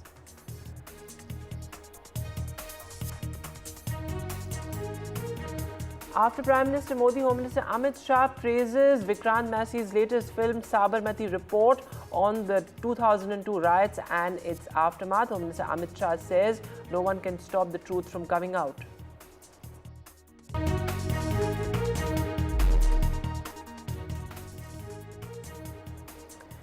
And our big focus on NDTV, something that has been a big focus for us for the past decade, and that is Delhi's air quality crisis, its annual air pollution menace. This year around, the situation is worse than last year. The AQI is in the severe plus category. This essentially means Delhiites are smoking 18 to 20 cigarettes a day in simple terms. That's what experts say. And the PM 2.5 is in levels that's almost 100 to 120 times the safe limit set by the World Health Organization. This can of course lead to wheezing, coughing, but also much severe ramifications like of course chronic respiratory illnesses, lung diseases and also cancer. Now as the AQI worsens, the Supreme Court has now come down heavily not only on the Delhi government but also on the CAQM, that's the air quality panel, saying that there was a veritable delay in the enforcement and implementation of the Graded Response Action Plan, essentially a set of emergency anti-pollution measures. Now, the Supreme Court has said that 24 precious hours were wasted in implementing stage 3 of the GRAP. Right now, of course, stage 4 is has been enforced here in the national capital. But the Supreme Court says, had GRAP 3 been implemented earlier, the AQI wouldn't have shot up to almost 500. Now remember, I'm looking at the CPCB app right now, which is of course the most credible source of the AQI and PM 2.5 levels in Delhi. And it says that the AQI is almost 500 in several parts of the national capital. Beyond 500, it's a complete emergency, and if it touches the 500 mark or goes beyond it, then Delhiites would be advised not to venture out at all. That's how severe the situation is right now. Of course, the blame game continues, but the Supreme Court asking the right questions, taking why, of course, also talking about the GRAP 4 implementation and why so much time was wasted. Remember, GRAP in itself, as experts point out, is a useless measure, given the fact that these are only emergency measures, they do not bring down emissions, they can only contain pollution to a certain extent. But let me go across to my colleague Sunil Prabhu. Sunil sir, the Supreme Court questioning both the Delhi government and the CAQM in the delay. The CAQM, of course, has been pulled up by the Supreme Court multiple times over in the past as well, saying that it has been a mute spectator. But those 24 hours that were wasted in implementing GRAP 3, that's what the Supreme Court is now talking about. That's right. They said that you should immediately implement, and precious time was lost. Nearly 24 hours, when on the 12th and the 13th, when it was over 400 AQI, they were waiting to invoke GRAP 3 based on the entire procedure. So this is the basis on which the Supreme Court now is going to direct. They're still hearing the matter as we speak to ask various agencies to take certain steps, and they've asked also the Delhi government to file an affidavit on the implementation of GRAP 4 because what you are seeing actually is quite shocking. There is no implementation of the 50%. For example, government offices should close down and work from home for at least 50%. That has not been done. There are issues about schools and colleges that they should it should not be left to authorities and institutions. It should be mandatory. And why is it only being done in Delhi? Why is it not being followed in Uttar Pradesh, in Noida, in Gurgaon, across the NCR region? So all those points are there. Why are courts functioning the way they are? It should be, the guidelines need to be revised so as to allow online hearing. That's, I think, something that everybody is, causing it, because this is really a national emergency. The city of Delhi, with the smoke air quality, people are finding it difficult to breathe. And as we speak, the Supreme Court hearing this matter, they are extremely exercised.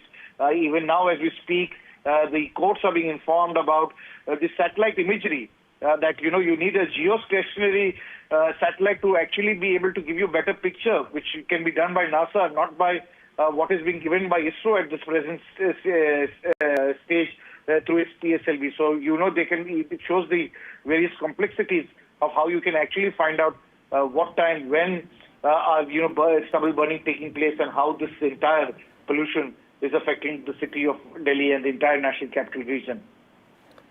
Also, there several important points made by the Supreme Court in terms of how GRAP must be implemented. Experts have said that GRAP cannot bring down emissions. It cannot, bring down the pollution levels for a city as big as Delhi, but it can at least contain pollution, which is why the timelines become extremely important. The Supreme Court has earlier also said that the CAQM was formed with this intent to make sure that there is a robust mechanism of monitoring pollution and making sure that enforcement is done timely. So the CAQM has clearly failed in its duties, both the punitive role that it has and in terms of monitoring pollution. That's right. I think that they have already made it clear in their earlier directions that it's absolutely a toothless institution, and on that basis they had asked various other penalties to be given to them and all the other measures. Right now, I don't want to get into this debate about what can be done. It's an emergency situation. It's an air emergency. It's an emergency for the city of Delhi, and I think the Supreme Court is trying to get various stakeholders to be accountable. If the Center for Air Quality Commission invokes and says that they're depending on the weather god to, decide whether to implement GRAP 3 even after it is over 400, then there is definitely a huge cause of concern for the residents of Delhi, because if these so-called experts and the Commission of Air Quality, which was formed, is going to play with people's lives, and as the Supreme Court says, precious time has been lost. It's definitely for all of us to wonder, what is the center, what is the CAQM doing? These are definitely, somebody needs to be accountable, somebody needs to be answerable for what they're doing with it. People's health are being affected at this stage. So, thanks very much for joining us with the latest. There's the Supreme Court asking the right questions, as pollution is certainly at its peak right now here in the national capital. A big word of caution for all our viewers. Let's quickly take a look at what exactly is the situation as far as pollution is concerned right now in the national capital. A very thick layer of smog. shrouding the national capital. In fact, the AQI, the average AQI is currently 496, very close to the 500 mark, the upper level of the severe category. This is when experts say it's a medical emergency. If you venture out and if you're exposed to the micropollutants, the cancer-causing micropollutant PM2.5, then it can lead to severe lung diseases and respiratory illnesses for the long term as well, which is why GRAP 4 has now been imposed. What does it entail? Well, first of all, a ban on goods vehicles, a ban on truck traffic, a total ban on construction and demolition activities, and of course, schools shifting to the online mode and an optional work from home advisory as well. But again, something that I've been pointing out time and again, that these are all emergency measures. This will not bring down pollution. We need round the year attention and targeting pollution at the source level. Currently also, as we speak about the situation right now, remember, stubble burning makes up for almost 31% of the pollution right now. That has been its share. Also vehicles contribute to almost 36%. That is the figure right now as per government data. So you can imagine the share as far as vehicles are concerned, which is why odd even is on the horizon as well. That could be imposed if it crosses the 500 mark as well.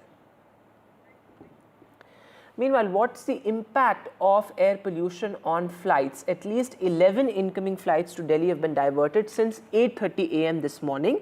Remember, early this morning, the smog situation was pretty bad.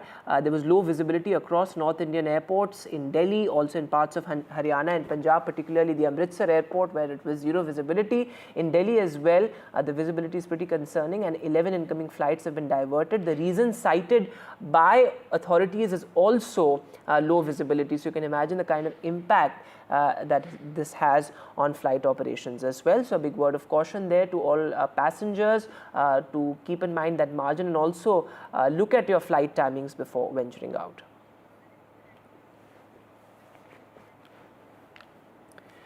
This, as of course, shameful political bickering continues, and this has gone on for the past 3 months now.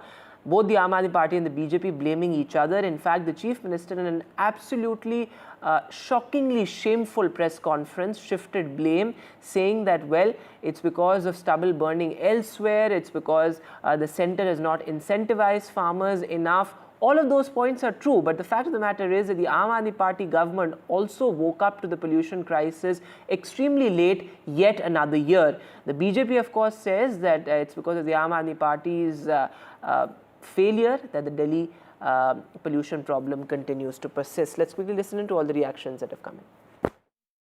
कि चाहे राजस्थान हो वहां पे stubble burning हो रही है, चाहे हरियाणा हो, चाहे उत्तर प्रदेश हो, चाहे मध्य प्रदेश हो, और केंद्र सरकार क्या कर रही है?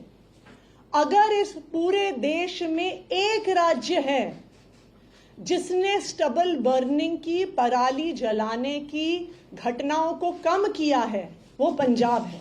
पराली जलाना पिछले 6-7 साल से देश भर में बढ़ता जा रहा है। चाहे हरियाणा हो वहां बढ़ रहा है, उत्तर प्रदेश हो वहां बढ़ रहा है, राजस्थान हो वहां बढ़ रहा है, मध्य प्रदेश हो वहां बढ़ रहा है। पिछले 6 साल में, पिछले 7 साल में केंद्र सरकार एक कदम बताए जो उन्होंने ये घटनाएं रोकने के लिए लिया है। दिल्ली का दुर्भाग्य है कि यहां पे आम आदमी पार्टी की सरकार है जो हर समस्या को दूसरे राज्यों पर ट्रांसफर कर देती है, टोपी ट्रांसफर कर देती है। आज दिल्ली धुआं हुआ है। गैस चैम्बर में हम जीने को मजबूर हैं पिछले 10 सालों में। लेकिन अफसोस, अभी दिल्ली की मुख्यमंत्री आतिशी दिखा रही थी, बता रही थी लोगों को कि सिर्फ दिल्ली में नहीं, बाकी राज्यों के अंदर भी प्रदूषण है। सवाल आज ये उठता है कि दिल्ली की जनता ने आम आदमी पार्टी की सरकार को वोट दिया है और दिल्ली की सरकार चुनी है। दिल्ली की सरकार ने क्या किया है प्रदूषण के लिए, ये आपको आज बताना चाहिए था। लेकिन अफसोस, हर बार की तरह वो दूसरे राज्यों पर दोष दे रही है कि प्रदूषण वहां से आता है, यहां से आता है। So, well, the capital's children, Delhiites, failed yet again. And moving now to the big political headline from the national capital, well, Kailash Gehlot, somebody who is seen as the Aam Aadmi Party's senior most ministers and leaders, in fact, Arvind Kejriwal is number 2. He has dumped the Aam Aadmi Party and joined the BJP right ahead of crucial assembly polls here in Delhi. Remember, earlier the Aam Aadmi Party had said that he is jumping ship owing to pressure from the central agencies, but he has denied that charge today. Remember, this is a big setback given the fact that he was one of the party's key backroom strategists, and at the same time, somebody who was also seen as an important jarred face, which is why you also saw Manohar Lal Khattar present in that joining of Kailash Gehlot. Take a look. आज ही Bharatiya Janata party के इस बड़े परिवार में शामिल होने वाले अपने दिल्ली के पूर्व मंत्री, आज मैं पूर्व मंत्री कहूँगा, इस अवसर पर एक बहुत ही एक दिल्ली की राजनीति में कह सकता हूँ टर्निंग पॉइंट ये आज माना जाएगा कि एक दिल्ली में एक वरिष्ठ सरकार के मंत्री भारतीय जनता पार्टी में शामिल हुए हैं। आपने जो ये निर्णय लिया है, निश्चित रूप से देश के प्रधानमंत्री नरेंद्र मोदी जी की नीतियां, उनके काम करने का तरीका, भारतीय जनता पार्टी की विचारधारा, उसको देख करके ही निर्णय लिया होगा। कुछ लोग सोचते होंगे कि ये ओवरनाइट कुछ डिसीजन हो गया या किसी के दबाव में ये मैंने निर्णय लिया। हर एक व्यक्ति जो ये सोच रहा है कि किसी के दबाव में मैंने निर्णय लिया, मैं ये कहना चाहता हूं कि मैंने आज तक किसी के दबाव में आके कोई काम नहीं किया, कोई काम नहीं किया। तो जितने भी ऐसी मुझे सुनने में आ रहा है कि ऐसा कोई नैरेटिव बिल्ड करने की कोशिश की जा रही है कि जिन्होंने ईडी के दबाव में कर दिया, सीबीआई के दबाव में कर दिया, तो ये सारी मेरे ख्याल से गलतफहमी है। इस प्रकार का नैरेटिव बिल्ड किया जा रहा है। And with that, we'll take a short break now, but news continues on the other side.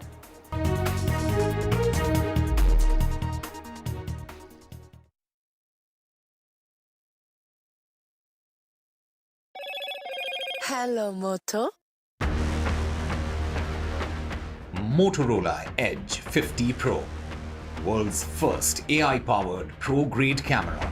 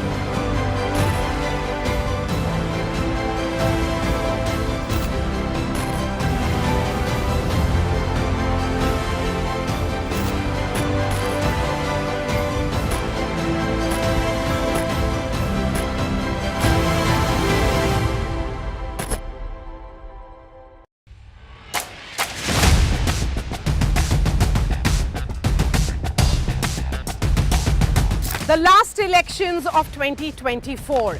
It's the battle for India's economic heart. An election that will decide Maharashtra's future. Can the big brother BJP manage the competing ambitions of Mahayuti? Can the Red Book rally the voters once again for Congress and its allies? So as Maharashtra's future trajectory takes shape, we report from the ground. Two visions, two ideology, one verdict. An election where no caste chemistry can yield a perfect formula. It's a state that is splintered with power battles. The big question, will Maharashtra poll outcome unify?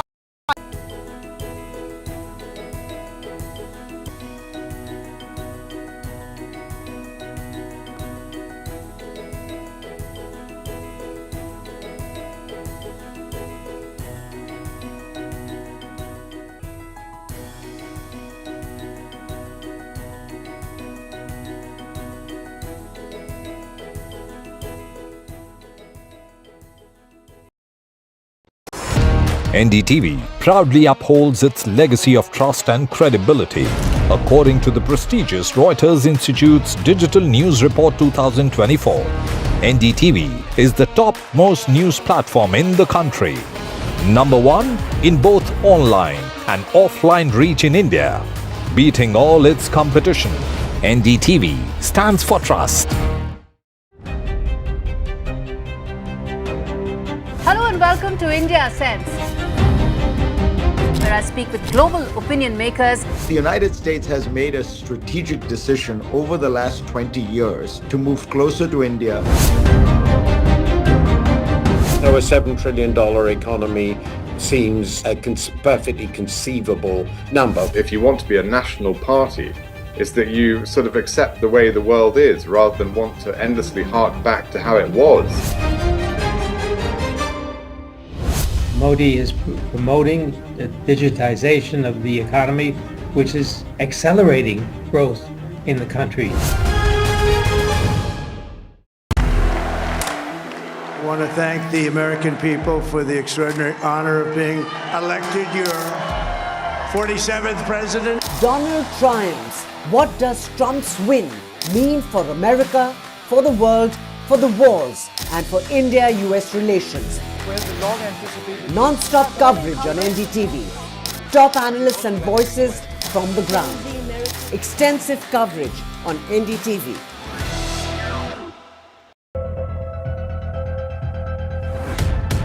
We reached an agreement on petroling. We have gone back to where the situation was in 2020, and we can say with that the disengagement process with China, you can say, has been completed. The understanding, to my knowledge, is that we will be able to do the petroling which we were doing in 2020.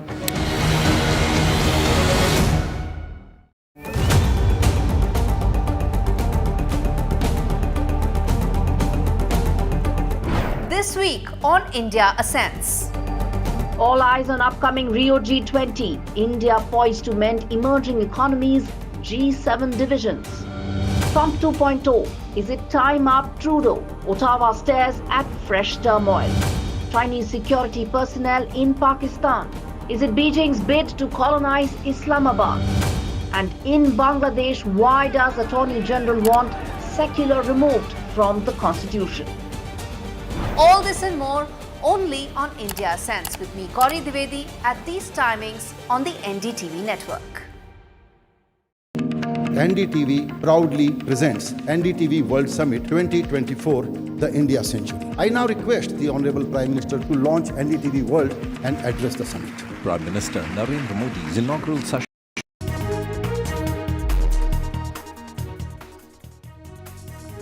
Welcome back. Let's get to the latest on the situation in Manipur. Well, violence has certainly returned to the state.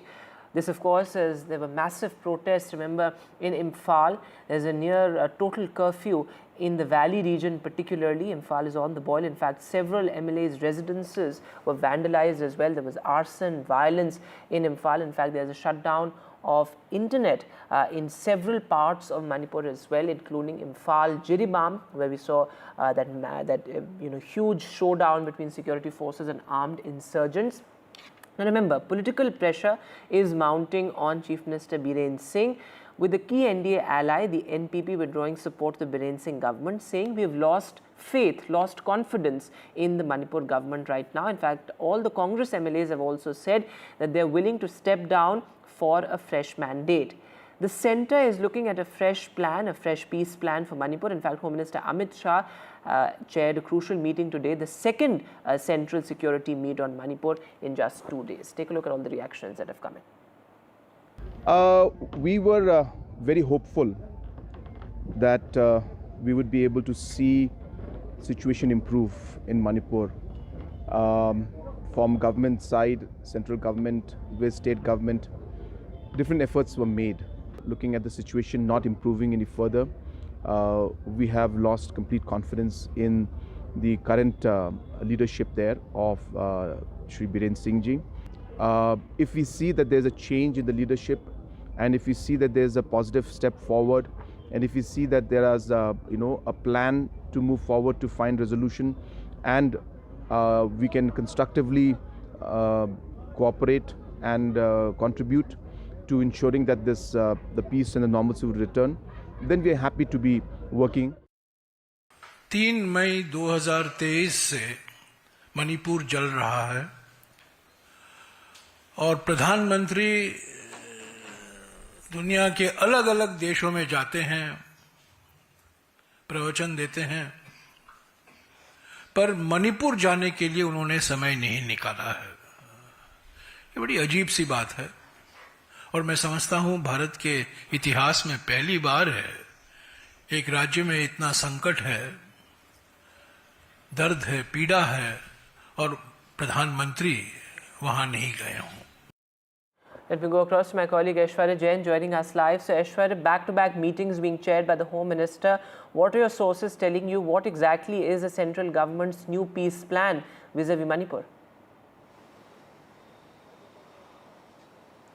Well, the central government is keeping a close eye on the prevailing situation of law and order in the state of Manipur, and therefore yesterday it was Amit Shah who rushed back to the national capital and held an emergency meeting with the top security grid of the country, including the CRPF officials, the senior officials from the MHA handling the northeastern part of the country, also the DG of the CRPF who was rushed to the state of Manipur yesterday as well.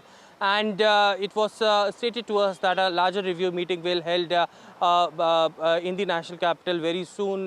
Perhaps there had been a coordinated efforts that is being made by the Ministry of Home Affairs in coordination with the state forces stationed in the state of Manipur. Remember, there had been bodies that were recovered in the state of Manipur, and therefore the reason perhaps Home Ministry is very closely monitoring the entire situation. Now, what we have been also told is that there will be an outreach program that will soon start between the different communities of Manipur. In fact, the NIA had already handed over the 3 cases to be investigated as far as the recent clashes are concerned. Who are those people who had attacked the residents of the MLAs and the chief ministers in the Imphal region? All of these will be probed very carefully, and all the miscreants and people who are posting on social media, such people will also be identified. So a joint action plan is something that the central government, with the help of coordinated efforts with the state forces, is being planned as far as the officers are concerned. We have been told that senior MHA officials, a team of them will be also sent to the state of Manipur, so that the foremost priority of the MHA and the central government is to bring back peace and normalcy in the state of Manipur, and if required there would be additional forces that will be deployed, and also AFSPA would be again restored as far as different police stations are concerned, which are very sensitive areas, including the 6 which had been already reinforced. All right, Aishwarya, thanks very much for joining us for the latest there. As Aishwarya is reporting, more central forces being rushed to Manipur, this as the crisis continues to spiral. But moving now to the other big headline, well, Home Minister Amit Shah, after Prime Minister, has now backed Sabarmati report, which essentially revolves around the 2002 riots and its aftermath. The Home Minister, of course, has said that this is a big blow to the ecosystem, as he says, and the truth will come out ultimately, and the film defies and exposes the powerful ecosystem, is what Amit Shah has said. In fact, the Prime Minister also made a similar remark yesterday. Let me go across to my colleague Aishwarya Jain, who continues to be with us. So Aishwarya, this was seen as a bit of a contentious film, given the fact that it's coming right ahead of the crucial elections in neighbouring Maharashtra. So of course that was one charge against the film, but both the Prime Minister and the Home Minister backing the film, saying that the ecosystem, quote unquote ecosystem, has been exposed. Well, and that's what Home Minister Amit Shah posted on social media X, that no matter what happens, no matter how hard a powerful ecosystem tries, but truth will prevail. And that's where also Prime Minister Narendra Modi yesterday had put out on the social media platform X that the truth will prevail. Of course, there had been a lot of people on one side who had criticized the movie, and which is drinking political drama. In fact, it has garnered a lot of criticism. Vikrant Messi, who is an actor himself, has got a lot of threats after the movie was released. But remember, it was the Supreme Court of India who gave a clean chit to then Chief Minister Narendra Modi of Gujarat after there were different theories that came out that he was the one who had not put his best efforts to stop these riots which happened soon after the incident of Sabarmati Express being burnt. And therefore the reason perhaps now when this movie had come out, it has been lauded just not by the Prime Minister but now by the Home Minister as well. In the post, the Home Minister also stated that the film Sabarmati Report defies the ecosystem with unparalleled courage and exposes the truth behind the fateful episode to broad daylight. In replying to one of the critics who had tweeted, in fact, a lot of people have said that the makers of Sabarmati report had clearly gone into the depth of what had literally happened and revealing it out to the people in large. What's the truth behind it is something which is a very, very strong stand that they have taken, and now PM and HM both lauding the Sabarmati report, unlike of what we have seen during the Kashmir files and Kerala files as well. All right, Aishwarya, thanks very much for joining us with the latest there. So this seems to be becoming the trend now. All these movies coming out right ahead of elections, but now the Prime Minister and the Home Minister all backing the film. Moving now to poll-bound Maharashtra. Well, it's the last day of campaigning. Campaign will come to a close in perhaps the next 2 hours, after which, of course, we'll be counting down to the crucial voting day in the state. It's going to be an extremely important battle for both the BJP and the Congress, but also primarily the regional parties, the Shinde Sena, the Uddhav Thackeray's faction of the Sena, also the two factions of the NCP. A lot is at stake. The issue of reservation, the issue of course, the Maratha quota, and the constitution that has really taken center stage as far as this entire campaign is concerned. Many leaders like Devendra Fadnavis, of course, fighting a survival battle as far as Maharashtra is concerned. It's been a carpet bomb campaign for both the Mahayuti and the MVA. In fact, the Mahayuti rolling out all big guns, from Prime Minister, Home Minister, to of course also Chief Ministers of all state. In fact, Madhya Pradesh Chief Minister was campaigning in Maharashtra today. Let's listen. Maharashtra, Jharkhand और कुछ उपचुनाव के आज अंतिम दिन का चुनाव प्रचार का समय है। मैं आपके माध्यम से सभी मतदाताओं से अपील करता हूं, पहले तो वो अपना मताधिकार जरूर उपयोग में लाएं, और लोकतंत्र में यही सबसे बड़ा अधिकार है। और आज मैं स्वयं मुंबई में 4 अलग अलग रोड शो और सभा करने जा रहा हूं। मुझे पूरा भरोसा है जिस प्रकार से यशस्वी प्रधानमंत्री श्रीमान नरेंद्र मोदी जी के नेतृत्व में देश गति और प्रगति कर रहा है, निश्चित रूप से इसी का लोगों को यश मिलेगा। और हमारे अपनी सरकार के माध्यम से देश की छवि दुनिया में अलग प्रकार से निकल रही है। झारखंड और महाराष्ट्र के साथ पूरे देश में भाजपामय माहौल बना हुआ है। ऐसे में आइए, भाजपा के साथ जुड़िए, आगे बढ़िए। Radhika Ramaswamy is now live with us. So Radhika, it's been a carpet bomb campaign, a high voltage campaign certainly in Maharashtra. Just 2 hours to go. Just sum it up for us, some of the key issues that you saw on the campaign trail, of course, from the constitution to reservation to the caste conundrum. It's going to be important not just for Maharashtra but in the larger national picture as well. Absolutely. This is the last day of campaigning. The campaigning will end in just a couple of hours. Both the sides resorting to intense war of words. That's what we've been seeing over the last several days. Of course, today, Rahul Gandhi took a last press conference in which once again he attacked Mahayuti. He spoke about how there is inflation, a rise in unemployment as far as the state of Maharashtra is concerned. Several projects worth crores are being shifted to Maharashtra. There is a lot of of favoritism as far as billionaires in the state of Maharashtra is concerned, and several such attacks as far as economy and inflation as well as unemployment is concerned. This is something that Rahul Gandhi did resort to. As far as Mahayuti is concerned, they've been speaking about how infrastructure development progress has happened in the state over the last several years, be it in the form of metro, coastal road, Samriddhi highway, multiple expressways and highways that have come to Maharashtra for the people of the state, which the MVA, when it was in power, did not support or did not really, lead to that kind of progress, at the time of MVA's ruling. So that is an attack and counter-attack as far as development projects are concerned. Mahayuti stating that it has done much for the people, for the welfare of the public in terms of infrastructure projects. However, MVA only resorted to stalling of several of these projects.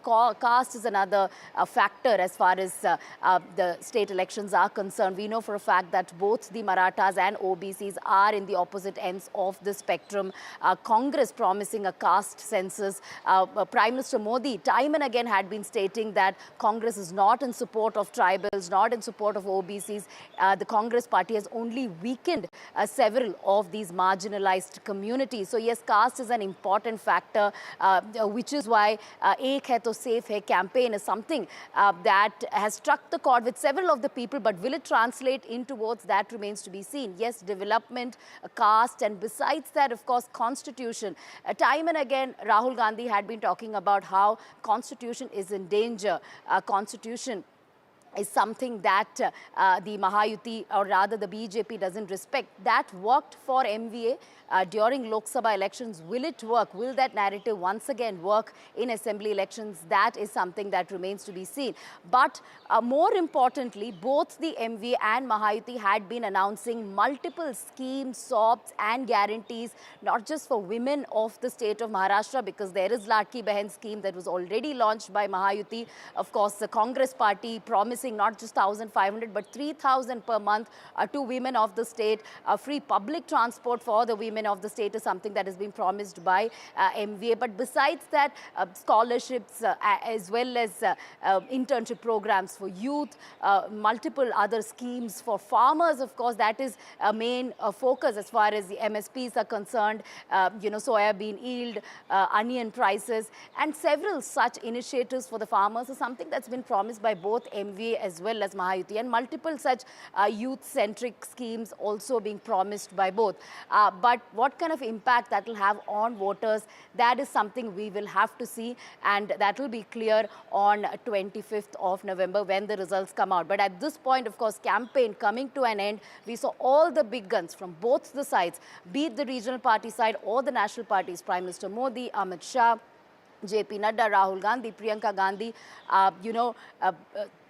sort of participating in high-octane battles across length and breadth of the state of Maharashtra, directing attacks against each other, and attacks and counterattacks are continuing as far as, the factors such as development projects, infrastructure, caste, as well as constitution is concerned. All right, Radhika, thanks very much for joining us for the latest there. As Radhika is reporting, well, the Maharashtra battle is going to be a crucial one between the Mahayuti and the Mahavikas Aghadi. It's going to decide the future course of action for the big national players and also the regional players, a battle of identity certainly for them as well. With that, we'll take a short break now, but news continues right here on NDTV.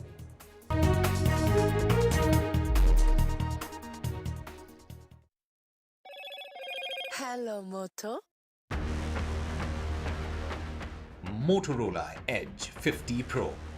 World's first AI-powered pro-grade camera.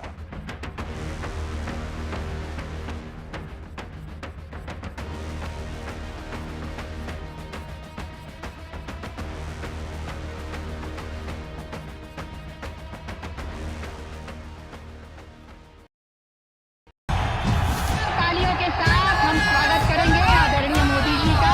Chhatrapati Shivaji Maharaj की।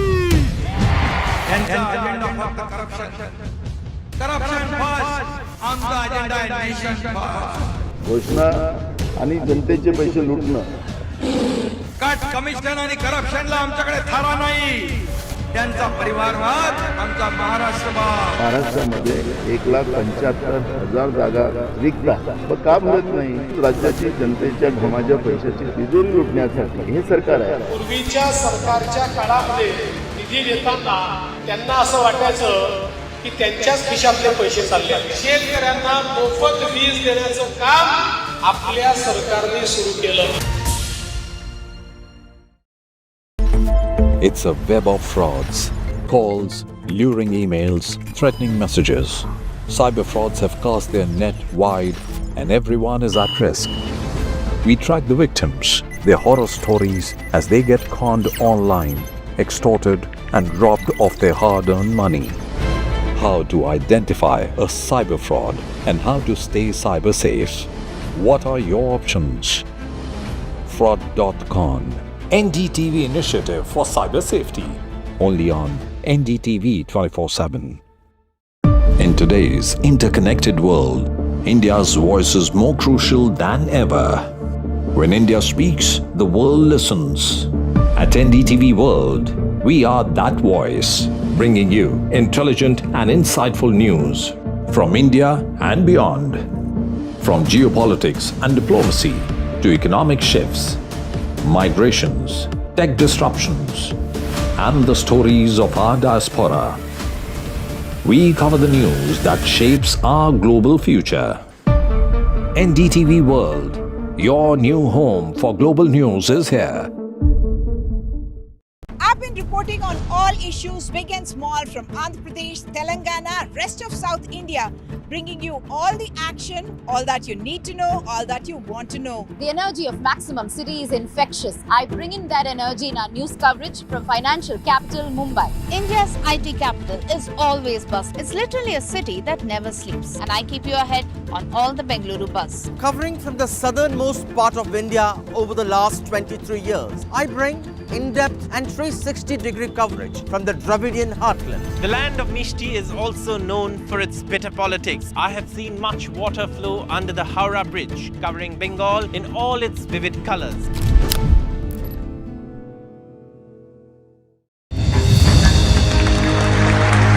I now request the Honorable Prime Minister to launch NDTV World and address the summit. It was the grand launch of NDTV World by Prime Minister Narendra Modi. NDTV World, as he laid out his vision for the India century at the NDTV World Summit. कैसी सदी जिसमें भारत के प्रयासों से दुनिया में स्थिरता आए. In the presence of those who are shaping our future. मेरी तरफ से आपको ढेर सारी शुभकामनाएं हैं. NDTV World, your new home for global news is here. Stay informed and entertained with the new and updated NDTV News app. You can watch all our channels live, listen to podcasts, read breaking and exclusive news from around the world and more. Download the NDTV app today and get access to the best journalism and storytelling on your smartphone or tablet. The NDTV app. News that matters to you.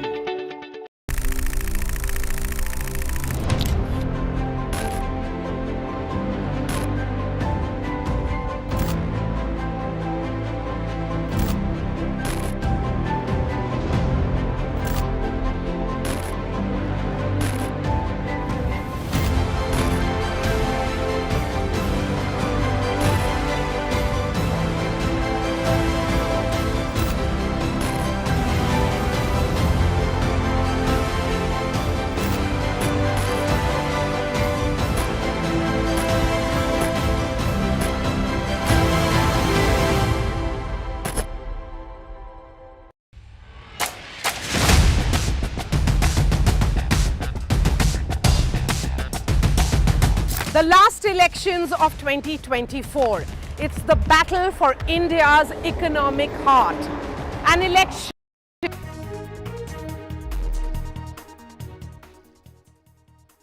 Welcome back. Our big focus on NDTV today. Well, Delhi continues to choke in severe plus AQI. The air quality index has crossed the 450 mark. In fact, it's nearing the 500 mark now. and this is for the 4th consecutive day. But the situation is particularly bad today, with the AQI clocking around 500 in most parts of the national capital, where the Supreme Court has made some tough observations. In fact, has pulled up both the Delhi government and the CAQM for the delay in the implementation of the strict anti-pollution measures under the Graded Response Action Plan. And we go across to my colleague Sunil Prabhu joining us live. Sunil sir, the Supreme Court raising several important points there in that hearing, saying that both the Delhi government as well as the Central Air Quality Panel should have acted better and acted faster as far as the implementation of GRAP is concerned. Well, I won't go to say about the Delhi government, because here I can go only by the order that has been passed by the Supreme Court. The Supreme Court, in its directions, has said that the CAQM and the subcommittee of the Commission for Air Quality Management has been contrary. They wasted precious time. They did not take necessary action, be it for GRAP 3 as well as GRAP 4.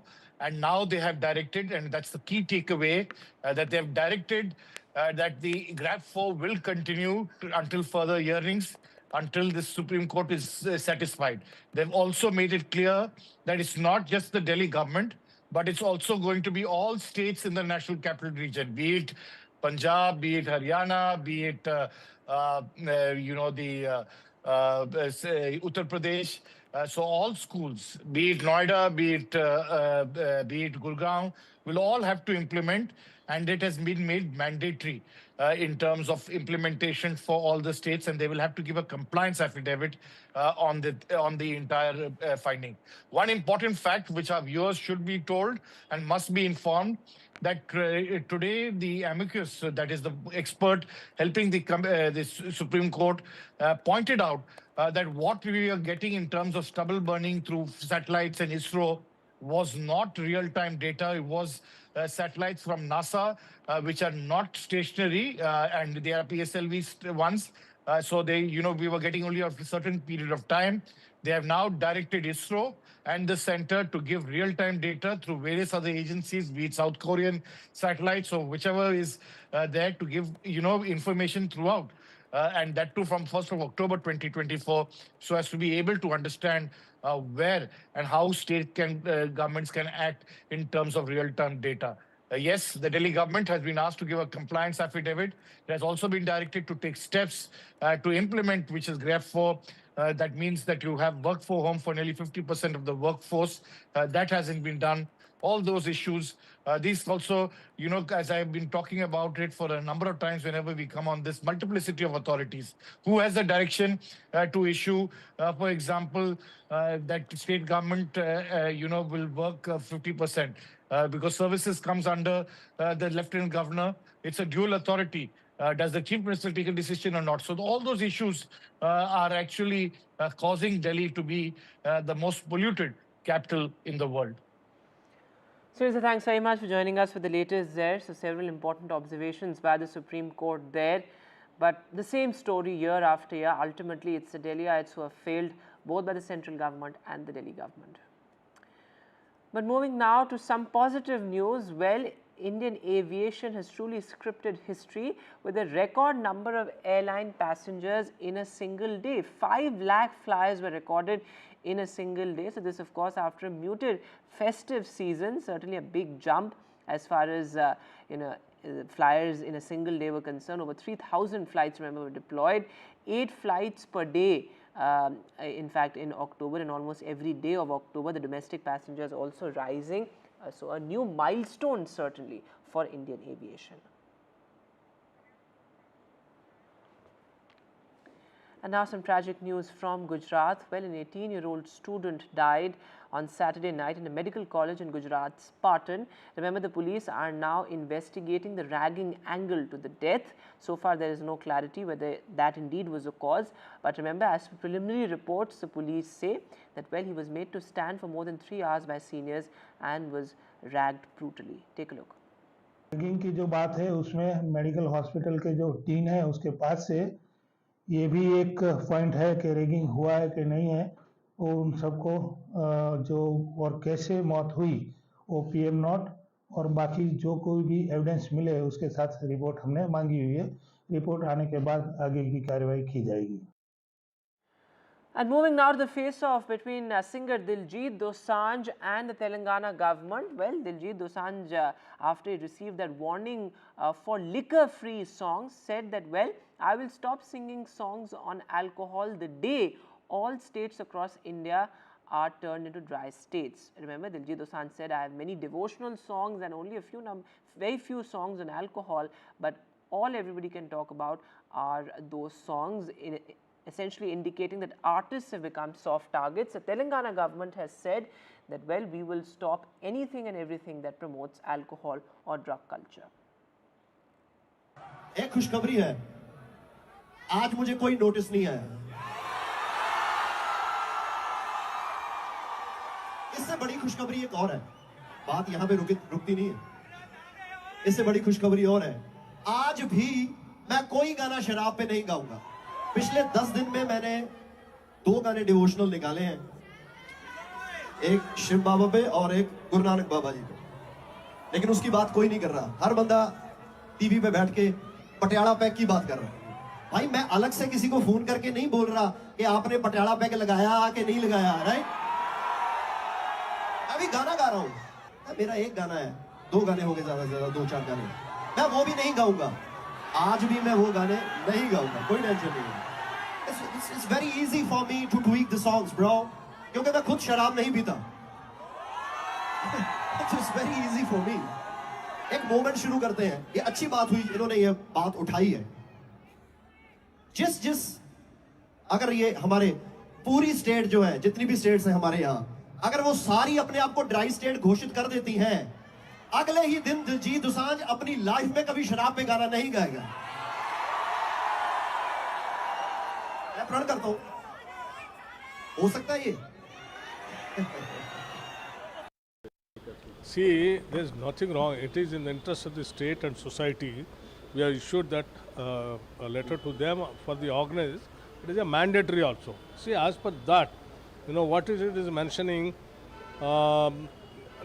you are requested for not using children on stage during live show in Cyberabad or in Rajkonda area on 15/11/2024, and not to allow singer Diljit Dosanjh ji to sing alcohol, drugs, violence promoting songs during live show on stage. It is in the interest of the society. The government of Telangana is taking all precautionary measures not to encourage any drug culture or alcohol or violence kind of thing. This video of Diljit Dosanjh from yesterday, his performance at Ahmedabad, has been going viral. He did bring up the issue and spoke about Telangana sending him a notice about legal notice about promoting alcohol and drugs in his songs, and they had asked him not to use those words. So we have seen him and his team tweaked the words in his songs while performing in Hyderabad, and even in Ahmedabad he said that he continues to not sing those songs because it's a dry state. But he also spoke about how Bollywood has been promoting alcohol, but nobody says anything to them. But he is a singer who has been just doing his job, but he has been pulled up for it. He gave 2 options to the government, saying that I'm agreeing to do what you're saying, that I will not sing alcohol or drugs related songs if your state is a dry state, or even if you can declare a dry day for the day I'm performing in your state. We have also seen fans reacting to this. About Bollywood, Bollywood has not come up and spoken about it because everybody till now we have seen how Bollywood have been really supportive of Diljit Dosanjh and his music, his films. We usually see them in every concert, doesn't matter which part of the world he's performing. We have seen people going out there and support him. We have not heard anything from the Hindi film industry coming out and speaking about him talking about Bollywood and promoting alcohol for now. Well, this has certainly sparked a fascinating debate, but that's all the time that we have on the show. Thanks so much for watching. Goodbye.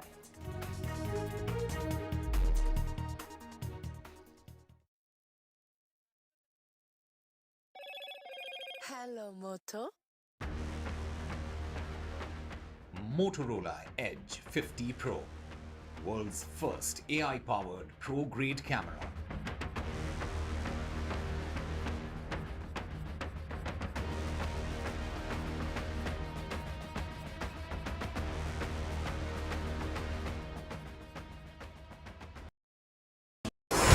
NDTV proudly upholds its legacy of trust and credibility. According to the prestigious Reuters Institute's Digital News Report 2024, NDTV is the top-most news platform in the country. Number 1 in both online and offline reach in India. Beating all its competition, NDTV stands for trust. Hello and welcome to India Sense, where I speak with global opinion makers. The United States has made a strategic decision over the last 20 years to move closer to India. So a $7 trillion economy seems a perfectly conceivable number. If you want to be a national party, it's that you sort of accept the way the world is rather than want to endlessly hark back to how it was. Modi is promoting the digitization of the economy, which is accelerating growth in the country. I want to thank the American people for the extraordinary honor of being elected your 47th president. Donald triumphs. What does Trump's win mean for America, for the world, for the wars, and for India-US relations? Non-stop coverage on NDTV. Top analysts and voices from the ground. Extensive coverage on NDTV.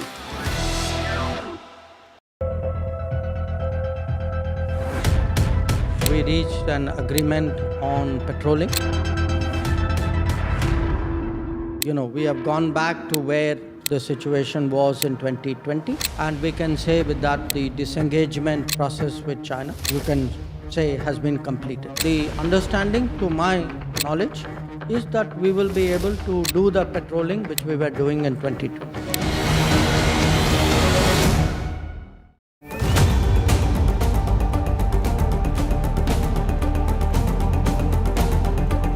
This week on India Ascends. All eyes on upcoming Rio G20. India poised to mend emerging economies, G7 divisions. Trump 2.0. Is it time up, Trudeau? Ottawa stares at fresh turmoil. Chinese security personnel in Pakistan. Is it Beijing's bid to colonize Islamabad? And in Bangladesh, why does Attorney General want secular removed from the constitution? All this and more only on India Sense with me, Gauri Dwivedi, at these timings on the NDTV network.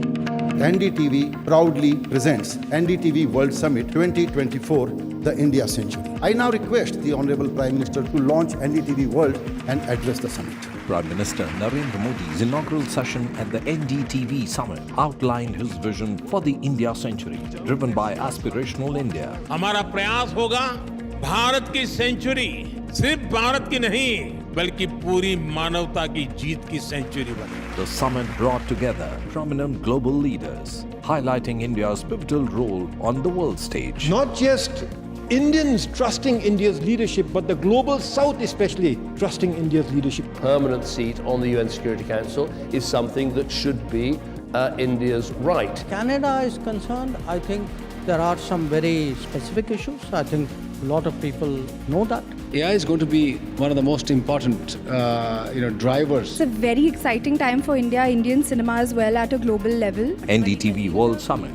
was more than just a conversation. It was a confluence of ideas poised to shape our global future.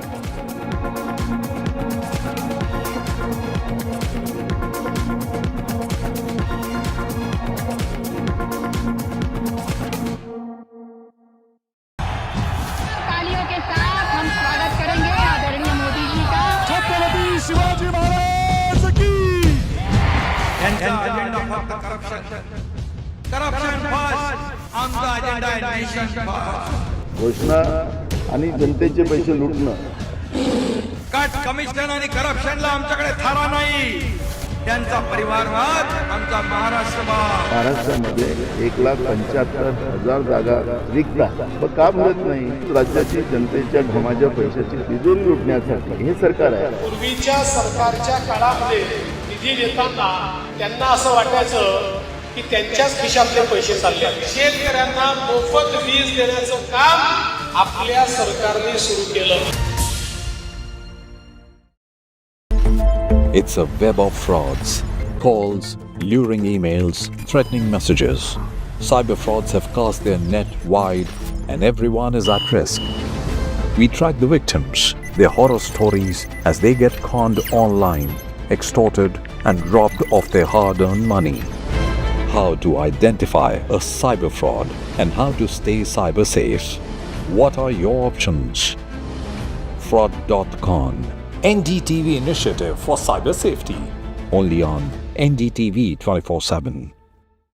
In today's interconnected world, India's voice is more crucial than ever. When India speaks, the world listens. At NDTV World, we are that voice, bringing you intelligent and insightful news from India and beyond. From geopolitics and diplomacy to economic shifts, migrations, tech disruptions, and the stories of our diaspora. We cover the news that shapes our global future.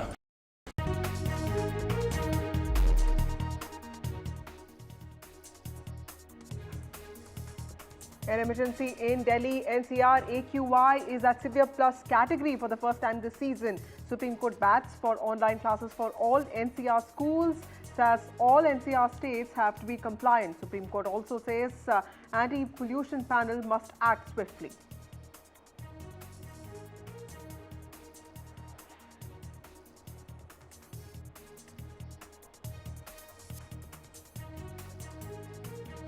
Delhi Chief Minister Atishi hits out at the central government, accusing it of failing to act and practicing politics on pollution. Claims Punjab brought down farm fires, but they have increased elsewhere.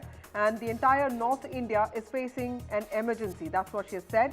BJP, meanwhile, has hit back, saying that Delhi is suffering due to Aam Aadmi Party's failures.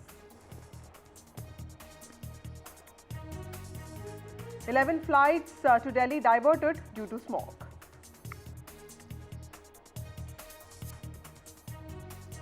A day after quitting the Aam Aadmi Party, Kailash Gehlot, Delhi's former transport minister, joined the BJP today. He has denied he was pressurized by any agencies, as was alleged by the Aam Aadmi Party, says the party compromised on its values.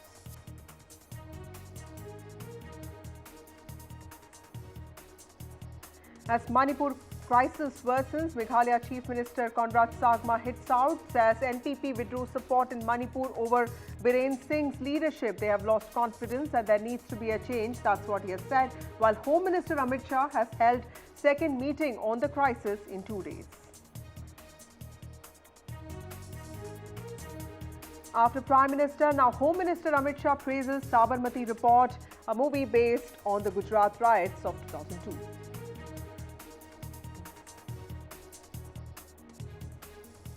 Delhi Environment Minister Gopal Rai speaking on the pollution crisis. Let's listen in.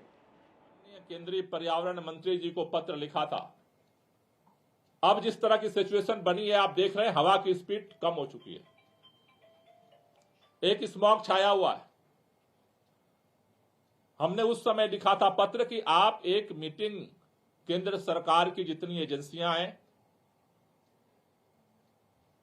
IIT Kanpur और दिल्ली सरकार की एक meeting बुला लीजिए, जिससे हम लोग पहले से ही तैयारी करें कि अगर इमरजेंसी सिचुएशन बनती है तो इस तरह के स्मॉग को तोड़ने के लिए कृत्रिम बारिश कराया जा सके. आप ये गंभीरता समझने की कोशिश कर रही है भारतीय जनता पार्टी की. अगस्त के पहले सप्ताह में हमने पत्र लिखा था. सितंबर बीत गया, अक्टूबर बीत गया, नवंबर आ गया. भाजपा की सरकार को एक बैठक बुलाने की भी फुर्सत नहीं है, या जरूरत उन्हें महसूस नहीं हो रही, या फिर वो चाहते हैं कि प्रदूषण बढ़े. आज तक बैठक नहीं बुलाई गई. और जिस दिन के लिए मैं 2.5 महीने पहले से प्रयास कर रहा था, आज वो प्रदूषण की मार झेलने के लिए दिल्ली के लोग मजबूर हो गए। और अभी टिल नाउ, अभी तक केंद्रीय पर्यावरण मंत्री जी की तरफ से जवाब नहीं आया कि वो बैठक करेंगे भी कि नहीं करेंगे, कुछ नहीं पता है।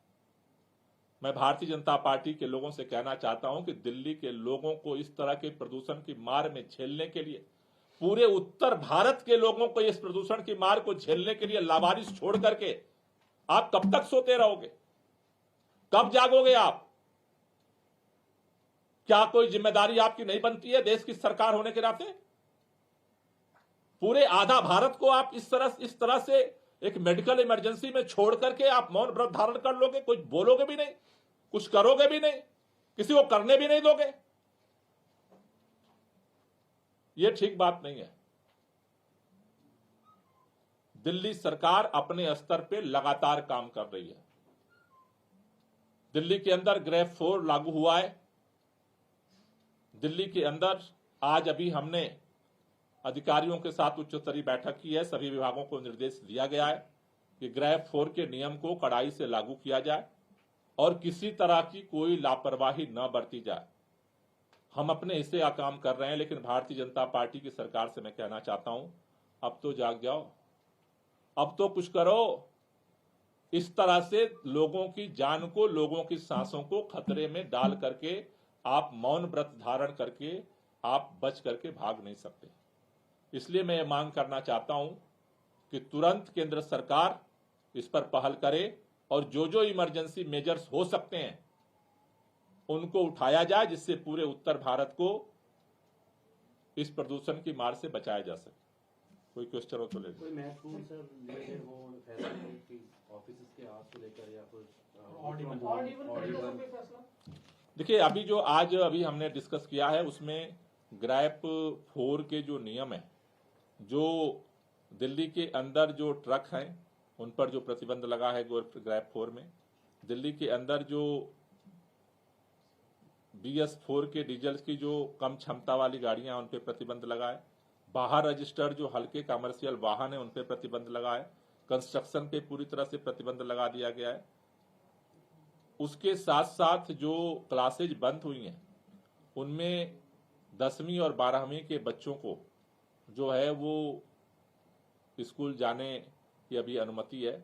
आज हमने डायरेक्शंस दिया है कि उनको मास्क जो है मैंडेटरी प्रोवाइड किया जाए जो बच्चे जो है वो स्कूल आ रहे हैं। हेल्थ डिपार्टमेंट को डायरेक्शंस हमने दिया है कि एक स्पेशल टास्क फोर्स जो है LNJP में बनाया जाए, जिससे कि इस तरह की जो मेडिकल प्रॉब्लम्स होती है उसको जो है उनको सहयोग दिया जा सके। हम अपने स्तर पे जो भी कदम है हम उठा रहे हैं और आगे भी हम उठाएंगे, लेकिन पूरे उत्तर भारत की लड़ाई वो केंद्र सरकार को, भारतीय जनता पार्टी की सरकारों को सामने आना पड़ेगा, जिम्मेदारी कबूलनी पड़ेगी और इसके समाधान के लिए काम करना पड़ेगा। मौन व्रत धारण करने से भारतीय जनता पार्टी बच नहीं सकती है। स्कूलों को लेकर कोर्ट ने कहा है कि 10वीं 12वीं के स्कूल भी NCR में बंद किए जाए, ऑनलाइन मोड में किए जाए। अभी जो निर्णय लिया गया है उसको हमने आपके सामने बताया। कोर्ट का जो डायरेक्शंस आएगा उसके अनुसार फिर सरकार उस पर स्टडी करके अपना निर्णय लेगी। सर ये भी कहा गया है कि 450 से नीचे भी क्यों आया था तब भी ग्रेफ 4 नहीं हटाना है बगैर पूछे, कोर्ट ने कहा है। मैंने तो कहा ना कि कोर्ट का जो डिसीजन है, कोर्ट का डिसीजन जो है हमारे पास आएगा और कोर्ट के निर्णय के अनुसार फिर सरकार अपनी कार्य योजना बनाएगी। सर सुप्रीम कोर्ट ने भी उसी बात को इंगित किया है जो आप इशारा कर रहे हैं कि पड़ोसी राज्य ग्रैप 4 इंप्लीमेंट नहीं कर रहे, ग्रैप 3 भी इंप्लीमेंट नहीं किया था। उन्होंने इंश्योर करने के लिए कहा है कि टीम सेटअप की जाए जो मॉनिटर करे कि ग्रैप 4 इंटायर NCR के अंदर भी बराबर लागू हो रहा है। मैं उससे आगे की बात कह रहा हूँ। क्या पूरा उत्तर भारत प्रदूषण की मार झेल रहा है? बुजुर्गों को सांस लेना मुश्किल हो रहा है, बच्चों को घर से बाहर निकलना मुश्किल हो रहा है, और केंद्र सरकार सो सकती है क्या किसी देश की?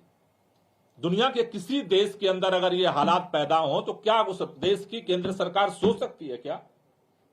क्या केंद्रीय पर्यावरण मंत्री मौन व्रत धारण कर सकता है क्या? क्यों भाग रही है भारतीय जनता पार्टी अपने जिम्मेदारियों से?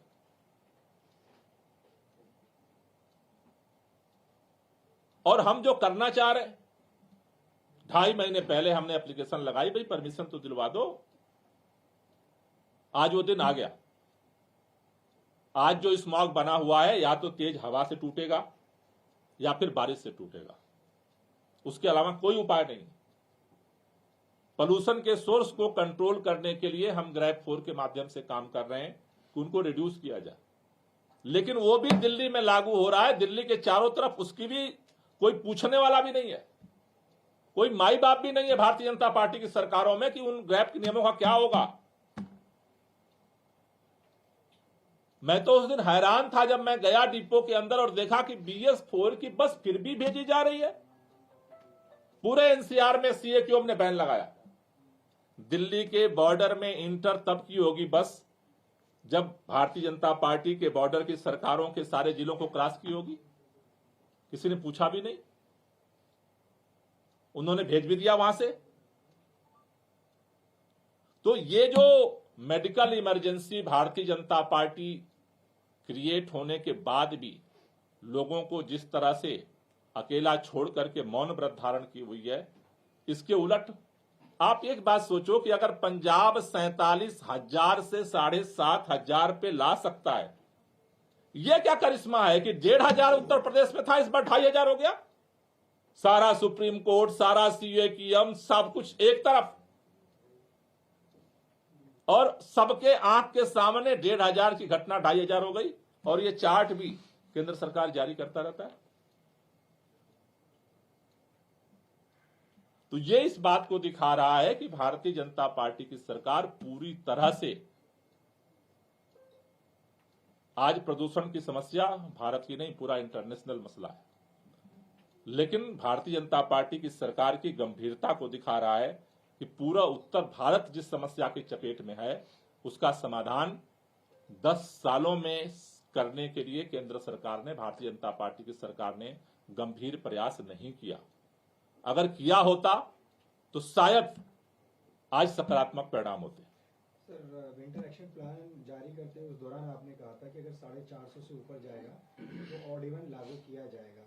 तो क्या आप ये बताने की पोजीशन में कि ऑड इवन लागू कर रहे हैं या नहीं कर रहे? देखिए, अभी जैसा ग्रैप 4 में अतिरिक्त कदम भी सरकारों को उठाने की सलाह दी गई है। हाँ जी, तो क्या कदम अतिरिक्त, जो अतिरिक्त कदम की जो आप बात कर रहे हैं, उन सारी चीजों पे हम लोग मॉनिटर कर रहे हैं। और जो परिस्थितियां बनती हैं, सरकार, दिल्ली सरकार हर निर्णय ले रही है, हर चीज पे हम मॉनिटर कर रहे हैं, डे टू डे मॉनिटर कर रहे हैं, डे टू डे एक्शन ले रहे हैं। जो जरूरी कदम होगा, सारी चीजों का एक्सपर्ट्स के साथ हम लगातार संपर्क में हैं, हम वो कदम उठाएंगे। सर, एक और सवाल है, आपने पराली की घटनाओं के बारे में बताया है, वर्क फ्रॉम होम को लेकर कोई चर्चा हुई क्या अभी? क्योंकि उसका भी निर्देश था कि वर्क फ्रॉम होम भी लागू किया जाए। जिससे मैंने कहा ना कि अभी हम सुप्रीम कोर्ट में से सुनवाई थी, कई चर्चाएं हुई हैं, उनके ऑर्डर्स आने के बाद उसके अनुरूप भी अपना एक्शन प्लान हम बनाएंगे। सर, पराली को लेकर आपने आंकड़ा बताया, लेकिन क्या आप बता सकते हैं, क्योंकि अभी 500 के करीब ऑलमोस्ट पहुंच गया दिल्ली में, पिछले 24 से 48 घंटे में इन तीनों राज्यों में क्या आंकड़ा है? पंजाब में कितना है, हरियाणा में कितना है, यूपी में कितना है? ये नंबर्स आपके पास अगर हैं तो बता दें। वो हम आपको डिटेल निकाल करके बता देंगे। मेरे पास जो आंकड़े थे वो मैंने आपको बता दिया टोटलिटी में। 2022 में इस दौरान 47,000 जड़े थे, पराली घटनाएं थी 15 अक्टूबर के बाद टिल नाउ, जो आज 7,500 पर आ गई। उत्तर प्रदेश के अंदर 1,500 घटनाएं थी, जो बढ़ करके 2,500 आ गई। डिटेल पर डे का भी डिटेल हम आपको दे देंगे। सर, ये BS4 की गाड़ियों का आप आरोप लगा रहे हैं कि बॉर्डर से अभी भी एंटर हो रही है, उसको रोकने के लिए दिल्ली सरकार अपनी तरफ से हम दिल्ली सरकार सब कुछ कर रही है अपनी तरफ से। मैं तो खुद गया था, चेक किया, रोक दिया, फाइन लगा दिया। सवाल इसका नहीं है, दिल्ली सरकार तो सुबह से शाम तक काम करे, ये बहुत जरूरी है, लेकिन भारतीय जनता पार्टी की सरकार पूरे दिल्ली को जो है, लोगों को जो है लाश बिछाने के लिए छोड़ दे, ये भी जरूरी है, उस पर भी काम हो। चारों तरफ से जब पोल्यूशन का धुआं दिल्ली की तरफ इंटर कर रहा है, तो दिल्ली के अंदर हम तो रोजाना सफाई कर रहे हैं, जितना सफाई करते हैं उससे 10 गुना ज्यादा बाहर से आ रहा है, लेकिन हम अपना काम कर रहे हैं। लेकिन भारतीय जनता पार्टी को भी इस बात का जवाब देना पड़ेगा कि वो इस तरह से मौन व्रत क्यों धारण किए हुए, क्या उसकी जिम्मेदारी है? आज तक पर्यावरण मंत्री ने एक शब्द बोला, कोई पहल की? चिट्ठियां मैंने लिखी, क्या एक बैठक बुलाई? ऑनलाइन मीटिंग जो अगस्त में होती थी हर साल, वो चिट्ठी लिखते लिखते अक्टूबर में हुई। इतनी फुर्सत थी भारतीय जनता पार्टी के नेताओं को, एक ऑनलाइन मीटिंग करके तीसरी कर लिया। भाजपा को जवाब देना पड़ेगा। पूरा देश जिस तरह की इमरजेंसी में पहुंचा है, उसकी जिम्मेदारी भारतीय जनता पार्टी को लेनी पड़ेगी और इसका समाधान देना पड़ेगा देश को। गोपाल जी, एनसीआर में जो थर्मल पावर प्लांट चल रहे हैं वो कितना बड़े कारक बन गए हैं, और मूल रूप से कौन से तत्व आप देखते हैं जिसकी वजह से आज दिल्ली गैस है? देखिए, एक फैक्टर नहीं है, अलग अलग फैक्टर हैं। डस्ट पोल्यूशन का भी इसमें कंट्रीब्यूशन है, व्हीकल पोल्यूशन का भी कंट्रीब्यूशन है, ईंट भट्ठों का जो पोल्यूशन है उसका भी कंट्रीब्यूशन है, जो थर्मल पावर प्लांट है उसका भी कंट्रीब्यूशन है, जो polluted fuel पे इंडस्ट्रीज चल रही हैं उनका भी कंट्रीब्यूशन है।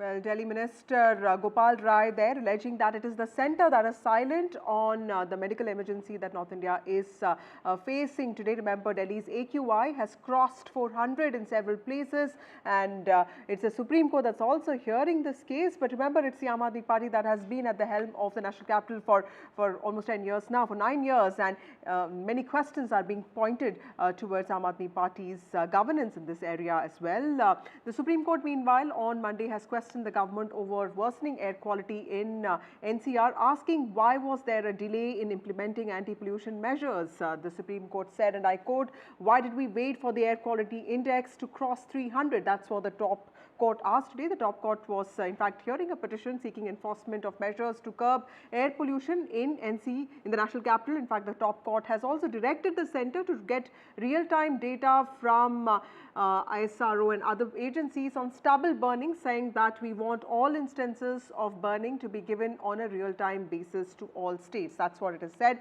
Remember, all of this happening even as Delhi's air quality has plunged to severe plus for the first time this season, forcing the government to implement stage 4 of the graded response action plan.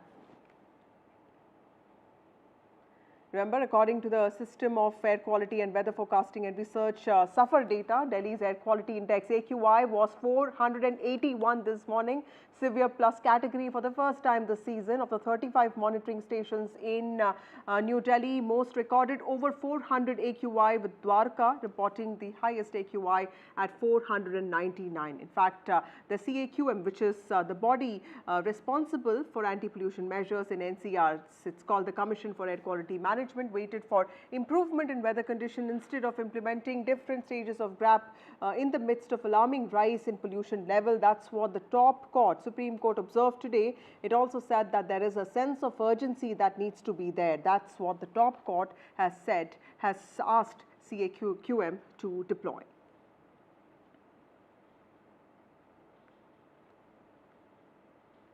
Sunil Prabhu, my colleague who tracks the Supreme Court for us, joins us with more details on this. Sunil, what are the main takeaways from what the Supreme Court said today, and also what did the Delhi Senior Minister Gopal Rai said today? Tell us, help us understand the political fight in this, also the observations of the Supreme Court. Well, firstly, I think the Supreme Court has really pulled up the centers and the subcommittee for Center for Air Quality Management for refusing to invoke GRAP 3 as well as GRAP 4. Waiting for precious time, as they say, 24 hours before they had invoked it. It goes against the contrary, and they have really, in its order, made it clear that they're not happy with the way in which they have acted. They have now directed that unless they give further order, GRAP 4 will continue in the state of Delhi, because as you can see, people are gasping and finding it difficult to breathe. It's a really, really terrible situation.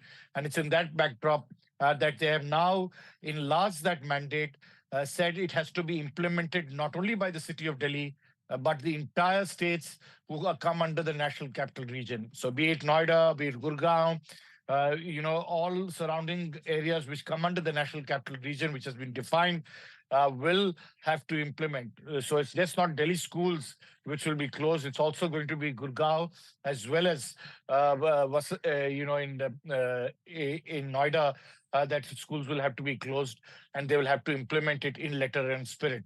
Having said that, the amicus curiae, who was the expert of the Supreme Court, said that, the farm fires that we are getting the data is not real time. It is at a specific time from a NASA satellite, which ISRO is using. And that is why they have now, the Supreme Court has directed ISRO as well as the center to give real time data as well as all the evidence to show how these farm fires and, so that state governments can act from the 1st of October 2024 and to show through a geostationary satellite about what is happening. So compliance affidavits have to be given not only by Delhi but other regions about how they're implementing GRAP 4. And the Supreme Court will take a final decision on various other aspects when it hears this matter once again on Friday. They are definitely not happy with the situation, and they want certain guidelines to be rechanged and to be invoked in terms of how they implement in Delhi. Hopefully, will be able to breathe better air in the days to come. Thank you, Sunil Prabhu, for joining us with those details. Strong words by the Supreme Court today, even as Delhi's AQI crosses 400.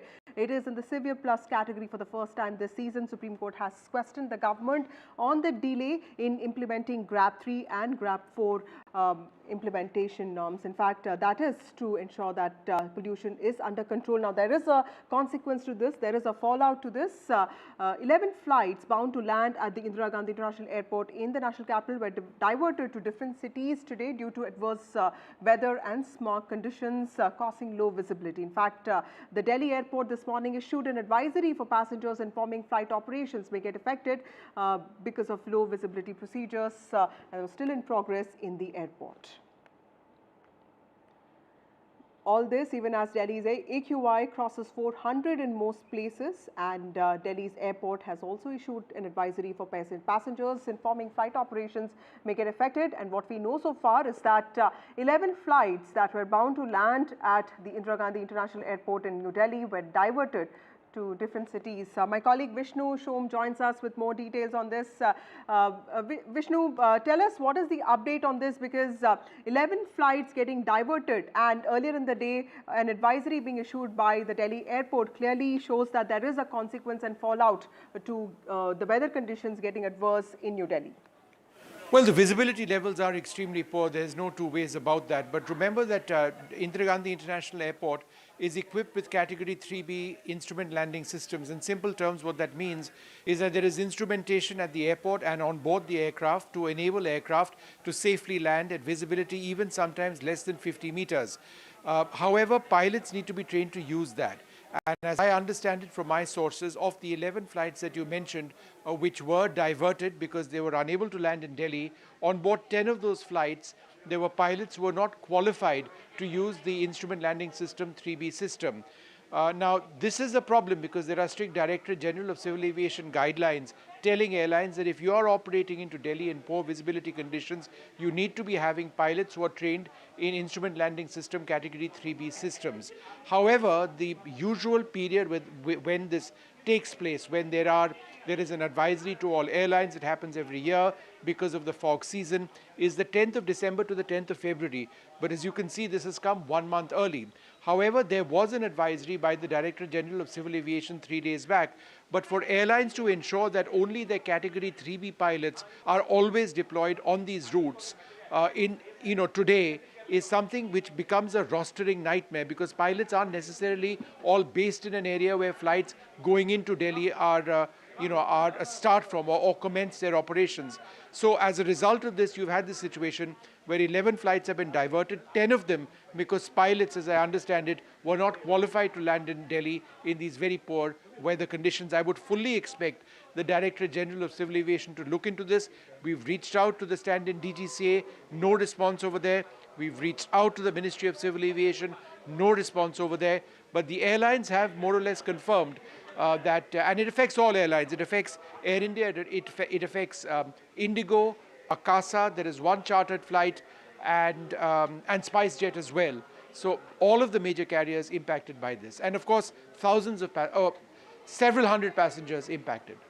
Right. Thank you, Vishnu Shom, for joining us with those details. 11 flights have been diverted from Delhi due to adverse weather conditions due to smog and pollution. Moving on, even as Manipur crisis worsens, Home Minister Amit Shah has chaired second review meeting on the Manipur crisis. This is the second meeting, remember, in 2 days that the Home Minister has participated in. Remember, he also cancelled his Maharashtra campaign yesterday. BJP MLAs, meanwhile, in Manipur will also be meeting Chief Minister N. Biren Singh today after violence has been reported in the state for the last 2 days. Remember, BJP still has 32 MLAs in the 60-member assembly. It is still the majority party, and this is a day after Conrad Sangma's National People's Party, the second largest ally of the NDA, with seven MLAs withdrew support to the ruling alliance, to the government, saying that Biren Singh's government has completely failed to handle violence in the state. In fact, the state has been witnessing a lot of violence. It's been on the boil for over a year now, with ethnic clashes being reported several times. NIA, which is the National Investigation Agency, has also taken charge of investigating 3 key cases related to recent violence in Manipur, which has seen the loss of lives and also widespread disruption of public order. Remember, unrest broke out in Manipur in the last 2 days again. Violent protests have continued in the valley, and houses of several ministers and MLAs were also attacked and ransacked by mobs.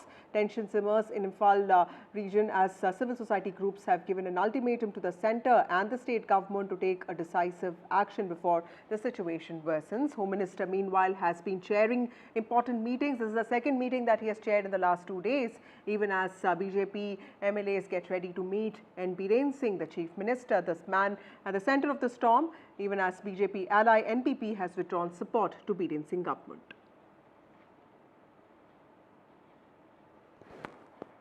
My colleague Aishwarya joins us on the phone line. Aishwarya, Home Minister Amit Shah, of course, is monitoring the situation very closely. Even last time he went and spent 4 days there. But clearly this is a situation that refuses to quieten down. It is in some ways escalating. Do we know about what kind of discussions, deliberations are the centre, is the centre involved in? Is it also talking to the Chief Minister, Biren Singh, who is at the centre of the storm? Well, it is Home Minister Amit Shah who is currently reviewing the situation, and the detailed review meeting is happening at the national capital. Yesterday, remember, Home Minister Amit Shah had cut short his election tour and returned back to the national capital, after which an emergency meeting was called in which Director of the Intelligence Bureau, including the senior MHA officials who handles the northeast part of the country, apart from the CRPF officials, a coordinated meeting went on, and several instructions were given. The sources indicating to us that in this meeting they have been told that 50 additional companies will be deployed to the state of Manipur, in which 5,000 additional security personnel of the CRPF will be deployed in the sensitive areas. Apart from it, it would be, remember, already 27,000 CRPF jawans who was already deployed in that particular region. Remember, Jiribam, which is one of the constituency and a district which was most threatened, the epicenter this time, where ethnic clashes broke out, violence were reported. Remember, there was MLAs and Chief Minister's residences came under attack.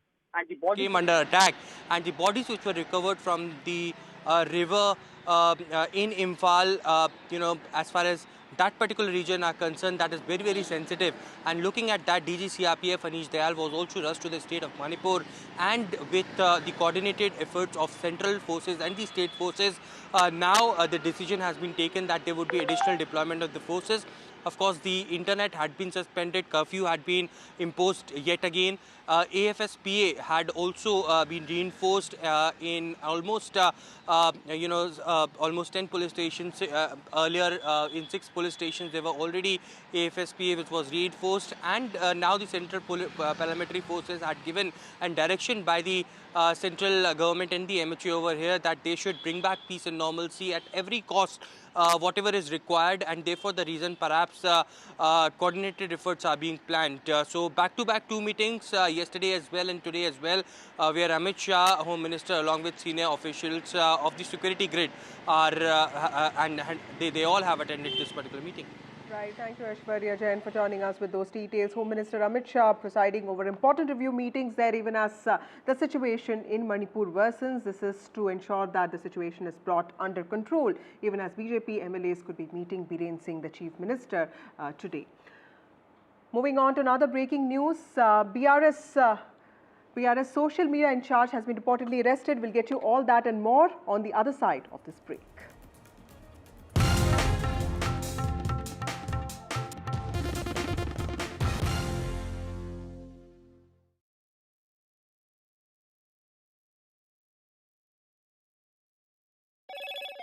Hello, Moto.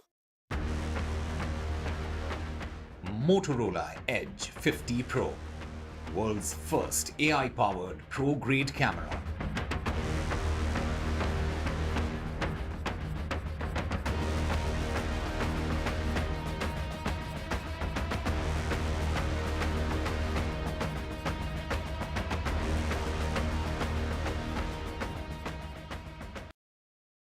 I've been reporting on all issues, big and small, from Andhra Pradesh, Telangana, rest of South India, bringing you all the action, all that you need to know, all that you want to know. The energy of Maximum City is infectious. I bring in that energy in our news coverage from financial capital Mumbai. India's IT capital is always buzz. It's literally a city that never sleeps. And I keep you ahead on all the Bengaluru buzz. Covering from the southernmost part of India over the last 23 years, I bring in-depth and 360-degree coverage from the Dravidian heartland. The land of Mishti is also known for its bitter politics. I have seen much water flow under the Howrah Bridge, covering Bengal in all its vivid colors.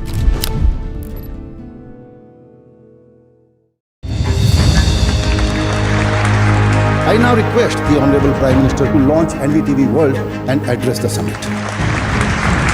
It was the grand launch of NDTV World by Prime Minister Narendra Modi. NDTV World, as he laid out his vision for the India century at the NDTV World Summit. कैसी सदी जिसमें भारत के प्रयासों से दुनिया में स्थिरता आए. In the presence of those who are shaping our future. मेरी तरफ से आपको ढेर सारी शुभकामनाएं हैं. NDTV World, your new home for global news is here. Stay informed and entertained with the new and updated NDTV News app. You can watch all our channels live, listen to podcasts, read breaking and exclusive news from around the world and more. Download the NDTV app today and get access to the best journalism and storytelling on your smartphone or tablet. The NDTV app, news that matters to you.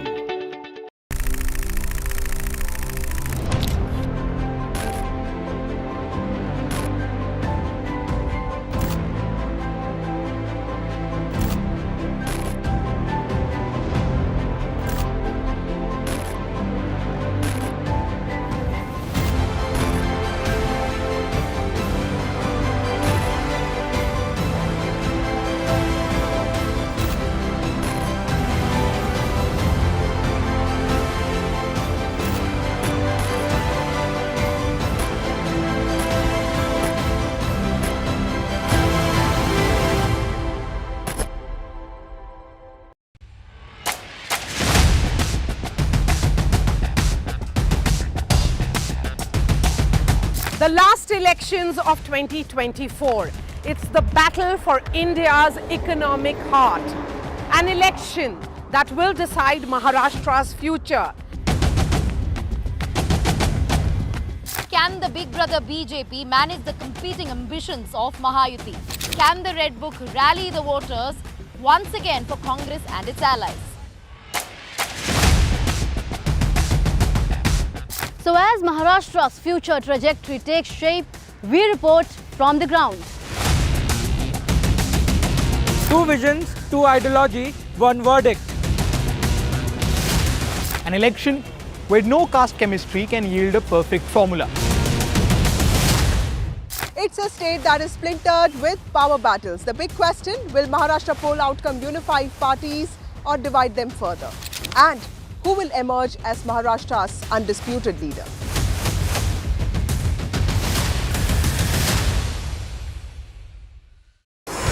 NDTV proudly upholds its legacy of trust and credibility. According to the prestigious Reuters Institute's Digital News Report 2024, NDTV is the topmost news platform in the country. Number 1 in both online and offline reach in India. Beating all its competition, NDTV stands for trust.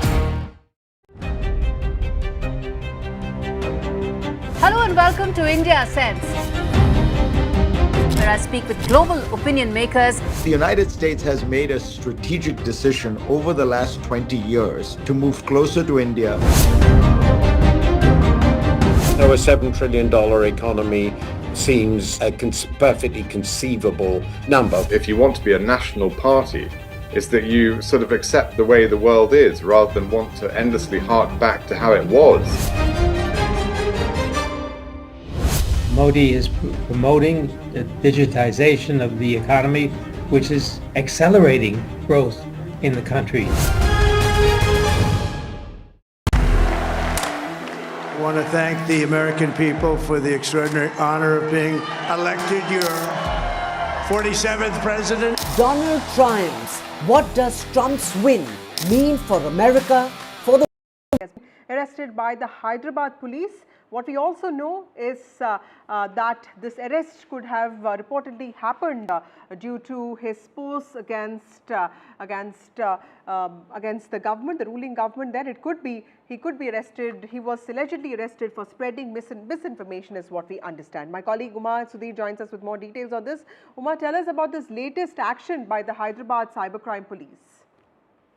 So, Dilip Konatham is the former Telangana digital media director, and he is active on social media and controls the BRS social media. And he's very much part of the KTR core team that existed during the BRS government.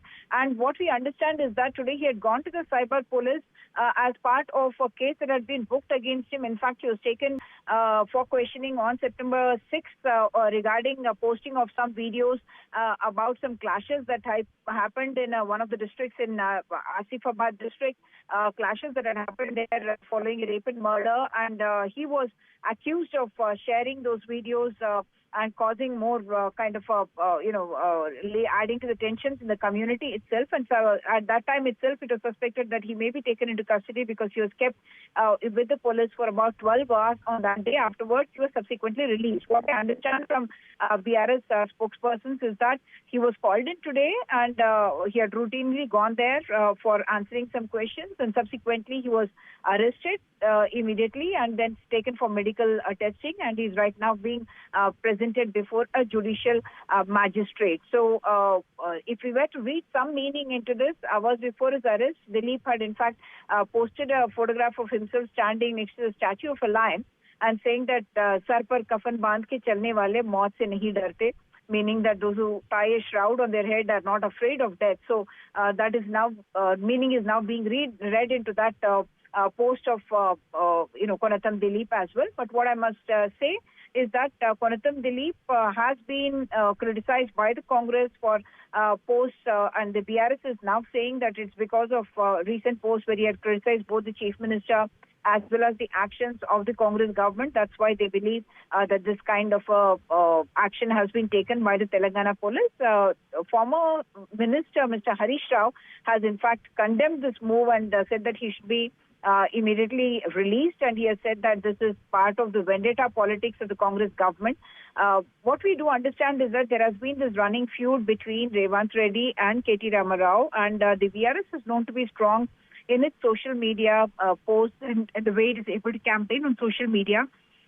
And that's one of the reasons why the BRS claims that Dilip Konatham has now been arrested by the police, that, Harish Rao is saying that it claims to be a people's government, that it is acting, in fact, undemocratically, and that they are, it's a shame, he says, that the government is choosing to harass those who are questioning it and imposing false cases on such people who are questioning the government. That's what the BRS has now said. As you know, K.T. Rama Rao is in Delhi and is in fact expected to hold a press conference even as we speak, questioning the Congress government on the issues of land acquisition regarding the case that happened in Vikarabad, where a collector was attacked by the locals, and subsequently the Congress had alleged a political conspiracy.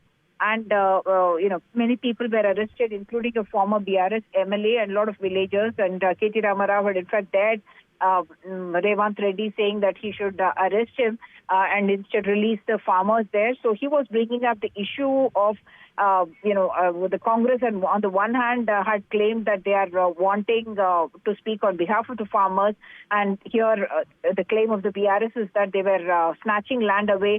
KTR has alleged that there were, political benefits to the family of the chief minister, which of course the Congress has denied. But they are juxtaposing it with the idea that, you're talking about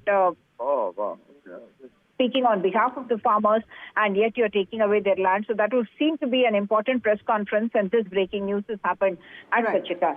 So interesting details there. Uma Sudhi, thank you for joining us. Even as K.T. Rama Rao is in New Delhi, allegedly exposing the hypocrisy and the problems with the governance of Revant Reddy-led Congress government in Telangana. His party's social media head has been arrested by the Hyderabad police, allegedly for spreading misinformation. Moving on to some more news from the south of India, from Tamil Nadu.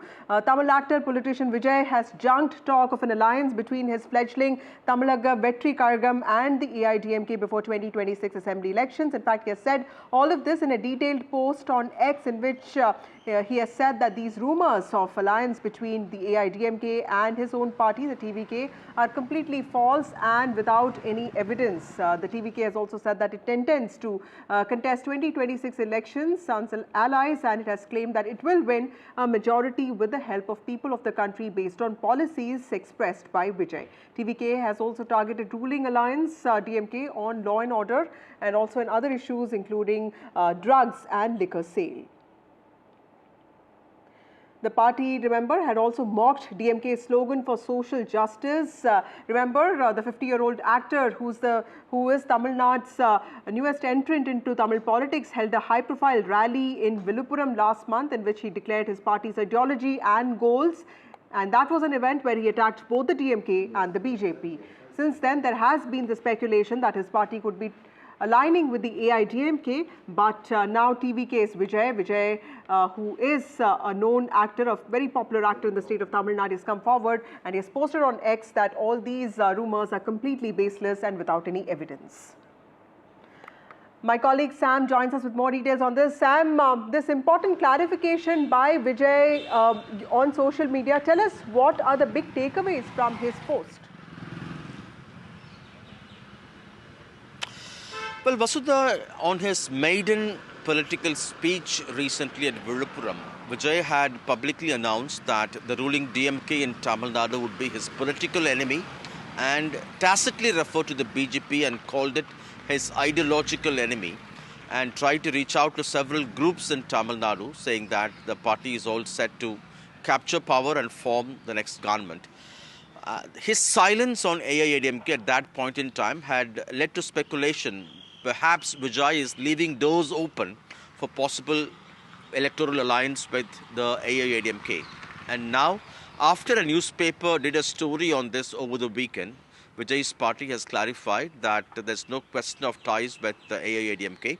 The party believes in the people in Tamil Nadu, and that it's strategizing and is gearing up to win elections with a majority and to form its own government. In that sense, it's a big clarification. But given the dynamics in Tamil Nadu politics, with a bulk of voters already strongly aligned with political parties, how much will Vijay be able to swing? That's the big question. But his supporters and fans, Vasudha, say that unlike other stars who have been unsuccessful, including Kamal Hassan, Vijay is making his plunge at the peak of his acting career. And that would make a big difference, particularly strike a chord among younger first-time voters. That's their belief. And this Vijay's foray has already triggered a buzz in other political parties. For instance, the ruling DMK has already kick-started its preparation for the assembly elections due in 2026. And Udayanidi's recent elevation as Deputy Chief Minister, many look at this as a very strategic move by the ruling DMK to counter the popularity of Vijay through Udayanidi, who himself is an actor turned politician. Right. Thank you, Sam, for joining us with those details. Vijay's entry into Tamil politics clearly has ruffled a lot of feathers, with now DVK itself clarifying on social media. Vijay himself coming on social media on X, clarifying that speculations of his party's alliance with the AIDMK are completely false. Time for a short break. More news and updates on the other side.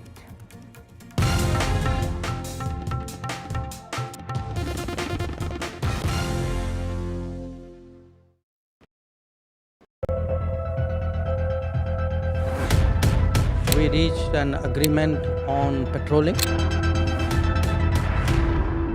We have gone back to where the situation was in 2020, and we can say with that the disengagement process with China, you can say, has been completed. The understanding, to my knowledge, is that we will be able to do the patrolling which we were doing in 2020.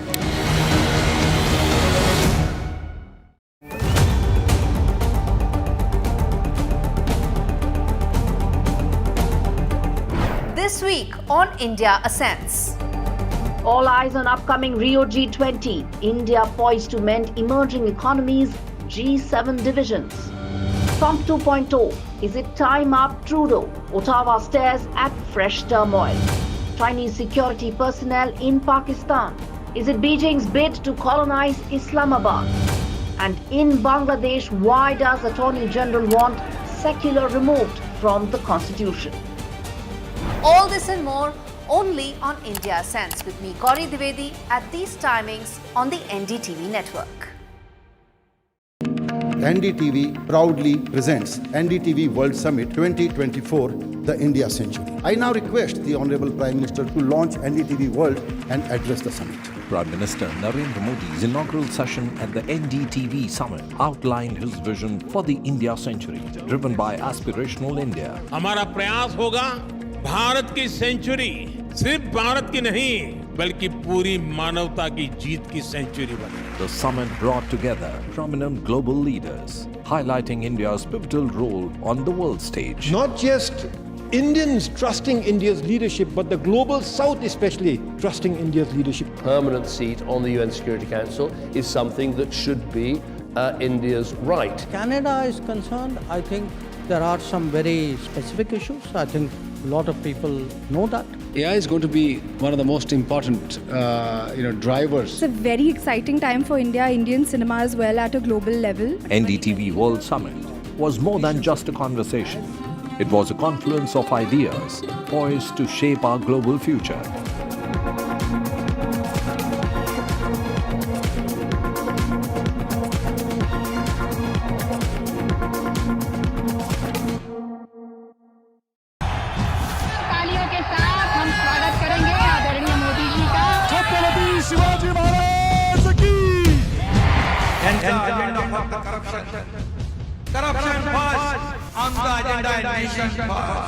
घोषणा आणि जनतेचे पैसे लुटणं. Cut commission आणि करप्शनला आमच्याकडे थारा नाही. त्यांचा परिवारवाद आमचा महाराष्ट्रवाद. महाराष्ट्रामध्ये 1,75,000 जागा रिक्त आहेत. पण का भरत नाही? राज्याची जनतेच्या घमाच्या पैशाची तिजोरी लुटण्यासाठी हे सरकार आहे. पूर्वीच्या सरकारच्या काळामध्ये निधी देताना त्यांना असं वाटायचं की त्यांच्याच खिशातले पैसे चालले. शेतकऱ्यांना मोफत वीज देण्याचं काम आपल्या सरकारने सुरू केलं. It's a web of frauds, calls, luring emails, threatening messages. Cyber frauds have cast their net wide and everyone is at risk. We track the victims, their horror stories as they get conned online, extorted and robbed of their hard-earned money. How to identify a cyber fraud and how to stay cyber safe. What are your options? Fraud.con, NDTV initiative for cyber safety. Only on NDTV 24/7. In today's interconnected world, India's voice is more crucial than ever. When India speaks, the world listens. At NDTV World, we are that voice, bringing you intelligent and insightful news from India and beyond. From geopolitics and diplomacy to economic shifts, migrations, tech disruptions, and the stories of our diaspora. We cover the news that shapes our global future. NDTV World, your new home for global news, is here.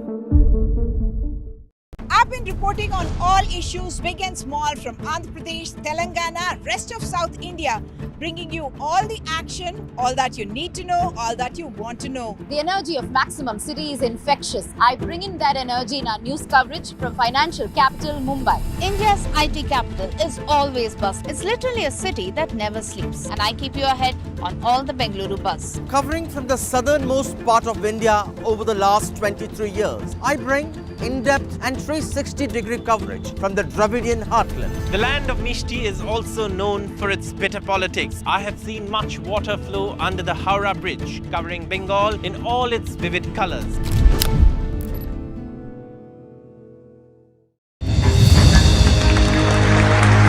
I now request the Honorable Prime Minister to launch NDTV.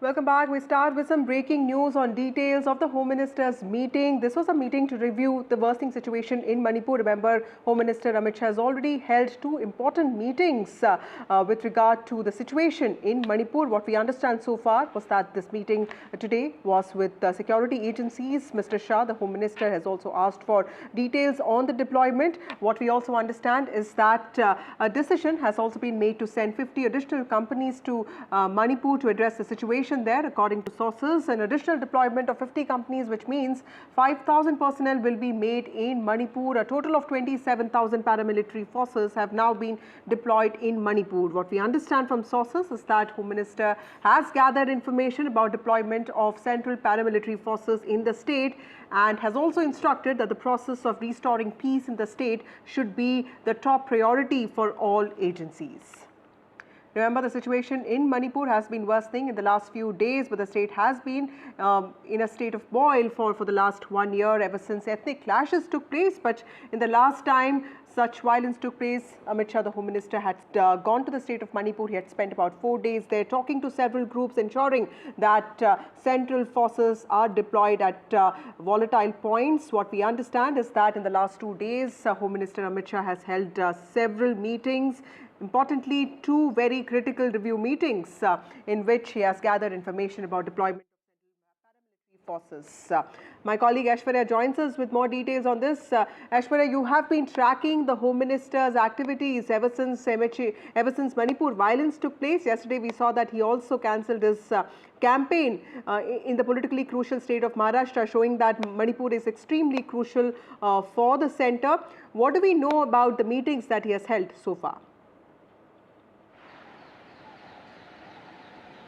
Well, since yesterday, Amit Shah was seen in action as far as the situation in Manipur is concerned. Remember, yesterday he came back to the national capital and held an emergency meeting with the top security grid and also directed some of the important decisions that they have taken. Today, a larger review meeting was convened at the residence of Home Minister Amit Shah, where Director of Intelligence Bureau, along with senior CRPF officials, senior MHA officials who handles the Northeast, all were the part of this meeting. We have been told that senior officials from the state of Manipur, including the DG CRPF, also joined via video conferencing, and some crucial decisions are taken, including the deployment of extra CRPF forces to the sensitive zones of Manipur, where the violence had been reported in the last few days. In fact, we have been told that 5,000 additional forces will be sent to the state of Manipur, and a total of 27,000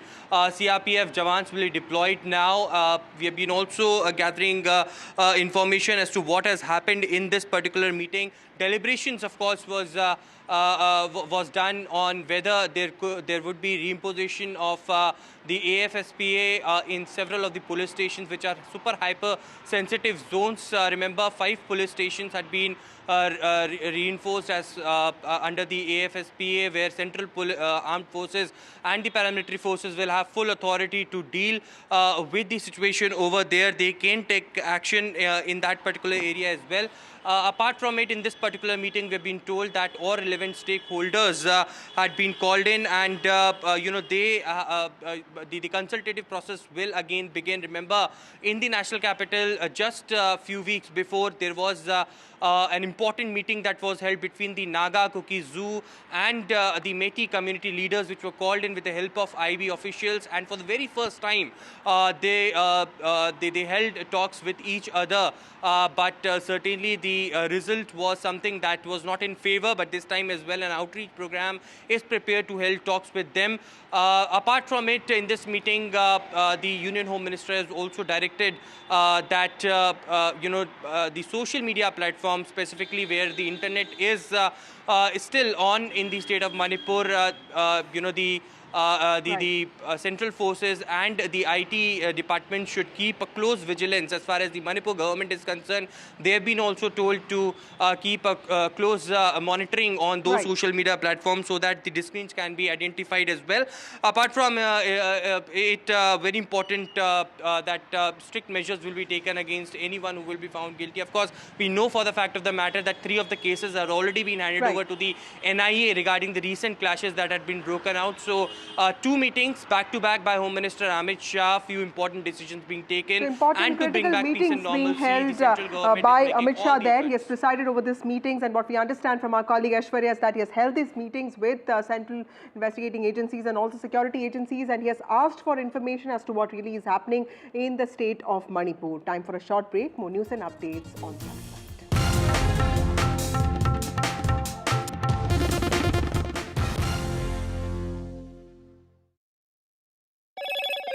Hello, Moto. Motorola Edge 50 Pro, world's first AI-powered pro-grade camera.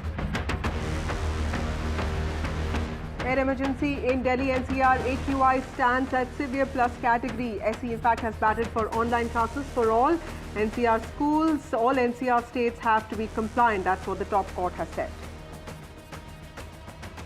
Delhi Chief Minister Atishi has hit out at the central government, accusing it of failing to act, and she has also said that the centre practices politics. Now, BJP has hit back, saying that Delhi is suffering due to Aam Aadmi Party's failures.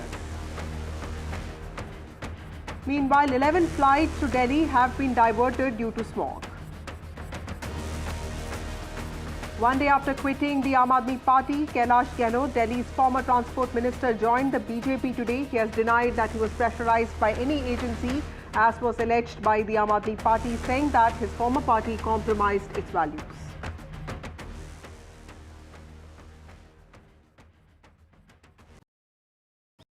Stay informed and entertained with the new and updated NDTV News app. You can watch all our channels live, listen to podcasts, read breaking and exclusive news from around the world and more. Download the NDTV app today and get access to the best journalism and storytelling on your smartphone or tablet. The NDTV app. News that matters to you.